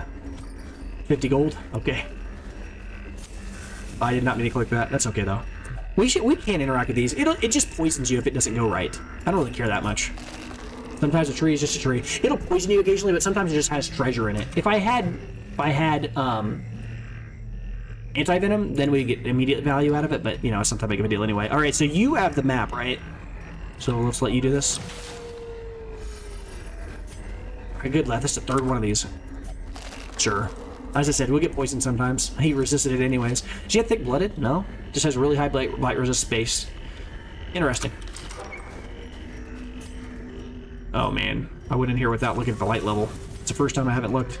I'm going to go up first, because obviously this is less backtracking overall. Although I shouldn't have done that. I'm going to check these on the way back. Oh, he interacts with things anyways, because he's got compulsive. Alright, dork. Oh. Punished. Huh. Okay. I want these. We talked a lot about this. I want these more than I want a lot of things. I think I actually dropped the torches. I've got a whole nother firewood, right? Which are going to reset our... Oh, great. I'm fine with this. We want some blood, so that's good. Nope, not wrong. I almost did that switch. I almost failed to switch forms again. All right. Rake's low probability of hitting, but we'll go for it. Wow. Never miss, huh? Kill this guy. A singular strike. Now that's not the most efficient thing to do, because if this guy gets to use his elusive exit, then that looks really bad, because then he gets to spawn multiple idiots. But I'm gonna bet I can kill him if I just keep on spamming anti-dodge on him like this, so I can hit him when I do go to hit him. Sure. The thing is, it's one of the worst things you can do is kill everything but the great... Not the gatekeeper. Is that his name? Oh, it is the gatekeeper. He's the guy who stands... I was thinking manservant, but he's just a variant on that. One of the worst things you can do is not kill this guy and kill everybody else, because then he'll spawn like a bunch of random people. It's awful. Alright. I'm gonna remove the dodge from somebody else, because he's already got pretty low dodge percent chance. And then we'll go for it one more time, because he's at 12. This will just remove it entirely. Look at that! 2 crits in a row! 2 crits in a row! Look at all that random stress relief. I'm telling you. Cool. Oh, you dirty. You got to go. I was hoping it wouldn't get to go. That's fine. They both got to go. They're so fast. Nice dodge, though. Alright. I guess we just kill this one. Well, I wish I'd gone for the other one now, if that crit. Alright, we gotta heal you real quick. Cool. Doing pretty good now. We get to go first, huh? This thing has 19 dodge still. See how good that is? To be able to strip that dodge off these idiots? Because that's the minigame, right? That's the thing that ruins these guys make very tough enemies if you don't have any ability to stop the dodging. They're trivial when they can't dodge, turns out. Turns out flies are pretty easy to hit whenever they don't have wings, right? This expedition at least promises success. This would be the 4th Jade, huh? Bandages are nice, but we don't have any space for that. That's not happening. This would have been the 2nd Viscount's invitation, but you can't think that way. There's no guarantee that was going to happen. And that's not why we're here. Really, you go after these when you need them. I'm not worried about taking them home when I don't have space for it. What I'm thinking about is this guy with the bloodlust. I'm wondering whether or not it's worth dropping something for that guy, because I mean, there's a chance that he immediately becomes thirsty after this fight. Maybe I just drop the holy water, but I'm trying to keep the holy water in case I can remove some bad quirks. Maybe it's the medicinal herbs, actually. Maybe I drop the medicinal herbs. Take the blood. I just don't really see a world where I'm going to need the medicinal herbs. I mean, yes, they get used on a few things, but I just don't really see... And the only thing I can think about in this mission that is used for is the carcasses.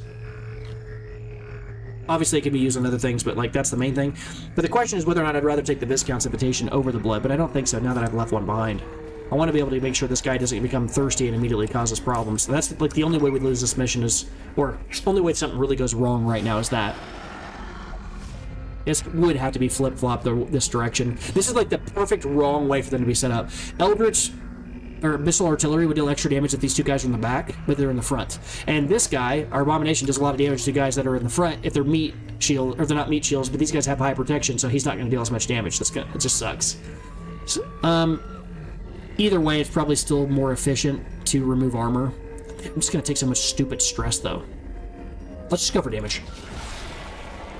There's your crit. Let's go for raw damage. Try to kill one of those guys if we can. I could also... Actually, this might be a good opportunity to do the old rage, or I guess slam, send one back. If I can do that, then I can actually... Yeah. Well, that guy's going to die anyway, so whatever on that, but... Now Rake will feel a lot better. And then maybe I go for a stun. What's your dodge? 21? Alright, remove the dodge instead then. Ah, 30. Dodge the dodge decrease. Yep, give me another one. You can put it on the same person, I guarantee it. This game literally does it on purpose. I know it does. You cannot convince me otherwise. And you can be like, well, she's marked. No, I know that, but like... Wow, she's dodged. Like, is that 3 abilities in a row? I can't really complain now. Alright, now they've all replaced themselves in slots 1 and 2. Come on, man. Look how little damage I'm doing because of that. Alright, kill these guys, please. Nice! Makes you feel good.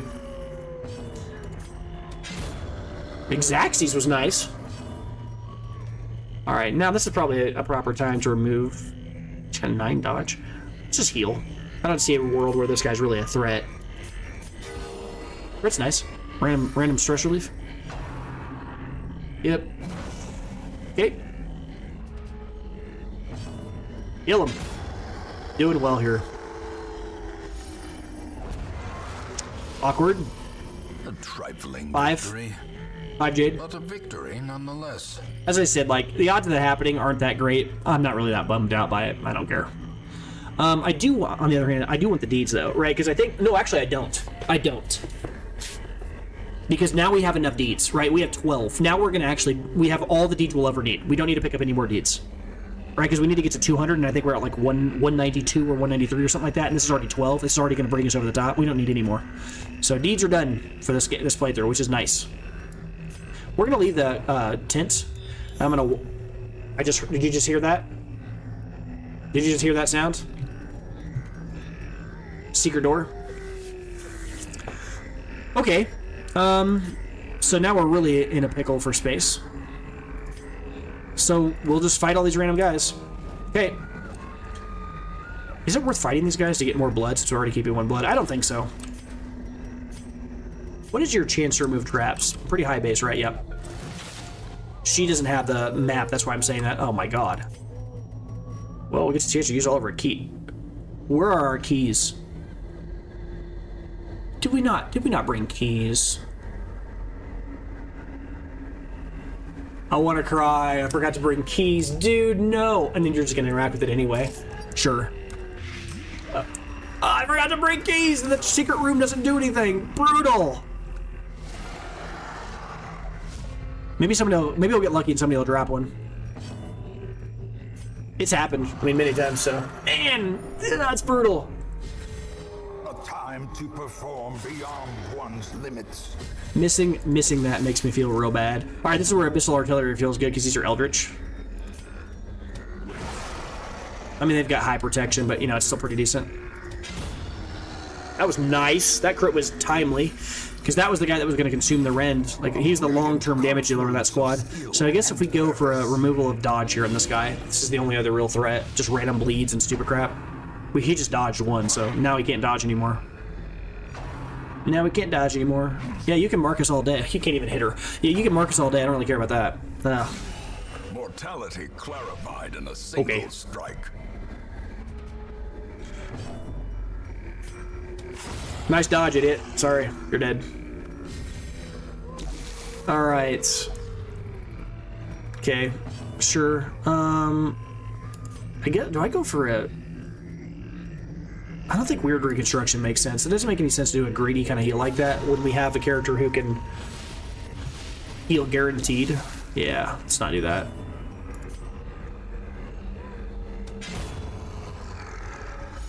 Yep, and then you can heal, just an honest heal here. Nothing crazy, but consistent. Oh my god, 2 in a row on the same character. Chill out. The end approaches. Are you a boss? Shut up, nerd. That's 6 jades. Momentum. Push on to the task's end. Alright. So now I'm at a weird spot because there's not really any items that I guess I could just go with the firewood here. I mean, what else am I gonna do this? When else am I gonna sleep other than maybe now? Like, right? The problem is these guys are going to take a bunch of random damage now. And then the heal's not going to really stack correctly. It's going to kind of be awkward. So while I would like to... I mean, it's still probably worth it, right?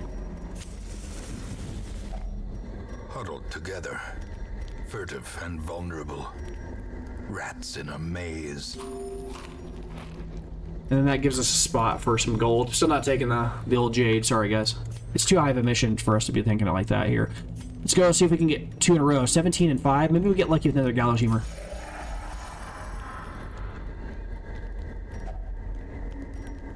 I think I've rolled all my luck for the rest of the night on those 2 gallows humors. Good lord. Encourage is fine. What are you at stress-wise now? 6 and 8. My god. Scouting chance feels real bad whenever you don't even have any keys. Oh, I guess I could go for like, oh, I don't even have the one ability to accidentally find a random supply item. That'd be nice, wouldn't it? Clutch out a random key. It's so disappointing that I didn't bring a key. I don't know how I managed to miss that. I always bring keys. Wow, man.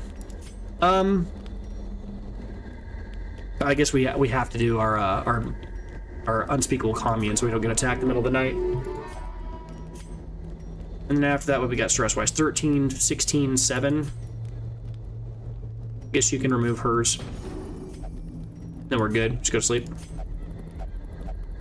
Leaving 2 respite points on the table, like, you know, over 2 different sleeps, but that's not a big a deal. I was really hoping we'd see a key there, if I'm being completely honest with you. Oh, we don't need another one of those, so I guess I'll just eat the food here, which is actually kind of nice, because this offsets that random... That's actually great. It offsets the random poison we're going to take over the next, like, 2 or 3 seconds. We don't need deeds, right? Feels good to not have to take deeds home. It's like, that's one item I don't have to think about anymore. Yep. I'm going to make it all the way to the other end of the other hallway, like I said, because obviously I have to, because I need to do all the battles. Maybe I'll get lucky, you never know. Of course, that room's also sad because it's a key room too, but we've already got a full inventory. We missed out on some trapezahedrons. Yeah, that sucks, but it's not that big of a deal. It does feel real bad though, doesn't it? Feels real bad. Makes me sad, missing out on a treasure room. Towering ectoplasm.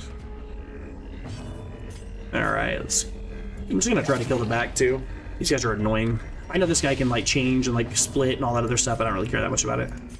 This guy's like no move chance, right? Let's go for it. Let's try it. Let's try to slam him into the back. Yeah, kind of what I figured. Guy's got a small amount of dodge, but he does have armor, so I guess I can start stripping that off. These other guys in the back, though, they have a little bit. Oh, they actually have some reasonable dodge. Let's remove that. Okay, game. I'm just gonna go for raw damage on these guys in the back. I could start removing armor from the ectoplasm, but I don't care that much. Yep.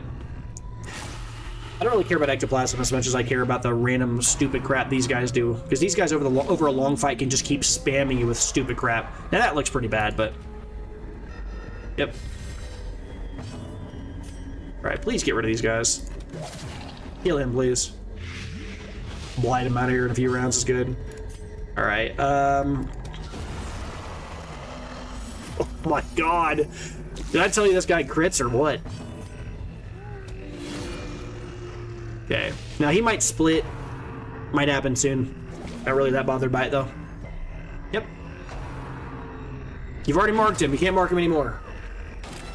Can't mark him much more than that. He's already been marked. Alright. I guess we just go for rage crit. No crit, but that's fine. I'm gonna leave this guy with 2 health.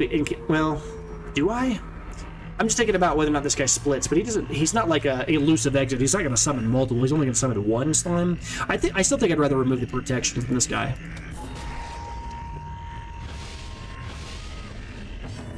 And then I think I'm gonna let the Vestal finish that guy off. Okay. Now you go ahead and split into your multiple forms, dude. I know you want to. Oh, nice dodges though. That feels good. Alright.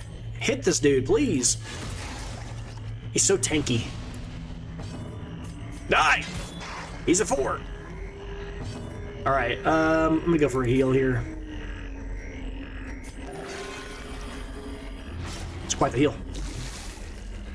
What's his stun chance? 95? A really low chance, I mean to say. Really low dodge chance. I can't kill that guy. I'm not gonna kill him, so we're just gonna go for a heal on the team. It's unfortunate, but is what it is. Yep. It's fine. It's not even that big of a deal. He's not really a threat, right? Just kind of a big dumb idiot. Monstrous size has no intrinsic merit, unless inordinate exsanguination be considered a virtue. I can't. Never lucky. Never lucky. I was hoping to find a key. Never lucky. I think I'd take the crest over the busts. I don't know. It's good margins here on this. Maybe I just dropped the holy water at this stage, right? I have to keep the shovels in case we get random, or maybe I don't have to keep the shovels. Right? I haven't seen any real.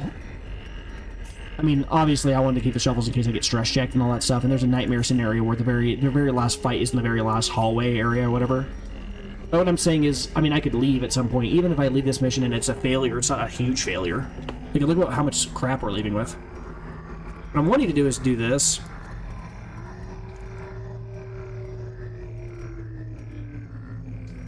Like that? Like, the busts are equivalent to the crest, but I want crests more. That's the thing right now, right? And I don't... I mean, I need to keep the blood for at least a little while, at least until his next thirst. Once his next thirst happens, I can probably drop the other one, and we'll find some other items there. There's our 7th Jade. Game is trolling. 1,500, you know, Onyx. If I even get one more, it's very much worth keeping it, so we're going to do that. Uh-huh.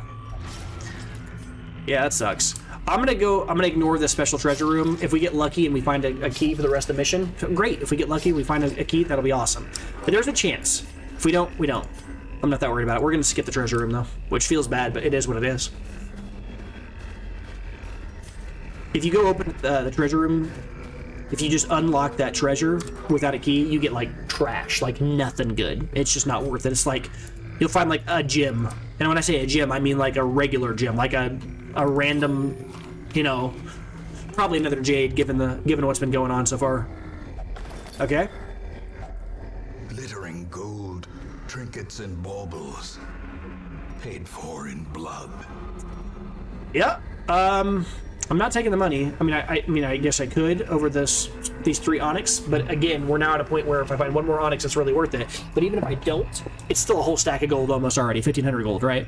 It has higher upside with, and the cost is only 250 gold at the chance of maybe getting even more. I think I'm fine with what I have already. I don't think this is worth more than what I already have. Got a fight coming up here. This might actually be the collector. Instead, it's like one of the easiest fights we've ever seen. Cool, I guess. I might even just chill. Like, these guys aren't going to be a threat.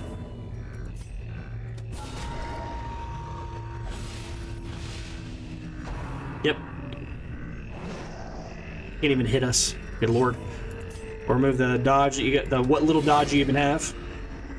That's nice, actually, just having to have a chill fight. Blight? Every time I do this, he always seems to have it at the exact moment that I just got rid of that. Come on, we just passed by an antidote. Come on, game. Alright, what is, you still have your high protection, though. This guy just can't not crit. He can't not crit. I'm telling you guys, like, it's really good. This won't stun him. Oh, no, he's got 45% resistance. This might. Nice. I was thinking he had a higher base chance, but never mind. He looks like he should, right? Like, he's a big, dumb, like, mushroom head guy. Like, why is this chance of stunning so low? Or chance of being stunned so high, however you want to say that. I guess I'm just going to go for another... I mean, I could kill him, but I don't want to switch forms, add a bunch of stress for no reason. Let's just Absolution. 2 crits in a row. Dude, good lord. 4 damage. You're not going to do it, but fine. It's fine. He gets a quick attack, and I don't really care that much.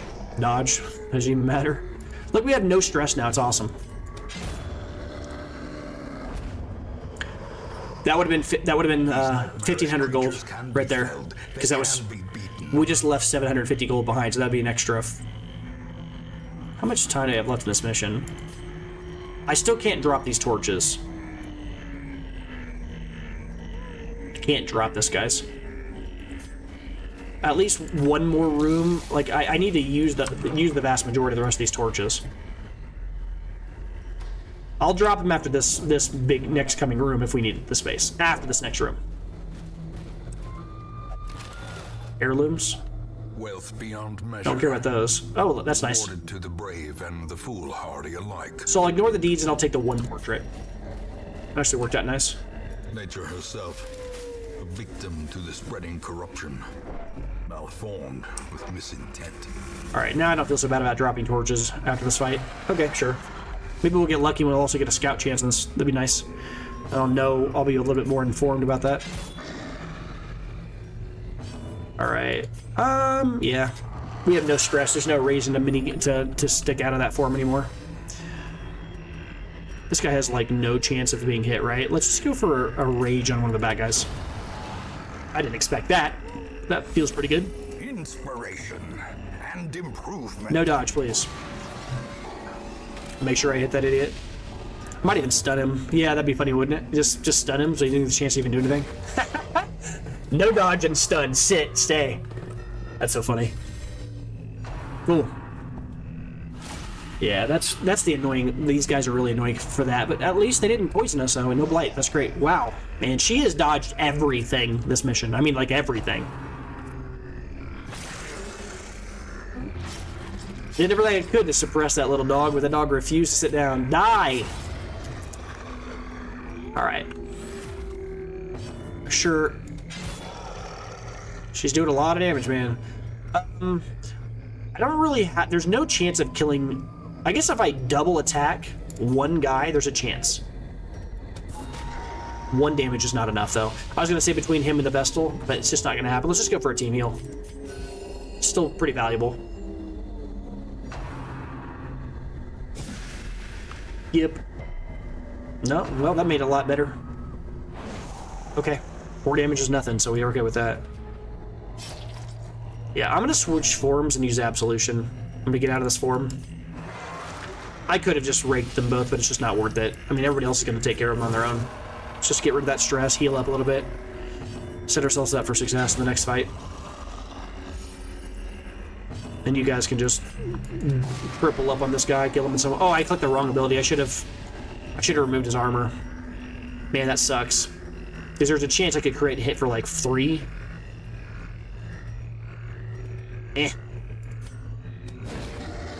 Whatever. Didn't stun him. 45% chance. What was the chance I...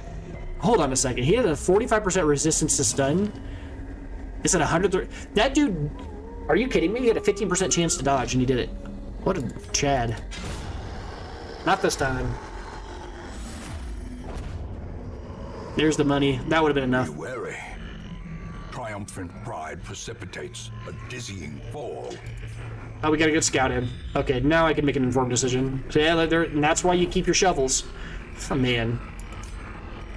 Okay, so I'm certainly going to drop the torches now. The question is whether or not I'm going to come back, and I think the answer is yes. I mean, I'm banking on hopefully either finding the key, and even if I don't, I'll come back to this and gather whatever's in here after we fight the last few fights. This will also let us get rid of our shovels. Yep. Hopefully he's not compulsive and leaves us alone. Cool, he did. Alright, it's a pretty easy fight. Let's just try to wipe these guys before they lower our torch any further. Go for as much damage as we possibly can, as fast as we possibly can here. Just wipe these guys fast. Good. It's a good start. These guys are Eldritch. I guess I'll go for Missile Artillery. That's why you do it! And then the other two should be able to kill you pretty quickly. Alright, I don't think these guys drop anything, so we can just move on. I like how the room was still shown as an enemy, and that we fought him so fast it didn't even show it. Alright, this is a shovelable thing, but we'll come back, I guess? Yeah? Ooh, okay. These guys look so much more menacing than they really are. The first time I ever saw one of these gargoyles, I was like... And I was like, oh my god, they have 50% protection, and then I just killed it instantly, and I'm like, wait, what? And then I look, and they have 10 health, I'm like, oh, you guys are just... You guys die to a slight breeze. I mean, because if you think about the math on that, like, they have 50% resistance, right, to regular damages. That basically functionally means they have 20 health, with no resistances. It's like, okay, you only take 4, but you still just die to anything. I just kill you outright. Really not that terrifying, honestly. It's this guy I don't like, this ghoul. I'm gonna spam stun for this round on my Vestal so I can, like, build up some torch. It has really high protection, though. Alright. Yep, lash the tail. I think this moves. I think this can move people. Yeah, I'm glad we didn't get moved, though. That guy being moved is awful. Yep. First time she's been hit in, like, 10 years, so... Alright, go for a stun. Really low chance of being stunned on him. That's kind of wild. I'm gonna stun a rock. Gargoyle being stunned is pretty funny to me. Alright, we'll go for a huge hit here. I'll slam him, move him back. I'm moving him back, or I'm hoping to, because I want to be able to hit 2 enemies with Rake. And right now I can't. Wow, he's hit both of those. A lot of stress, yep. Although if this kills him, then it doesn't really do anything. I don't really want to use Pick to the Face and kill him outright. I'd just rather put extra damage on the big guy. And then let Rake do what Rake does. Maybe I remove armor, though. Never didn't crit. And then I'll go for a heal on the whole team. Or I guess I could stun. What's his stun resist? Yeah, like 70%? You still have stun resist, right? Yeah, it's 50%. Is it better to heal or is it better to increase your torch? I think the torch is probably better, even if he doesn't stun. Yeah. And then now you can actually rake for a lot. Put him to 1, come on. What are you gonna take? You're gonna take 4. Oh wow, you're both gonna go to 1 this round. You're here at 1 and you're, oh wow, okay. It doesn't really matter. Just heal 1. The bigger the beast, the greater the glory. Yep. Maybe I did that out of order. Maybe he's faster. That's okay. We'll go for a heal.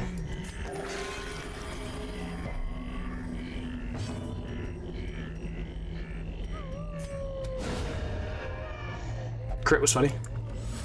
All right, get that torch back up a little bit. Help us out a bit. Oh, man. I don't think we go back. I just don't think it's going to happen, right? Like, I mean, I'm going to take this gold. Obviously, I didn't interact with the, treasure, or I guess the, my mistake, the tombstone on the ground. I didn't interact with that, so like we're leaving some value there. But what am I going to find inside of a tombstone that I'm not? That's more than what I've got here. I mean, this is a lot of money. Yeah, the gold's not perfect on this stack, and this food's going to be like, oh, not as efficient. But I just don't see any world where I guess you can make an argument that we're at the end of the mission. Maybe I greed a little bit here, eat the food, and then leave. We're gonna get hunger checked. Watch you mark my words.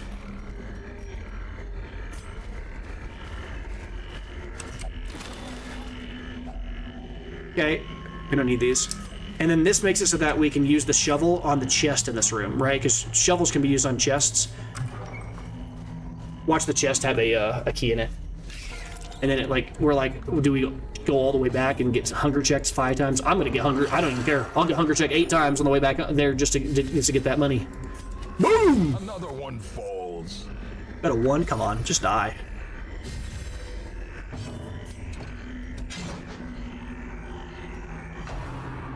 Okay. Well, I mean, I guess fair's play. We both missed. Just finish this one. Go for a stun here. All right. Stun the other one. Yep.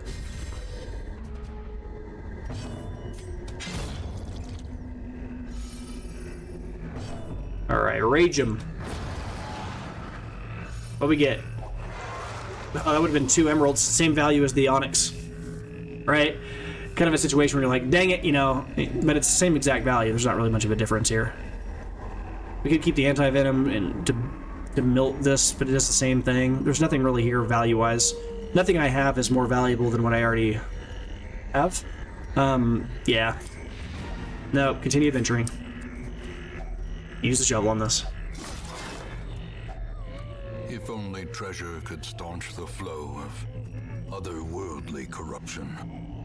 So unfortunately, we leave behind a treasure room, but it is what it is. We still had a very successful mission despite that. Just don't think of it that way. Dang. Driving out corruption is an endless battle, but one that must be fought. Alright, so we walked out of there with a lot of that, and now we've got all of these that we need. The only downside... Oh, actually, what am I thinking? We already had 200 needs. The limiting factor was that we didn't need to take those. We didn't have the blueprints. So that was a waste. We did not need to grab those. I need to remember that. We don't need those anymore. Early Riser's a really good roll here. Spasm the Entrails is irrelevant. That'll go away at some point here. Manslayer to balance. I guess slightly better. Manslayer's pretty mediocre most of the time. I mean, it's okay. Early Riser's a really good roll. This guy's loaded. I think he's got 3 movement quirks now. Doesn't he have On Guard and... Back across the sticks. Boatmen be damned. Doesn't he have... We'll go back to that in a second here. He has Quick Reflexes, On Guard, and Early Riser. This dude is... I think this is the same exact quirks that my, Dupe Esquire has. Luminous, Early Riser, Quick Draw. Not quite the same, but very close. That's wild. All right, let's see what we got for the graveyard, though. Or not the graveyard. I meant to say the weekly event. Same thing.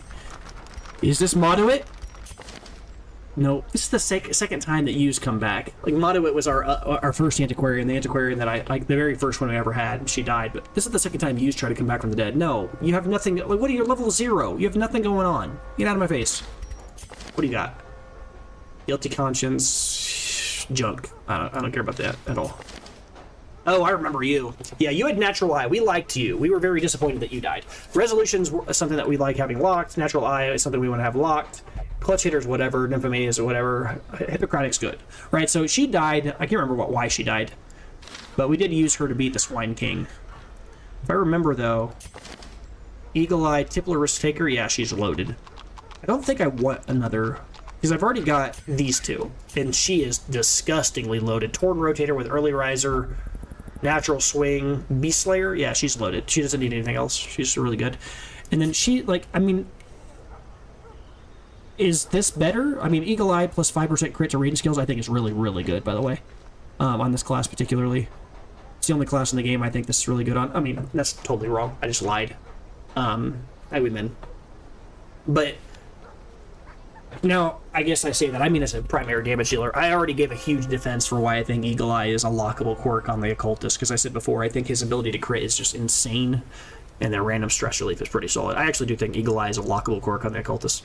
But as far as like an actual damage dealer, not a quirky little stress relief thing, this is the class you'd expect to be using this outside of the Highwayman. I think it's pretty good on her. But she's got Tippler and Risk Taker. And Tippler's like one of the best at this and the like Meditate one. They're the best like non-combat lockable quirks. Right? Because it costs almost no money to drink. So this is like a free quirk. Risk Taker is an S tier quirk. I mean, it's just like upside. Like extra damage. What are you kidding me? But the question is like, is she better? And the answer, it's hard to answer, right? Because Hippocratic is legit, dude. That's really good. But that's not her primary purpose. It's like her secondary purpose. Weirdly enough, like her best heal is not even like the battlefield advantage. It's triage. She is one of the only characters in the whole game that I would actually consider maybe using the extra healing from camping. But it's still pretty bad, right? Like anything that's like extra thing while camping is just bad. You just don't camp enough. But I just don't think it's really... I mean, I don't think she's that important. Hippocratic's fine. I mean, obviously I locked it when she was alive.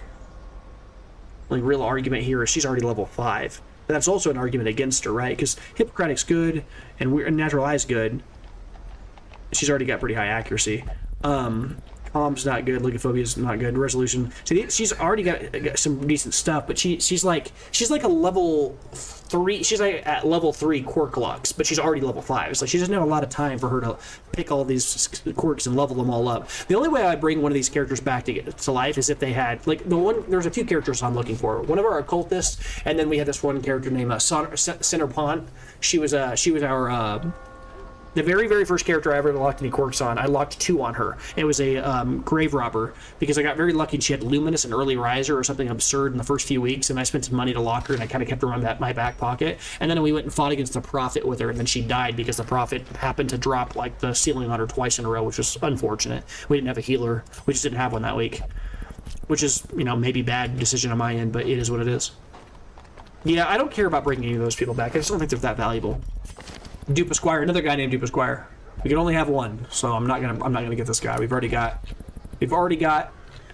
Dupe Esquire, and he is a legit Houndmaster, even though you're level 3. But you don't have anything. Fading is awful. You literally don't have anything of value here. I'm just not impressed by Stout. That was what I was talking about earlier. Extra healing skills when camping. Not terrible with the triage ability, because it heals for 20% and then extra 50%. The thing is, like, you heal everybody for 20%, but then it's 15% extra on that heal, and it's like, it's 15%. I don't know if it's additive or if it's multiplicative, but she heals everybody for 20% of their health, and then an extra 50% when they heal. I don't know if that's added on top of that. If it's additive and it becomes 35% healing, that's insane. But if it's only like 20% plus 50% of that, that would make them heal for, very little extra. Like very little extra. It's not that much. Yeah, unfortunately, he's not really worth talking about much. Beast Hater's fine, but that's not really his whole cup of tea. Beast Hater on him is kind of goofy. Early Riser's good, but I don't really care about... I don't really need another Vestal. He already had 2 good Vestals, right? Sort by level. Or no, sort by class. I need to remove my people from my group, though. She's a Vestal, so I need to get her out of there so I can look at this properly. Sort by class. I think I have 2 Vestals. Yeah. Clotter, Natural Swing Spirit. Oh, she's the one that has Spiritual. I'm not crazy. I knew one of them did, I was pretty sure, but she also has Bad Healer. She's trolling. Now I need to start spending money on that. I'm back to 104, almost 140,000 gold. Now I need to start thinking about locking quirks again and start, you know, digging into my reserves to get rid of all that crap. Any items worth looking at? Nah, nothing here I care about. What would be my next mission if I was going to do something here? And I'd love to go do Sunshine in the Thickets and Fresh Air in the Tunnels, but I'm not about to go do a top tier, guy yet. I don't want to go do one of those guys. I do at some point, but I want to just like methodically go through all the lower tier guys first. So ideally, I'd take out the Sunken Crew first, and then these guys are, free reign. I'll go on these guys afterwards whenever the opportunity arises. But I don't want to do it until I beat them all in order. I don't like doing that out of order. I did already once. It kind of bothered me. Yeah, so I think what we're probably going to do is we're going to lean, into another one of these until I get an item that's worth doing, or until I get a Gentle Tide option over here in the Cove, so I can actually level up over there. And that's okay, because this will also give me some time to kind of level up, sneak in some level ups on our level 4 guys, because we've got a few level 4s now. Like, these guys are both level 4. This will give them a week or so to kind of heal. So I want them ready to go whenever the opportunity presents itself to go to the Cove. Right? You got bad humors, you got rabies, you got spasm, the entrails is just collecting every single bad thing you can get. So you got rabies too. It's actually funny though. I could pretty much offset that if I wanted to. I could just let them keep rabies. I've talked about this quite a bit. Let them keep rabies. This is offsets the rabies, and just gives her a flat damage steroid. I really do think that rabies is like actually usable as a offensive skill. Yes, 10 accuracy is bad. But it doesn't matter on green tier missions like Apprentice, because enemies don't have any dodge anyway, so it doesn't really even matter. And higher tier missions are really, you're like, oh god, I want my accuracy. But at lower tier missions, it's not such a big deal. And at medium tier veteran, it's like, I'd have to do some math on it, but I actually think it's pretty okay to keep rabies. But we gotta go get rid of these, so I'm gonna go get rid of bad humors. Odds are he's probably gonna get rid of all of them, because there's that percentage chance that you can get traded for everything. I'm gonna let her keep rabies though, believe it or not. I'm going to get rid of bad humor. Spasm the entrails is kind of whatever. Minus 20% healing skills when camping. He doesn't heal when camping. That's functionally irrelevant. So hopefully we get lucky and he removes an extra thing. He heals bad humors and heals spasm the entrails, but he can't heal rabies. Wouldn't that be nice? Now we just got rid of that from him, so we can't lock a quirk on anybody who has the Crimson Curse unless we're okay with him getting it. I guess I'm okay with it, because if he gets a Crimson Curse, then he's just loaded for damage. Like, my god, he's a huge damage dealer. Because think about it, if he gets a Crimson Curse, and then I give him blood, then he's going to have 4 extra speed and 25% raw damage. That's going to make Rake crush people. Yeah, I'm okay with him getting it. Honestly, if he gets it, I'd be happy.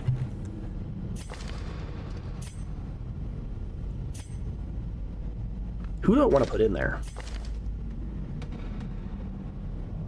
You got Thick-Blooded and Clotter, so funny. You don't have anything I care about here. When did I want to get locked? He doesn't have... Yeah. These guys will not lock a bad quirk. I swear, dude. Like, they just will not find a bad quirk. Some of these guys just refuse to find bad quirks.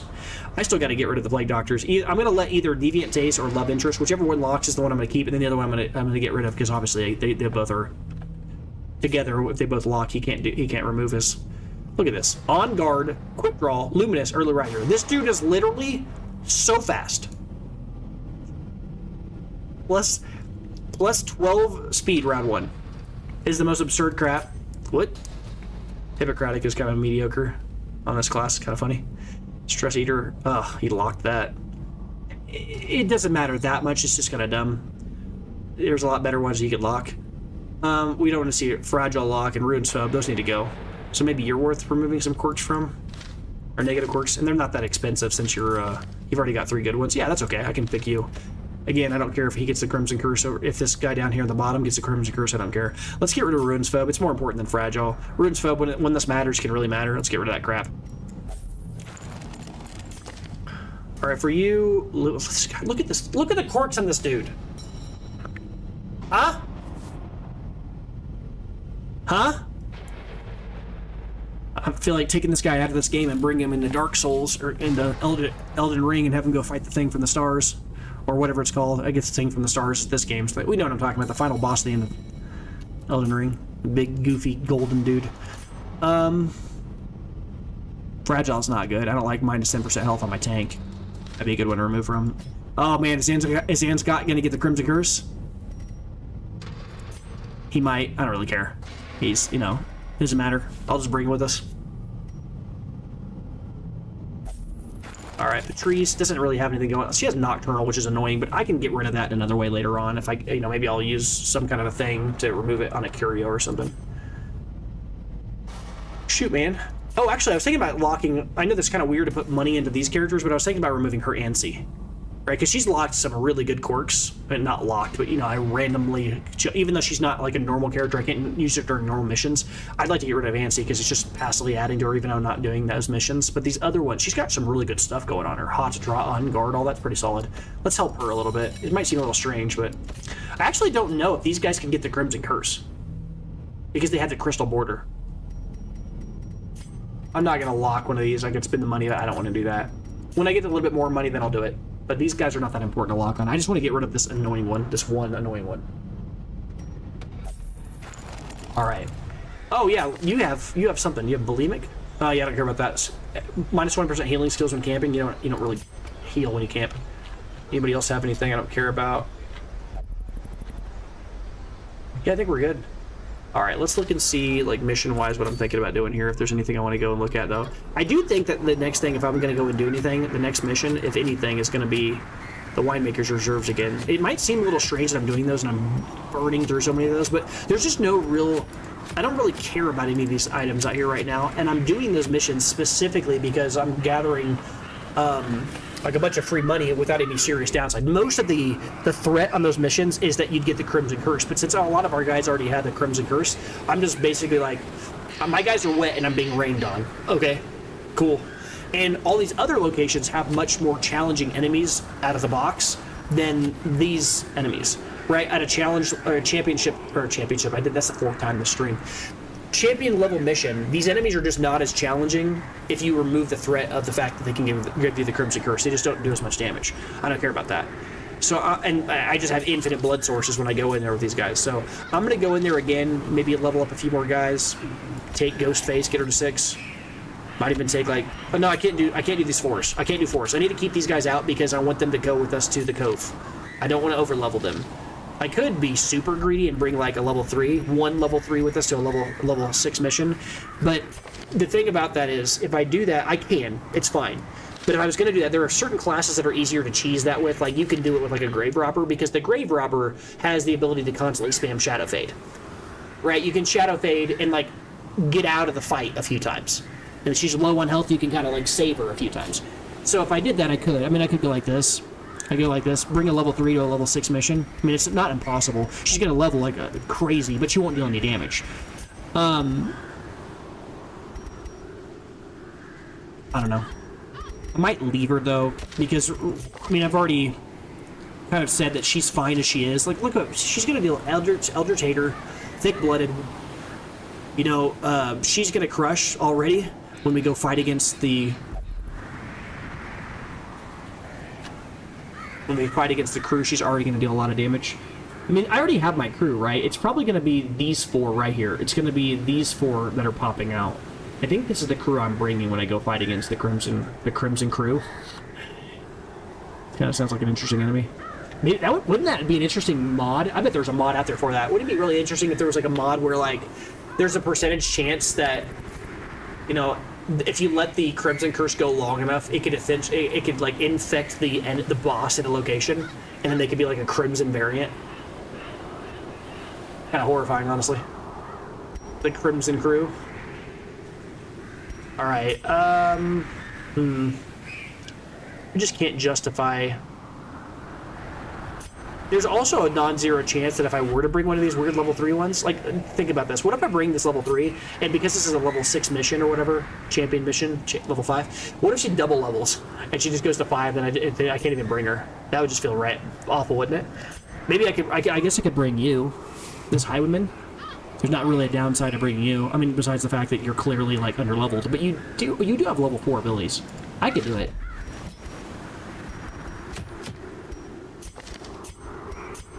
It's not, like, impossible. It's just, you know, just not the most efficient. He's not going to deal as much damage. That's okay, let's do it. Let's bring this random highwayman, level him up a little bit. Cheese some extra levels on him. And again, if I'm doing this, again, I'm going to bring some heavy-hitting frontliners to make sure that they can make up for it, and maybe even, I'll probably bring my flagellant here, because I need to make sure I keep that guy alive. So between the two, I'll have the flagellant that can use a reclaim, and I'll have this plague doctor also have, you know, the battlefield medicine and stun people. And then after that, stress is actually relevant, but this is a shorter mission, so I'll probably double lean on extra damage here. So maybe I go like this. Neeland here, maybe? Slugger, tuckered out. He needs to pick some good quirks. He's got Unquiet Mind, that needs to lock. Stress Eater, I don't care about. Tuckered out. Maybe he'll lock one of these. Maybe we'll get lucky and he'll lock one of them I care about. He doesn't really have any good bad quirks. Like, I need him to lock Unquiet Mind and not lock, like, Bloodthirsty. Yeah. I mean, he's got two really... I mean, he's got Beast Slayer and Eldritch Slayer, which is enough to just keep him around forever until I get something better going for him. Obviously, this guy's loaded, but I don't want to take him for no reason. He's got Unguard, and he can possibly re-roll it, as well as Prismatic Isolation. I don't really care about this ability that much, to be completely frank, but he's loaded. So we'll take Neeland here. Either that or maybe... Well, you need to lock some good quirks, too. Somehow, like, you've made it all the way up here without anything other than a Clodder and a Gambler. I guess I do want to lock Deviant Tastes, but... Beast Hater is worth locking. I guess lock Beast Hater, remove, like, Scattering or Night Blindness. Honestly, Scattering is more effective. Scattering's not that big of a deal, but it's more, you know, it doesn't matter. Half her abilities are ranged. The Night Blindness, if it was like minus 5% crit, I would jump on that instantly.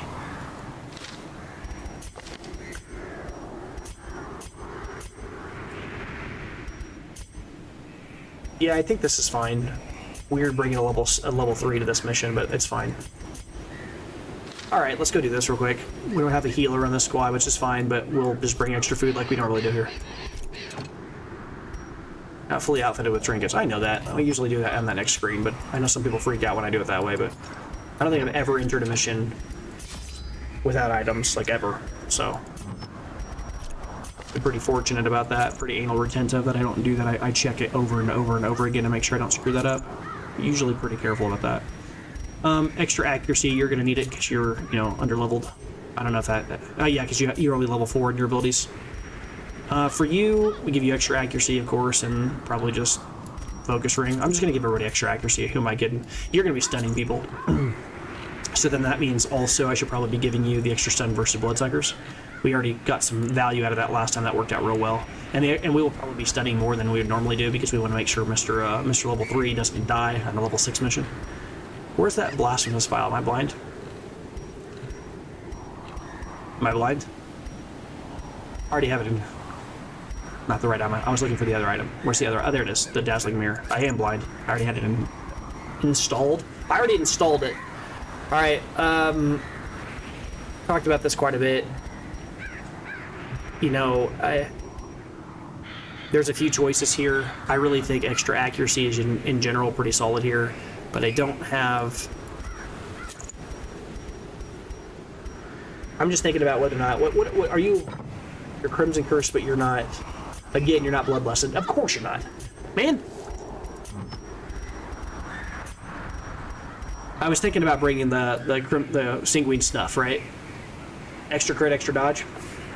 You know what's actually funny? I could give it to him, ironically, because he needs the extra dodge, but he's the only person in the whole crew that doesn't have Crimson Curse, so it kind of makes me sad about that. Can't do it.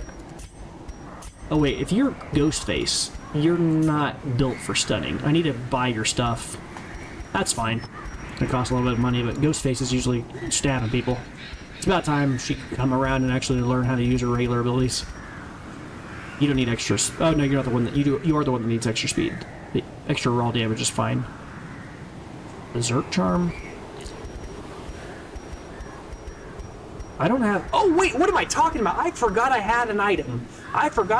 Folks. Mercurial Salve. Extra damage versus Bloodsuckers. I am stupid. I have not been using this. I was like, why don't I have an item that just deals extra damage versus Bloodsuckers? I do! Because I'm dumb. That's why. This is just better than Dismas's head on this mission. What am I doing? Wow. Yeah, I'd like to use this Gunslinger's Buckle, but I'd rather just have the extra accuracy, if I'm being completely honest. All right, let's step back. Make sure I go level up. I cannot believe I haven't realized I had that the Mercurial Salve this whole time. I'm a little frustrated with myself, to be honest. All right. Make sure I have all these leveled up as much as possible. Yes, you are. Yes, you are. But you don't actually have the proper ability selected. So I need you to stun people, heal people, stun people. And honestly, you're probably not going to be doing any kind of stabbing. I know that's against your nature. I know you're a stabber with the Beast Slayers and the Beast Haters and whatever, but that's fine. It's about time you embraced your actual, like, you know, heritage as a... In your late 60s, I'm going to teach you how to throw grenades. Yeah, I think we're good. I think this is the proper comp here. This is gonna be fun. Taking a level 3 into one of these missions. I mean, what's he got? Like, no health? It's so funny, because everybody else has the Crimson Curse, so right now, like, 37 health, Crimson Curse, 31 health, Crimson Curse, 35 health. This dude is literally level 3, and he has 38 health. He has more health than anybody in the squad. It's because the hard skin. No, it's not hard skin. Why is he just so healthy? Why does he have so much health? What? That's goofy. I mean, we'll take it, but what? What? Alright. Give us an actual item. We haven't been lucky enough to drop an item in this missions for a while. Usually, it seems like, I think I found 3 a few episodes ago, but I haven't found any in a while now. How many blood? We're gonna have so much blood. I might not even beat the Crimson missions on purpose, just so I can keep the blood around, just use it as, like, scuba.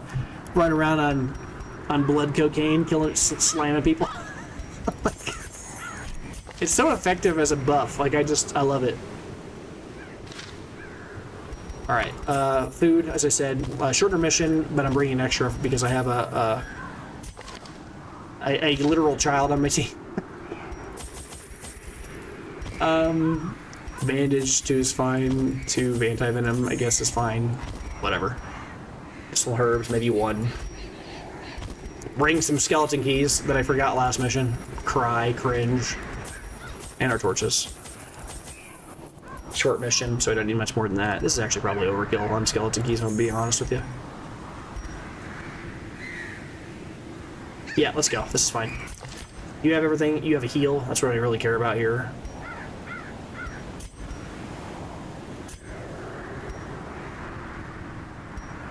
Yeah, I think we're fine here. Oh, wait. Yeah, no, you're good. For some other reason, I was thinking you can only use that in slot 4 for a second. I'm like, that's trash. Never mind.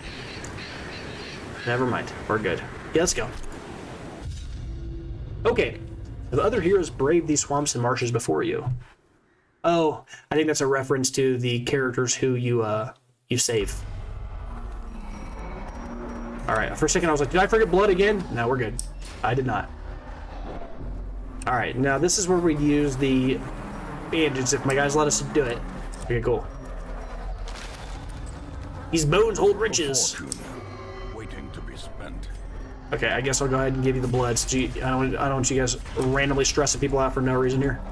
We're gonna find blood in this mission, so I don't really care. I can use blood a lot more aggressively now. We have so much blood. Okay. You got it. He wanted to attack on his own terms. Kill them all. Too low of a level. Mediocre.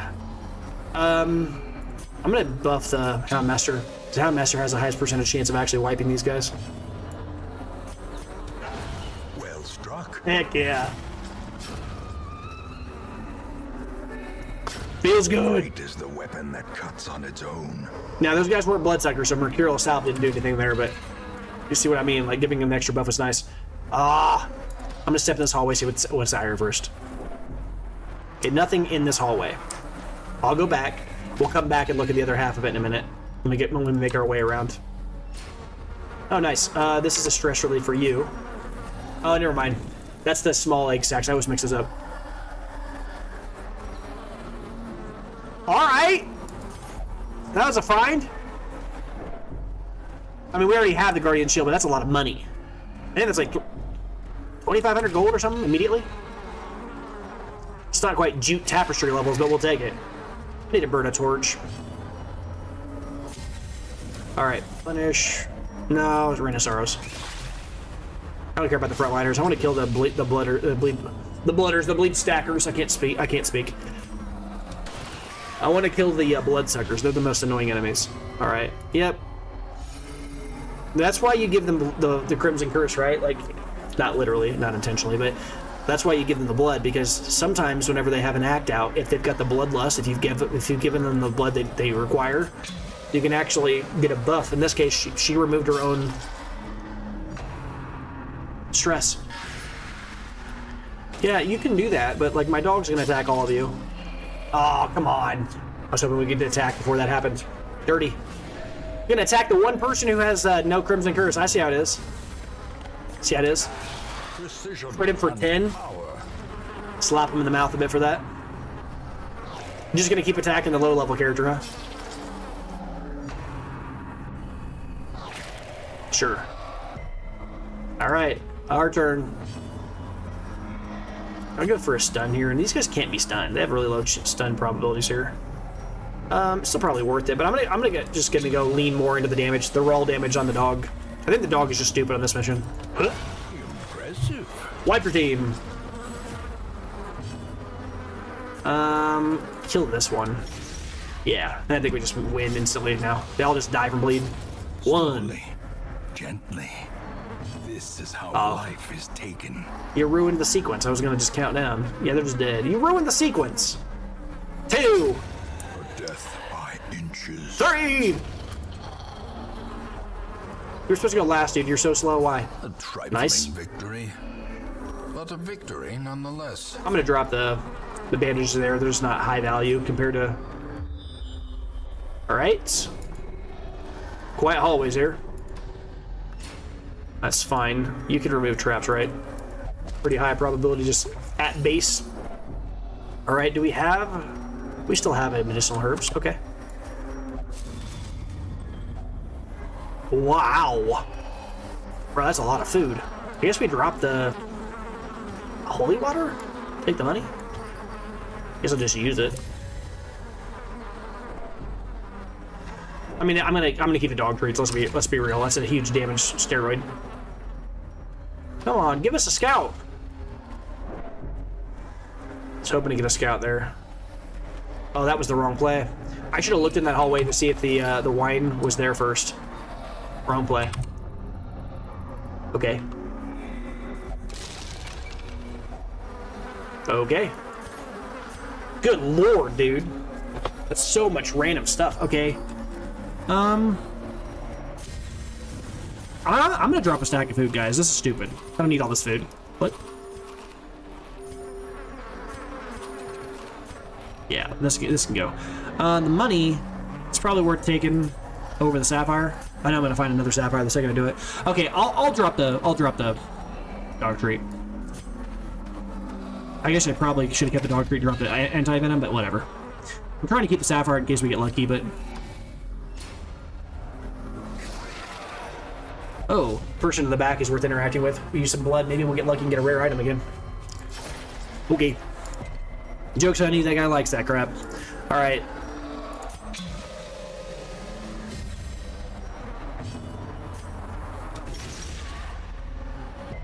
No, yeah, decreases bleed resist though. I guess that counts for something. Wow. That dude survived through all of that. One down. Onslaught. Destroy them all. The thirst. It's fine. Okay. Munch. Yeah, super tanky. The extra protection is big on the Ancestor Signet Ring there. Dude, you need to chill out. You keep switching spots. Like, relax. I'm going to select you this time with this because the dog is not as effective here. Because there's 2 enemies. So you can do more damage overall. Probably. I might be wrong on that. Kill this guy. As the fiend falls, You showed me to be wrong right there. blossoms. Oh my god. Come on. No! It survives at 1? Oh my god! Okay. I would be mad if it mattered. That's funny. Okay, you really want to be up front, don't you? Get back there and chill. You've moved up twice. Grape Shot Blaster, I guess. Press this Sure. advantage. Give them no quarter. Such a cheese, like a Crimson effect, getting a Crimson Curse there. It doesn't matter. As I said before, I'm okay with that happening at this stage, but it's just a troll. All right, we'll interact with D real quick, see if we can't get anything of value. Wait, what? Oh. If only treasure could staunch the flow of otherworldly corruption. I own both these items. I don't really care about them. I mean, I'm still going to take this over, like, I guess the anti-venom. The Bleed Amulet I don't really care that much about at all, if I'm being honest with you. Already got it. It's a good item, but I've already got one. I guess I could, like... I'm not going to use a whole stack of food just to take a Bleed Amulet, right? I don't care that much. What I was really hoping to get from that was, like, a higher tier rare item. You know, just a blue item. That's because that's at least worth a stack of gold, or more than a stack of gold. Okay. Wine crates. Okay, so this would allow us to sleep. Do we have the ability... Oh, yeah, we do. We could actually do that right here. Let's do that.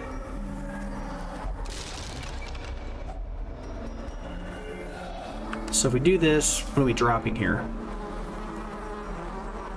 Is it the Sapphire?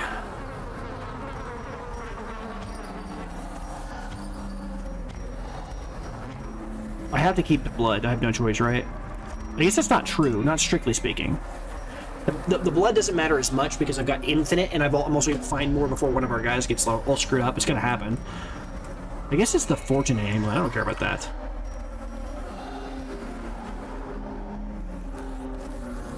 Yeah, let's sit back in this room and sleep.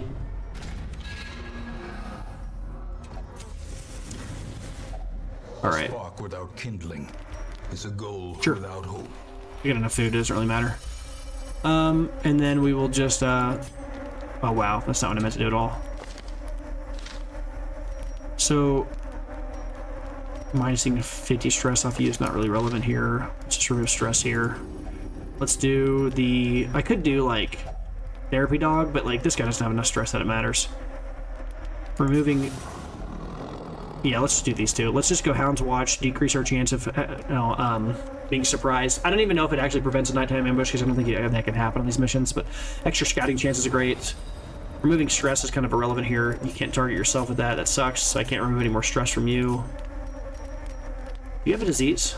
Well, besides a Crimson Curse, my bad.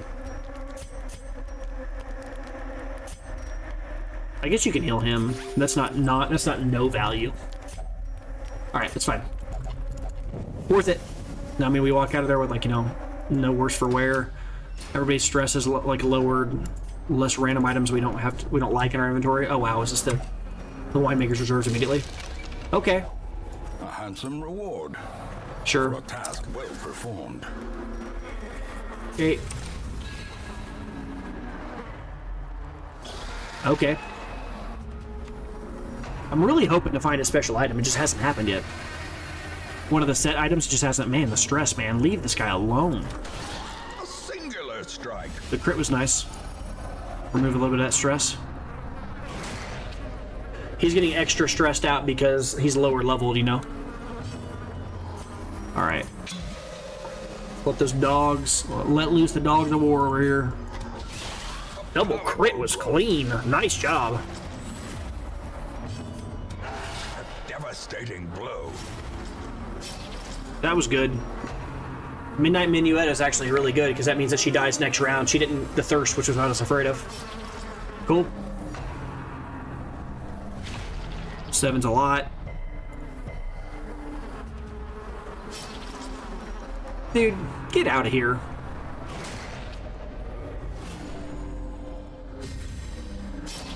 Mayhem, these guys are fast, huh? Choice cut.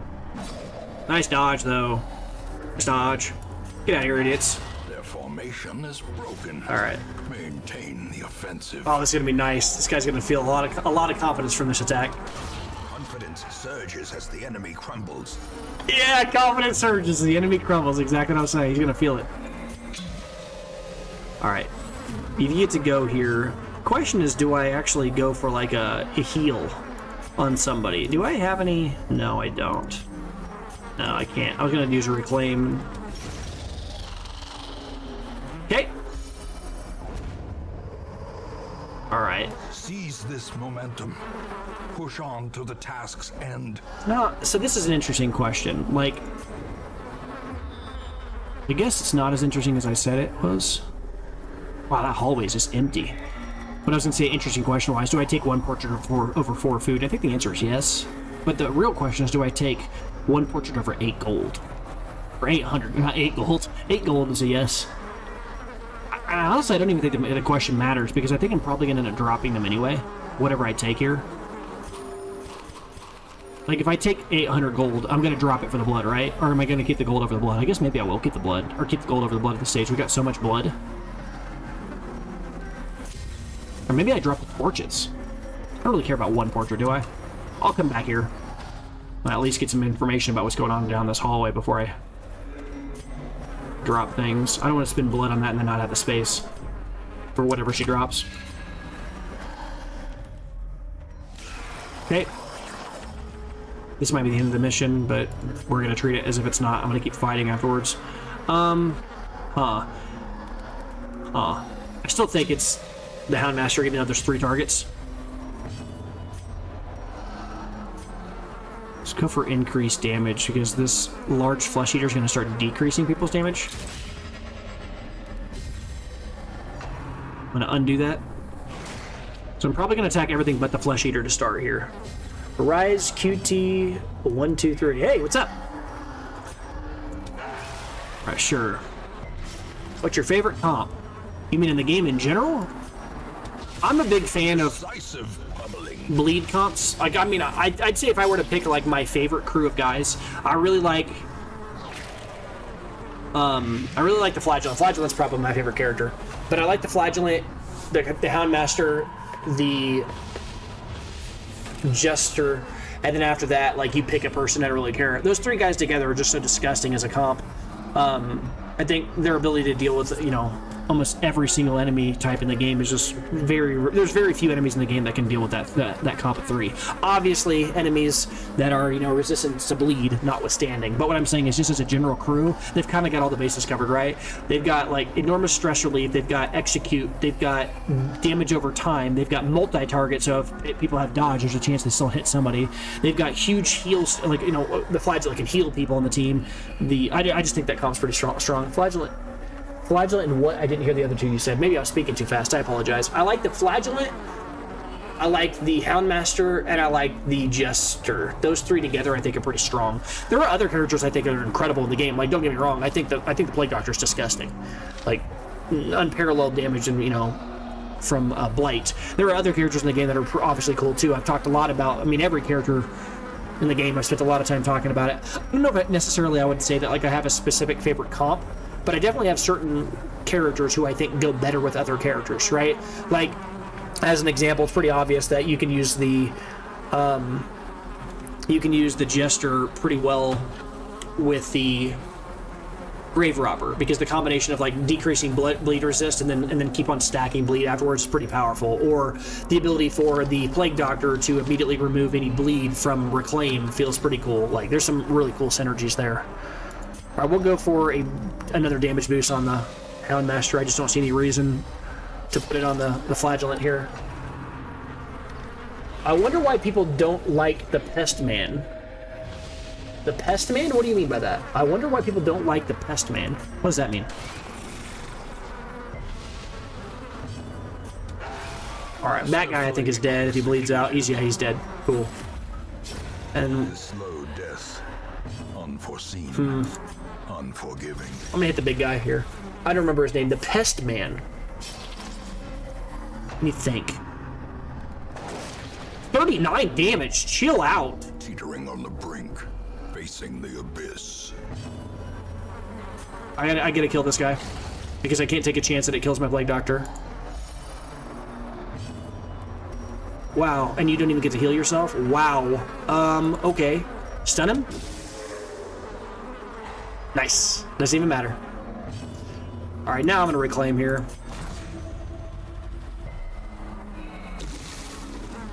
Get this guy out of my face.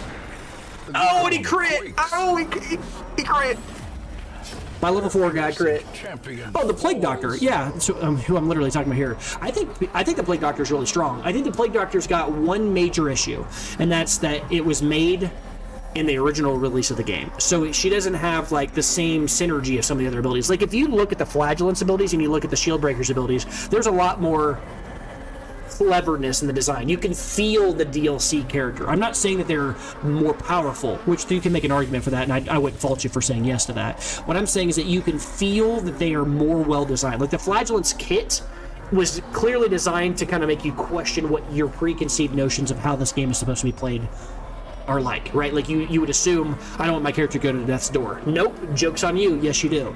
You would assume that a character like being lower in health is bad. Nope, joke's on you. Actually, like when I'm lower, I deal more damage and I heal for a lot based on that, right? Shieldbreaker's like, you would assume this, like, you know, that your character is not going to move non-stop. Like most characters have like one move ability, maybe two on a few characters, but the Shieldbreaker's just moving non-stop. Everything she does moves. And she has all kinds of weird utility abilities. She's like the Batman of all the characters in the game. But then you read something like the Plague Doctor, like, what's this character do? She DOTs 2 enemies or DOTs 1 enemy. She stuns 2 enemies or she stuns 1 enemy. She randomly, and this is probably the most interesting, unique thing she can do, she can buff one teammate for a lot, which is huge. She heals and removes bleed and blight, which is good, but this incision is like a weird include. I feel like this ability, as funny as it has been, I've done some funny things with this recently, does not belong in this character at all. It's so out of place. I would have much rather this been a debuff for the enemy or something.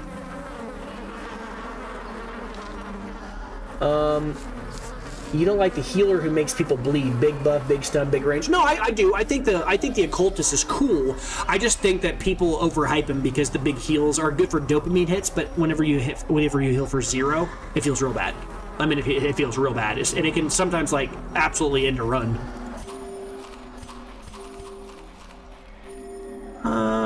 What do I do here? Do I take these crests? I mean, 4 crests. I don't want 4 crests over 4 busts, I'll tell you that. None of these are better than a single sapphire, but a lot odds of us finding a second, you know, emerald or a second onyx. Second onyx is the same thing as a sapphire, but finding 2 emeralds is still higher probability than second sapphire. But then we're also on the highest tier mission, so we also have a chance of finding it. I don't really think that there's any. This is all margins. I'm going to keep what I have. I wouldn't fault you for dropping anything and taking anything here. I don't think anything is wrong here. I really think crest, about the same thing as gold. It's fine either way. We're in the long haul for finding crest anyways. I'm not going to take this whole thing if it's 6. It's 5, yeah, that's fine. I won't take it all. I'll take it like this. Paid for in blood. Alright. And then let's go. Let's go back here. He says, true, yeah, why not torchless? Because that wasn't my goal. When I made this playthrough, my goal was to showcase how to play the game through the first time. Like, I played this game 10 years ago, and I'm kind of getting back into it, and I was making this series specifically to show some of my friends and a few of my old students who I used to teach what this game's all about, because they were questioning it. They'd never heard of it. Yeah, I'll take the immunity mask. I mean, it's valuable. Again, it's more valuable than this one random sapphire, and I could just sell it for value.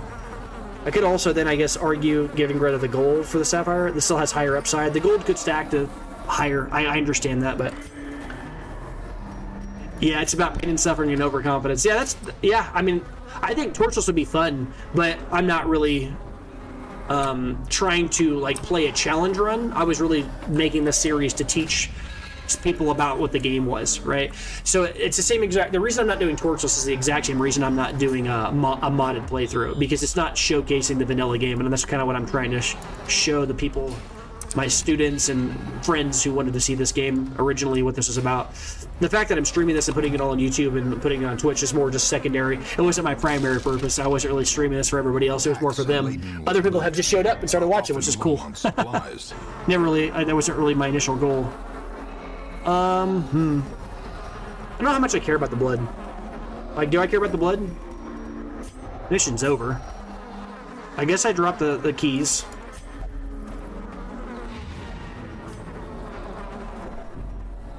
Well, this is useless. I can't do anything with this. Can't catch anything from this because my guy already has a Crimson Curse. Craving is whatever. Alright, there might be another fight. I don't know. Let's see. This might be the end of the mission. Yeah, we're just done. All right, it's cool. All right. Sure.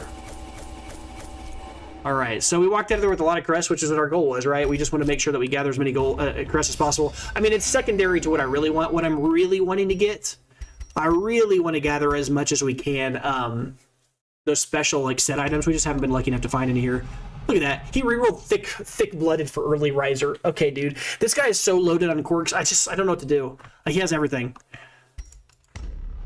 He can't take any more. Stress Eater. That's 3 people tonight that have earned Stress Eater. Ruined Scrounger became Healer's Gift. Okay, that's semantics. I don't care about. Those are both bad. Not bad, but not really relevant. Our estate was the envy of this land. Okay, this item is not really good, but I'm going to buy it because I don't have it. It's one of those ones I'll never go do a mission to go gather, but I'm going to buy it just to have it. Sanguine Vintner, whatever it is. The one that's like delayed curse craving or some nonsense. It's just not good. Like delayed curse craving, like what's that do? Especially now at this stage of the game. At this stage of the game, you know, I already have enough blood that I never have to worry about blood ever again. Oops, sort by rarity is what I meant to do there. So now I have this unique item I've never had before, you know. I mean, I'm gonna be honest with you, I don't even know how much I'd even use this item. Delayed curse craving. Like, this is worse than the rat carcass, which makes it so you can't die whenever you're wasting, and they're both bad. That says a lot. Vestal would have to have a lot of good stuff. That's a start, but the rest of this is pretty mediocre. Luminous is good, but care about the rest of that. Quick Draw's good. I think I have only one, or do I even have a Hellion anymore? I might not have one anymore. Sort by class. If I have one, I only have one. No, I'm out of Hellions. That sounds really weird to say. I lost my other Hellions, right? They all died, so I need to... Oh, no, there's one. Marisco. I didn't see her because she's the darker skin variant. The other ones are usually white, so it just kind of threw me off guard. Okay. Yeah, but she's got Precise Striker, which is good, and Quick Reflexes. She's loaded. Yeah. Alright, let's look really quickly and see what we got mission-wise, if there's anything of value out here to do that's not that anymore. Still not really getting... Oh, that's cool. I don't have the sculptor's tools. I want to get those at some point. Ooh, we don't have this. Minus 20% chance to be surprised, plus 20% chance for monsters to be surprised. Ancestor's Lantern. That's an interesting item. I mean, pretty solid, honestly. Not bad. A green tier mission? Interesting. I didn't expect one of those to roll there. Okay, you guys need to stop freaking out. I get it. You can't do these missions. I get it. Unequip all my trinkets. I think I already did that. Sort by rarity. Let's see what I got going on here.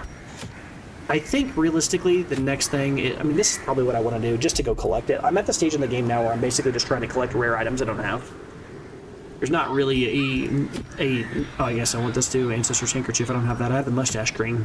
Look, they're both dropping handkerchiefs. It's the same mission. Look, exact same mission twice. I think that's a bug. I've seen that happen a few times where like the same mission spawns twice and it's the exact same everything. Yeah, I don't really care about the rest of these items. I already have 3 focus rings now, so we're pretty well good there.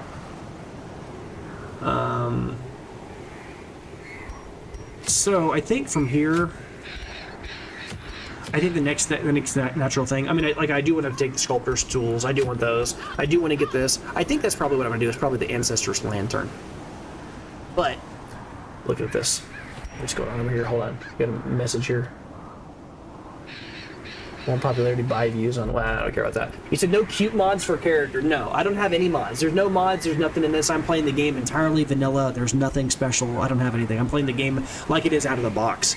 Playing with the modded version of the game, I think would be a lot of fun. I think I'd like to come back and do that at some point, but I'm specifically playing this entire playthrough vanilla because the people who I was trying to show this game to, I wanted them to see what the game looked like out the box. I didn't want them to see what the game looked like with mods in it. Because once you play with mods, it like... First off, it changes the way you see the game. It makes the game more fun, for sure, but a person who's never played it before won't really know what to expect because they're expecting the game to be like your modded version of the game. I was making this playthrough specifically to kind of showcase the game in its raw form, which I love this game. I mean, just in its raw form. Honestly, it's very rare that a game come out that has the capabilities to run mods, and I'm like, oh, I like the game as it is without mods. I have looked at some of the mods though. There's some really cool stuff going on there, but I don't want to go down that path, because once I start down that path, start looking into it, then I won't even finish the series. So I want to finish it at least before I do that. All right, I think my next play is probably just to go and just attack this Viscount mission. It's not what I want to do, because I want to get more of these set items, but I just haven't been lucky enough or fortunate enough to find them. It's either that or go grab this random Ancestor's handkerchief or this random Ancestor's lantern, which, I mean, I do want to get these items. I just don't know how much I care about them right now. It's going to be one of those items, but step back here. What time is it?